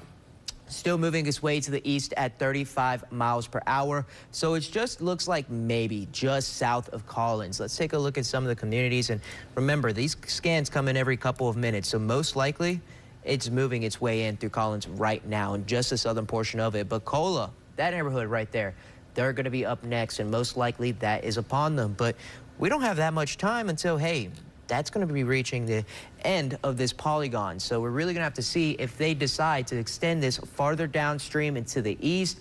I'll keep checking with the National Weather Service to see if they give us any updates. But as of right now, our polygon warning is mainly just for Covington County. So now moving into the Pine Belt, you could tell there is a southwestern portion, or I should say north, maybe eastern portion of Jefferson Davis that is still under that polygon, which includes Dean. However, you're good. You're in the clear now. That rotation has moved its way into central portions of Covington County. So if you are in Jefferson Davis and you're still hearing some of the sirens going off, don't worry, you're in the clear as of right now. And right now we don't have any other warnings besides this one, not even a severe thunderstorm warning. So one tornado warning right now, and it's this one that's been moving through, let's say, 1, 2, 3, 4, 5 into a 6th county. So yeah, it's been a longevity storm and has shown that it has been a very strong one as well. So what we are going to do, Covington County, okay, they're just reading some of the National Weather Service updates. I don't know if we have any MDOT cameras that are closer to Collins. I don't believe we do. Just let me know in the ear if we do or anything like that. But right now, this rotation that could be possibly starting to on-go again, it's going to be moving its way right over the Cola community or neighborhood right there, crossing Highway 49 just south of Highway 84. So just south of Collins area. Cola pushing its way out to the east at 35 miles per hour. And along with it, we could see some smaller hail being produced by this system, and also strong winds are going to be produced by this as well. Tons of lightning strikes, lots of rain and heavier downpours being associated with this. So really just a situation that we're going to have to be hunkering down, especially if you're under this tornado warning. However, if you're under the warning in Jefferson Davis, you're okay now. You're in the clear. Don't have to worry about it anymore. This is going to be in central Covington County, just south of Collins, pushing its way out to the east and going into Cola. And then as it keeps on moving its way farther out to the east, let's say 588 and 535, in between that corner, we do have a Collins camera up. Let's just take a look at that real quick to see if we can see anything. Oh my gosh, look at the rain that's moving its way across the ground right there. Tons of lightning strikes. That rain is basically blowing sideways as it's moving its way across.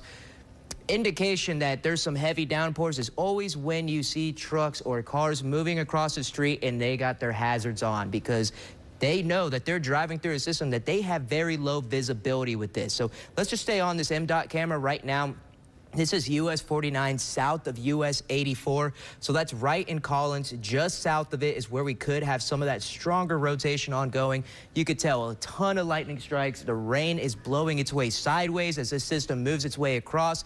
And all those cars right now have, majority of them actually have their hazards on as they move their way across, just because lower visibility with how heavy these downpours are. Good indication, however, is that the street lights are still on. So that's one thing. Right now, no power outages, it looks like, in in Collins area. So this is at US 49 south of US 84. Just south of there is where we saw the rotation. The north side of that storm is where we have the really strong winds coming across. So we could take this back now over to the live IMAX. Take a look at our velocity signatures. Right now, Cola community, like I said, the neighborhood, that's where you're going to be up next. Really strong winds right here. I know these are going to be coming in pretty strong. Let's take a look at how much. Yeah, 75 miles per hour with that one. Right against it, however, it does look like it's a little bit weaker, 13 miles per hour. But still, when you got 75 mile per hour winds coming in, it's going to do damage to the area. It is going to uplift trees, especially with how much rain is coming down. It's going to make the ground a lot more wet, and it's just easier to uplift those trees and knock them on over. So I know the National Weather Service will definitely be sending out crews when it comes to tomorrow to go survey that damage. We're definitely going to see the possibility of tornado. Most likely we're going to see multiple tornadoes get confirmed as of tomorrow, and how strong they are. It's going to be interesting to see what exactly they find. But you can tell the polygon's starting to trim down. So now just Covington County. Jefferson Davis, you're going to be out of this warning. They're going to be canceling that. You can see double polygon. They're shrinking it, getting more defined. But they didn't go downstream. That's one thing that I am noticing. I think they're waiting to see, hey, what's going to happen with this rotation as it keeps on moving its way to the east. Maybe it becomes a little bit more defined and gets a little bit stronger. Right now, okay, new update on that velocity signature. You got to remember, these come in every couple of minutes. The radar that's all the way out in Jackson, it sends its beam out. It reflects off that storm, comes back, and that's how we get these velocity signatures, correlation coefficient values, and when it comes to our DBZs, which is just our regular radar in general. So if there's any rotation that's going to start to tighten up, it's right here. This is exactly where we're going to be. Cola, like what I was talking about, it's moving right towards you. But the thing is, this is moving its way to the east at 35 miles per hour. It's going to be right at the end of this polygon before, maybe right before this expires, which is at 9:45. You didn't remember, 9:45 p.m. is when this will be expiring, which is in the next 20 minutes. So taking a look right now, as of now, still no updates from the National Weather Service. They're still probably just tracking this system to see if it does cycle and if they're going to decide to extend this farther downstream. We'll stick with this. This is just in Covington County right now. No other tornado warnings are in effect. No severe thunderstorm warnings. And let's just take a wider view right now. We'll take a look at some of the storms that we got going on. You can tell there, hey, we still got some showers further up to our north, but you can tell where it's a lot weaker. Weaker. This one's a little bit stronger. That's out to the west, just to the east of Vicksburg. A little bit better of a core there, but still just only a few lightning strikes compared to our southern ones. You could tell where the strongest storms are. Lightning strikes all the way across. That means that most likely that frontal system's still a little bit out to the north because they're underneath that. They're in the unstable air, allowing for these storms to develop and get really strong. Tornado watch still going to be in effect until about 11 p.m. Let me double check and make sure they didn't update that when we were, yeah. Tornado watch is going to be in effect until about 11 p.m. tonight. So that's about next hour and a half. We'll keep tracking these systems, and people are asking in the chat, hey, are we going to extend this warning farther downstream?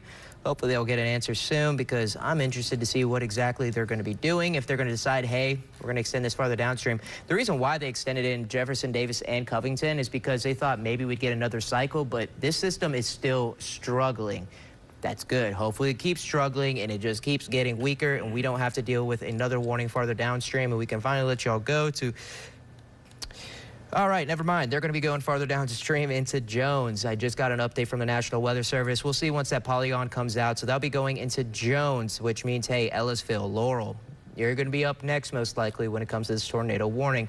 It'll keep pushing its way to the east, so let's see and wait until this comes out. Once that does, I'll give you an update on the speed and everything like that, what exactly they're saying with that system. So it's going to be basically moving its way right along Highway 84. That's my guess when it comes to this new updated polygon. It should be coming out in the next few minutes. So let's just take another look at our velocity signatures as of right now. Another update.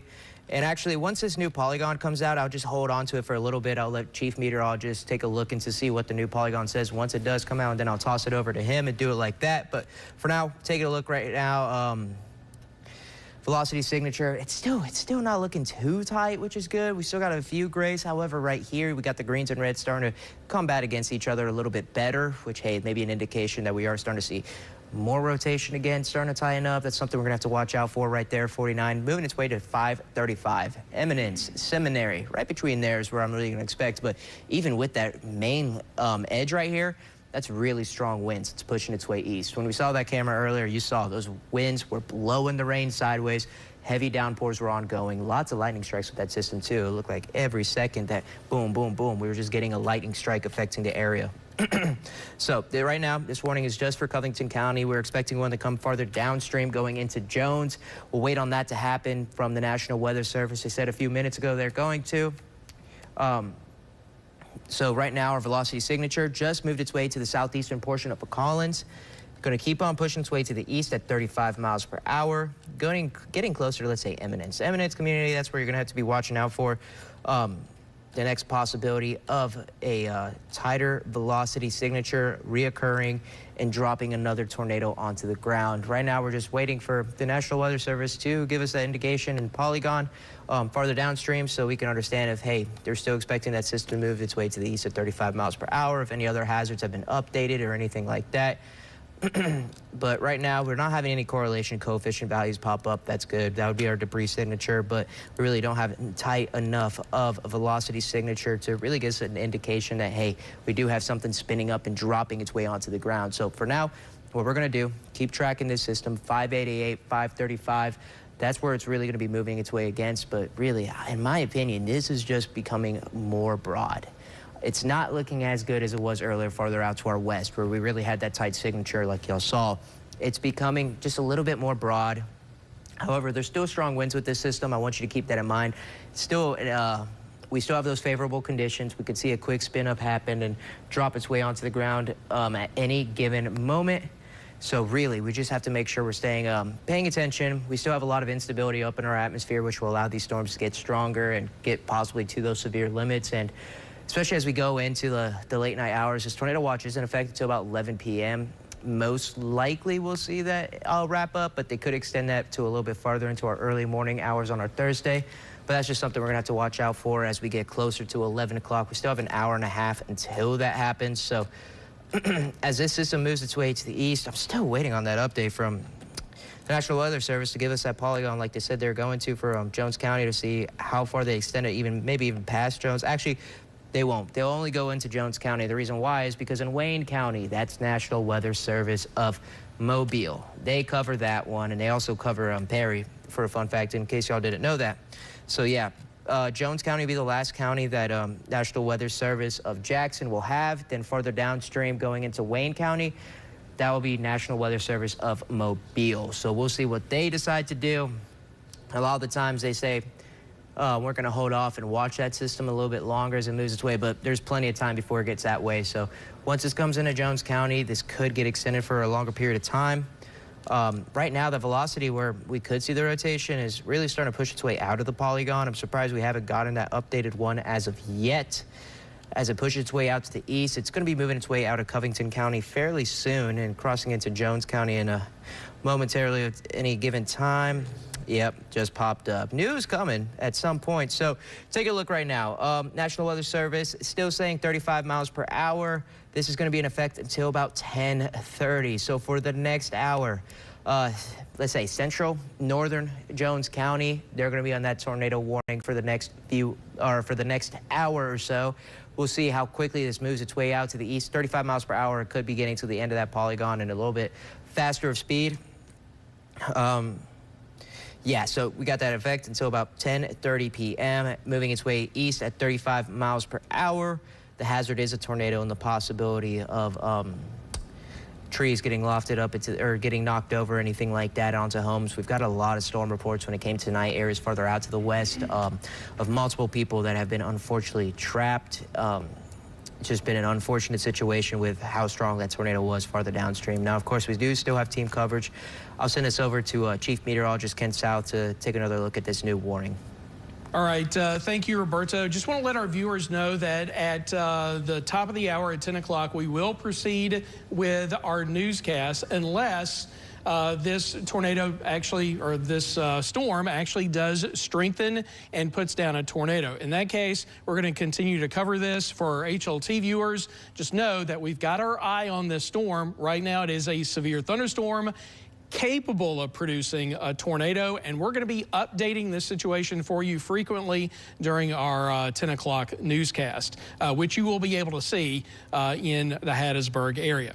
For right now, though, for the next 30 minutes until we approach 10 o'clock, we're going to be covering this storm intensely as it moves across Jefferson, Davis, or excuse me, from Covington into Jones counties. All right, let's take a look at Live IMAX 2 full screen, and I want to show you that Well, we do have our rotation still here, but it is, as Roberto has been saying, it is not a tight couplet. It is pretty broad out there, so we don't think at this moment a tornado is being put down. But the problem is the environment that this storm is moving into, it hasn't really been tapped into just yet. We haven't seen a whole lot of storms in this area, so the atmosphere is unstable, it is moisture rich, and when it hits that atmosphere, it could definitely cycle up and at a very minimum still produce damaging winds and large hail. If it cycles up and puts down another tornado, again, we're going to be here to get you through that storm as it moves through Jones County. But for right now, this is just a severe thunderstorm capable of producing a tornado, which is near the Eminence area in extreme eastern Covington County. That's going to be moving along Highway 588 and just to the south of Highway 84. It seems like we've said that a lot this evening. These storms tracking from west to east, mostly along Highway 84, all the way from southwestern Mississippi into the Pine Belt, into the southeastern part of the state. So if this continues to make its way off to the east, and let's get the forward motion of the storm is still 35 miles per hour. Rotation is right there near Eminence. It's going to be crossing over into Jones County momentarily, 4 minutes or less. And then it's going to track to the east along Highway 588 and should be near Mount Zion in about 20 minutes or so, crossing Highway 29. After that, of course, it is going to be making its way towards the interstate, Interstate 59. So it's going to be crossing the interstate in 24 minutes or less. It's about 14 miles away from the interstate south of Laurel. We say this because we know what has happened earlier this evening when a tornado moved across an interstate and a highway. We've seen pictures from Lincoln County when this storm crossed Interstate 55 and Highway 51. We've got damage in that area. We've got cars that are damaged. We've got a mobile home park that's been damaged in that area. And again, at the top of the hour, at 10 o'clock, we're going to be getting those pictures and live reports to you about the latest on what has happened with these storms in Lincoln County and over the southwestern part of the state. We don't want to lose focus, though, because there is still a dangerous storm out there in eastern Covington County, making its way towards Interstate 59 in central Jones County, likely we think passing near Walters and south of Laurel within the next half hour. That would be before the 10 o'clock hour. So let's clean this up, and we're going to zoom in to the affected area right now, and that is the Eminence area. And of course, if you've been watching our coverage earlier this evening, you know exactly what to look for. The reds and the greens close to one another, and we still have that signature right there. We've got inbound winds right there, and we've got outbound winds right here. So there's your rotation right along Highway 535 in eastern Covington County near Eminence, just about to cross the county line into Jones County. So within, I would say, 4 to 5 minutes, this is going to be completely a Jones County storm, and we're going to be able to tell you folks in Covington County that have probably been watching us very closely that you're out of the woods with the storm. I think that's going to be happening in the next 5 minutes or so, and we're just going to track this at least until 10 o'clock right through Jones County. Now, it looks to me like it's going to be tracking right along 588. That's Highway 588 in Jones County. Do not be on the roadways when the storm is passing through. Cars, mobile homes are the least safest place to be when a tornado is moving through. We want you to get to a nearby sturdy structure and take shelter there. All right, Roberto, I think Max 2 went out on me, so I'm going to throw it to you. Yeah, absolutely. I'll take it over from here. Just taking a look. Yeah, we're starting to see a little bit of tidal rotation starting to form again right here, especially near the community of Oak Bowery, 588. That's going to keep pushing its way to the east at 35 miles per hour. So right along 588 and in between, let's say, Highway 84 as well. These are going to be the two areas that really we're going to have to watch out for when it comes to the possibility of more rotation and a system dropping its way onto the ground. And we've seen it when it came to tonight.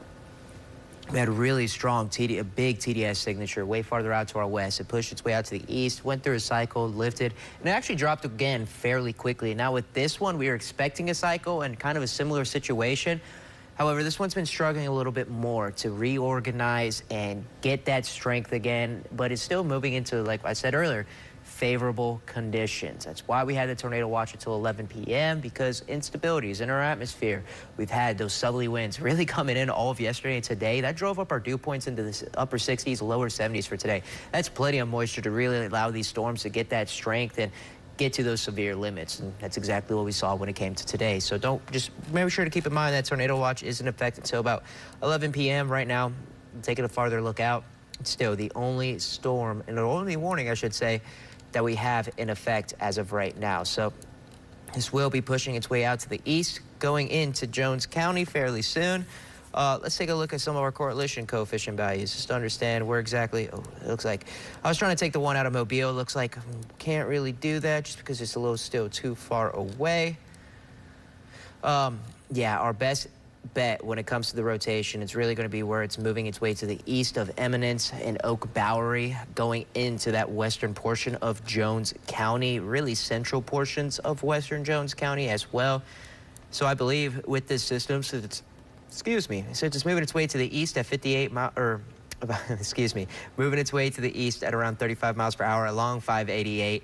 That's exactly what we're going to see. The best indication, the best possibility of a tornado to drop on the ground. So if you live near 588 corridor area, you really need to be hunkering down right now. That you're going to be in an unfortunate situation where you have the possibility of a tornado dropping onto the ground at any given time. So right now, this is radar indicated. That's what that's why it's a red polygon.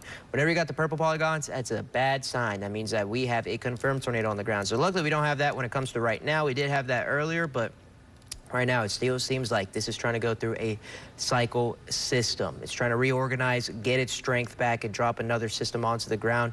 So Mount Zion, like Ken was saying, you got to be getting into a safer area, especially if you're in Walters and Ellisville along 59. You still have a little bit of time. Let's take a look at how long it's going to take you to get there, or how long it's going to take this velocity signature to get there. Yeah, so Mount Zion, you got about 9 minutes, and keep in mind, these scans come in every couple of minutes, so most likely more like 5 minutes is where you're really going to be getting into a safer area. Let's pull this out just a little bit more so you can get a better idea. I'll get rid of that one. Boom, got rid of that. Taking a look. Right now, getting towards that 59 corridor, 15 minutes, so about 10 miles. So Walters, give or take around 15 to 17 minutes right now. Ellisville around 14 to 15 minutes. So all about the same time until it gets to that 59 corridor. We got 10-mile stretch of as it's pushed its way out to the east, so 15 minutes in total. And like I said, right along 588. That's where we're going to see the possibility of that rotation form and possibly drop a tornado onto the ground. And it's going to be moving right along that area. So Mount Zion, Walters, Ellisville, please be getting into a safer area. Now let's take a look at some of the areas that are a little bit farther out to our east. So Myrick, Powers, Hawks, Tucker's Crossing, Glade, all of these areas.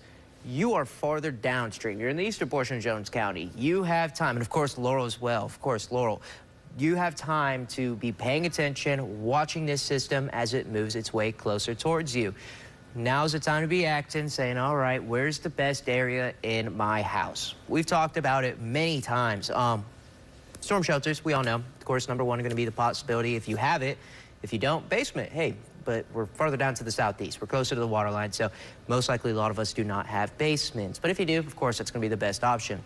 So interior room, hallway, something like that, as many walls against you, farther away from the outside. Don't be on the outside of the households, near the windows. No, we don't need to do that because those windows and debris, they could shatter fairly easily. We saw actually a lot of indications when it came to today of not even areas that had a tornado warning, some that just had severe thunderstorm warnings, and there was glass shattered from some of the pictures that I saw because debris got pushed even with the straight line winds into households. That shattered some of the glass. So when it comes to these situations, it's really just no point of trying to watch it. There's definitely plenty of areas out there and definitely people that are paying attention to these storms. You could probably see it from cameras out there and stuff like that. So really, just don't risk your life when it comes to seeing something. Just stay hunkered down, making sure you and your family are safe, and just being smart when it comes to situations like this. So take a look. We're still tracking, excuse me, some of that velocity signature here, and it's trying to. It does look like an indication that it's trying to, because the scans that we saw farther ago, they looked a lot worse overall. There's a lot more grays in between. We're not seeing that anymore. So I do believe that we're starting to see some tighter rotation, really trying to tighten up and drop another tornado onto the ground, moving right along 588 like we talked about. Mount Zion, other areas farther downstream like Ellisville, Walters. You need to be getting into a safe spot. You have a little bit less than 15 minutes. Even in Mount Zion, you got less than 10 minutes till that system's upon you. In the next scan, it's mostly going to be right along here, getting closer to Mount Zion, Walters, Ellisville. So please get into a safer area. And of course, this is a big polygon, so let's take a look at some of the areas I'm not really too worried about. Like, if you're down in Tawanta or Benson, you're under the polygon, you most likely have some of the sirens going off. However, in these communities, I think you're okay as of now. I don't expect this storm to shift and push its way down to the southeast. But of course, that could happen. That's why they give the bigger polygon, just in case. Just covering the bases to make sure, hey, if this does decide to change its trajectory a little bit, that it could. But as it's moved its way, going into Adams County, all the way across all these, they've just been moving its way directly east, just very, very, very slightly north as well. So, yes, our rotation's moving into Jones County. I do want to say, if you are in Covington County, especially Collins, Seminary, you're in the clear. You're fine now. Especially even, I would say, our western portions of Covington County as well. I believe you're in the clear now. Also, I'm surprised they really haven't gotten rid of this polygon as of yet. I think they probably should have already by now, but with our main rotation, it's now moved this way into Jones County. So Covington County, you're in the clear. However, I do want to say, like I talked about earlier, there are still more storms farther out to our west. You can see we even have a flash flood warning in effect right now for just some portions of it looks like Jefferson Davis, Lawrence, even Covington County as well, because we had this really strong storm move in that dumped a ton of rain, and then still at tail end we're still seeing rainfall come down with that system. So really something we have to watch out for. And right now, going into Franklin County, they're trying to clean up after they had that huge tornado come through. And unfortunately, they got hit with another strong storm moving in. Luckily, with this strong storm, there's no warnings on this. It's just a ton of lightning strikes and I believe some heavier downpours as of right now. I haven't gotten any indications that they've done a special weather statement or stuff like that. Take a look. They did trim it off. Now we just have Jones County in effect for this tornado warning. And like we said, this is going to be in effect, I believe, till, yes, 10:30. So tornado warning in effect for Jones County until about 10:30 p.m. However, we do have that 10 o'clock newscast coming up. And if we don't get a confirmed tornado with this system, we are going to let it go and go to our regular programming for that 10 o'clock newscast. But we still have about 15 minutes, so we'll stick with you as long as we have this tornado warning in effect until about 10 o'clock. If it does get up to those criteria where it's a confirmed tornado because there's a tornado debris signature, then obviously we'll stay with you because that's an ongoing serious situation. Of course, we have team coverage still going on. Ken, is live, is Max Sue back? Okay, I'm going to send it back over to Chief Meteorologist Ken South. All right, thank you, Roberto. And it's been a long evening for both of us. We've been in this since just after the 6 o'clock hour. So it's been a long evening. We're in about our 4th hour of continuous live severe weather coverage. I do want to clean a couple things up for you, though. The tornado watch that was in effect, still in effect until 11 o'clock for the purple shaded area, but a few counties here back off to the west have been taken out of the tornado watch. I believe we had Yazoo County, Warren County, and Claiborne County originally in the watch. They are no longer in the watch. And we're going to continue to see this happen as we go through the next hour or so. We could see more counties back off to the west, especially northwest, canceled out of the watch. And remember, the watch itself is due to expire at 11 p.m., but if there's ongoing weather in this area, it's likely going to be replaced by another watch as we get into the overnight hours. So we'll see what happens there. We'll get an update for you certainly during, if not just after, our 10 o'clock news.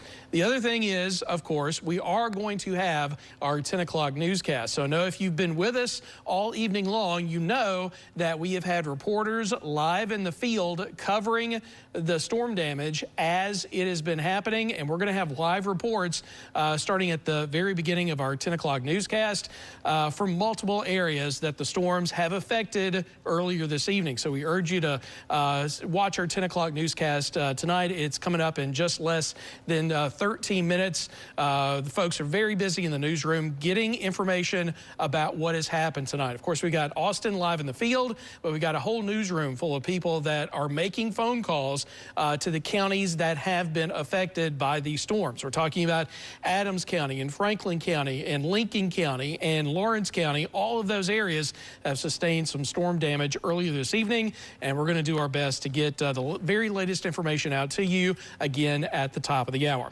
We are going to stay with you, though, because we still have a tornado warning in effect for parts of our viewing area. That's the HLT viewing area, our Pine Belt counties, until 10:30, but we're going to stay with you until at least the top of the newscast. And if you're watching us from Hattiesburg, during our newscast, we will have frequent updates about the current tornado warning in Jones County. So just wanted to let everybody know that we've got you covered starting at 10 o'clock tonight. All right, let's go back and take a look at Live IMAX 12. I want to show you exactly what is happening right now. Obviously, we've got the tornado watch. That's the purple shaded area. The only warning, though, for our area is the tornado warning for now Jones County. Notice there are flash flood warnings, some in Alabama, some in Louisiana, and we do have one for parts of Lawrence, Jefferson Davis, and Covington County. So let's go ahead and talk about that for just a second, because we want these folks to know what to do, because this is a little bit of a different warning that we don't often get. Severe thunderstorm warnings, even tornado warnings are oftentimes a little bit more common, but we do have this flash flood warning here. And I do want to read this out to you.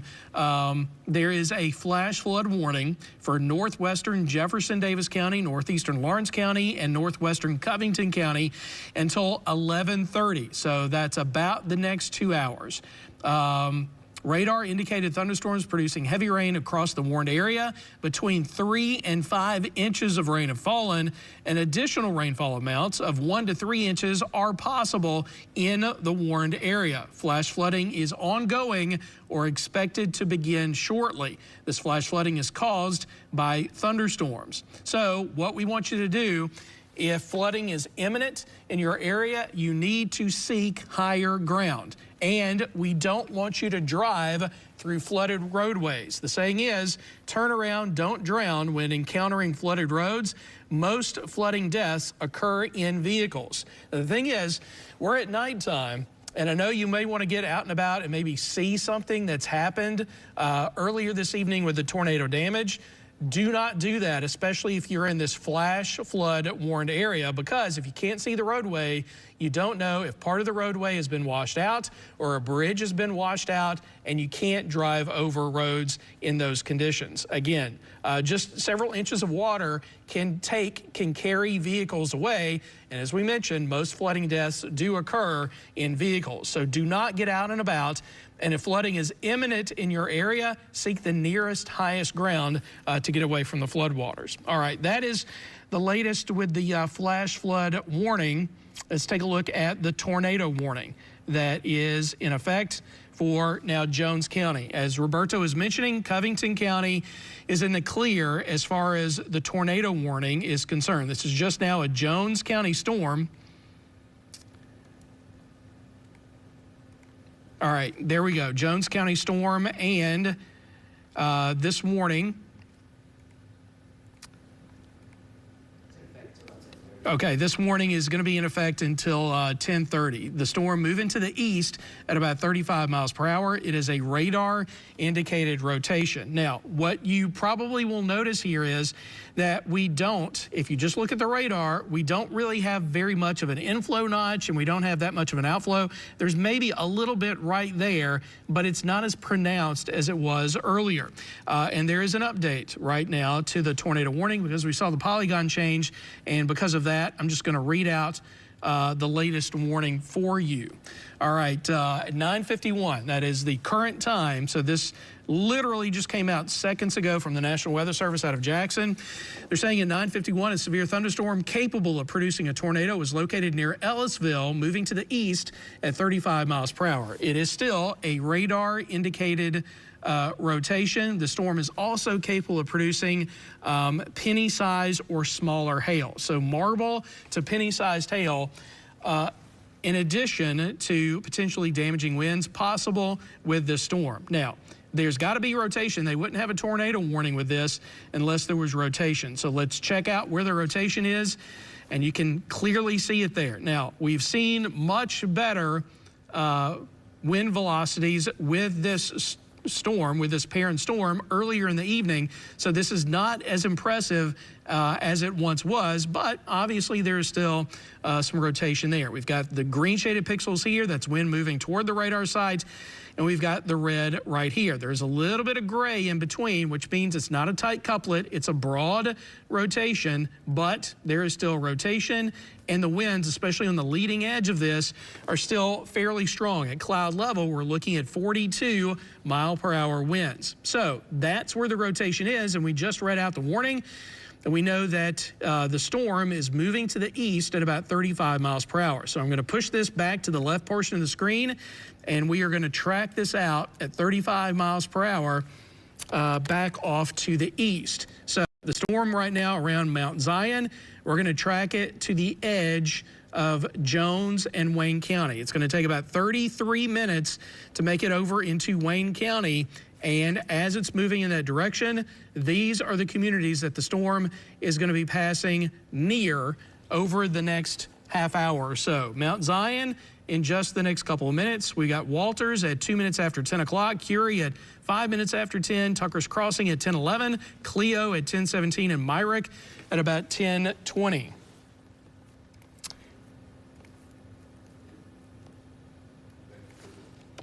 All right, so again, rotation is going to be right here near Mount Zion. And we're going to see what the estimated arrival time is of this storm to Interstate 59. Because again, we want to emphasize, we don't want you to be in a vehicle. We don't want you to be traveling along Interstate 59 or Highway 11 as the storm is moving on through. And it is fairly close. It's only about 5 miles away. Right now, it looks like it is crossing Highway 29 and just to the north of Highway 588. So north of 588, south of Highway 84, crossing Highway 29, and quickly approaching Interstate 59 and Highway 11. You do not need to be on the roadways if you're south of Laurel on either of those highways, or you don't need to be on any roads. We need you to be in your safe spot and stay there until the storm is done. All right, we are going to clear this up once again and get a broader view of what's happening here. And again, the rotation does not look very impressive. I think if we're lucky here, this might be the last tornado warning we have. I can't really see this holding together as it moves to the east into Wayne County with its current configuration, because again, it really looks like it's beginning to fall apart. One of the reasons why we're going to proceed with our newscast coming up here at 10 o'clock, and we will, of course, give frequent updates about this storm during that 10 o'clock newscast at the top of the hour. But here's a look at the current warned area. It's for now a relatively small portion of Jones County, right through the middle, though, of Jones County, and it does include the two biggest towns in Jones County, that is Ellisville and the city of Laurel, although to me, it looks like it's going to split the difference between those two communities and cross the interstate here in just the next few minutes, most likely north of Ellisville and possibly just to the south of Laurel. Now, we're still going to see some heavy rain and some strong winds in the Laurel area, and obviously tons of lightning strikes as well. So if you're in Laurel, you're under a tornado warning, and you've got a dangerous storm headed your way with the potential for hail, lots of lightning, and damaging winds. So you need to be in your safe spot.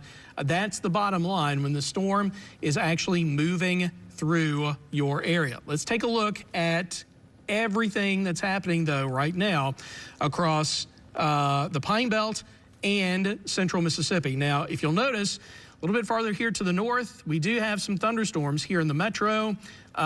We have basically not seen anything severe here in the metro. I do not anticipate this storm right around Ridgeland and Madison becoming severe, but there is going to be some heavy rain for a short time near the reservoir area. There's more rain farther to the north, but that's in the cooler air behind the front where the atmosphere is more stable. So we don't anticipate any bad weather there. And remember, the tornado watch has been canceled for our Delta and River counties all the way down to about Port Gibson. Now, it does continue farther south, and we do have a nasty thunderstorm here right around Franklin County in the Meadville area.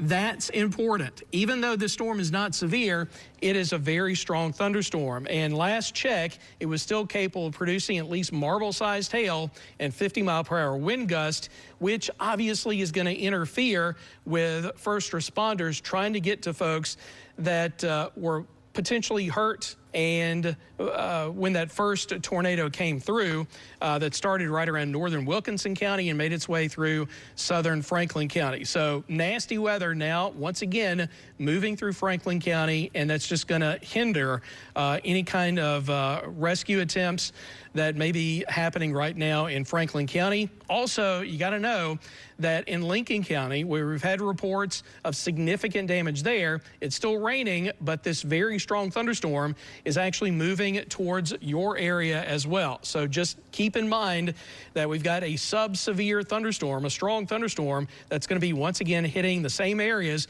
that we've already had storm damage in earlier this evening. And of course, that rain continues right along Highway 84 to the east. Just wanted to give you an update. National Weather Service just came in and they said that the circulation is just given up and they're going to be canceling. Okay. All right. That's fantastic news. Thank you so much, Roberto.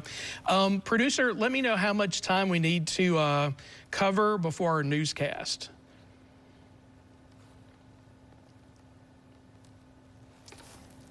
Are we going to go to the newscast?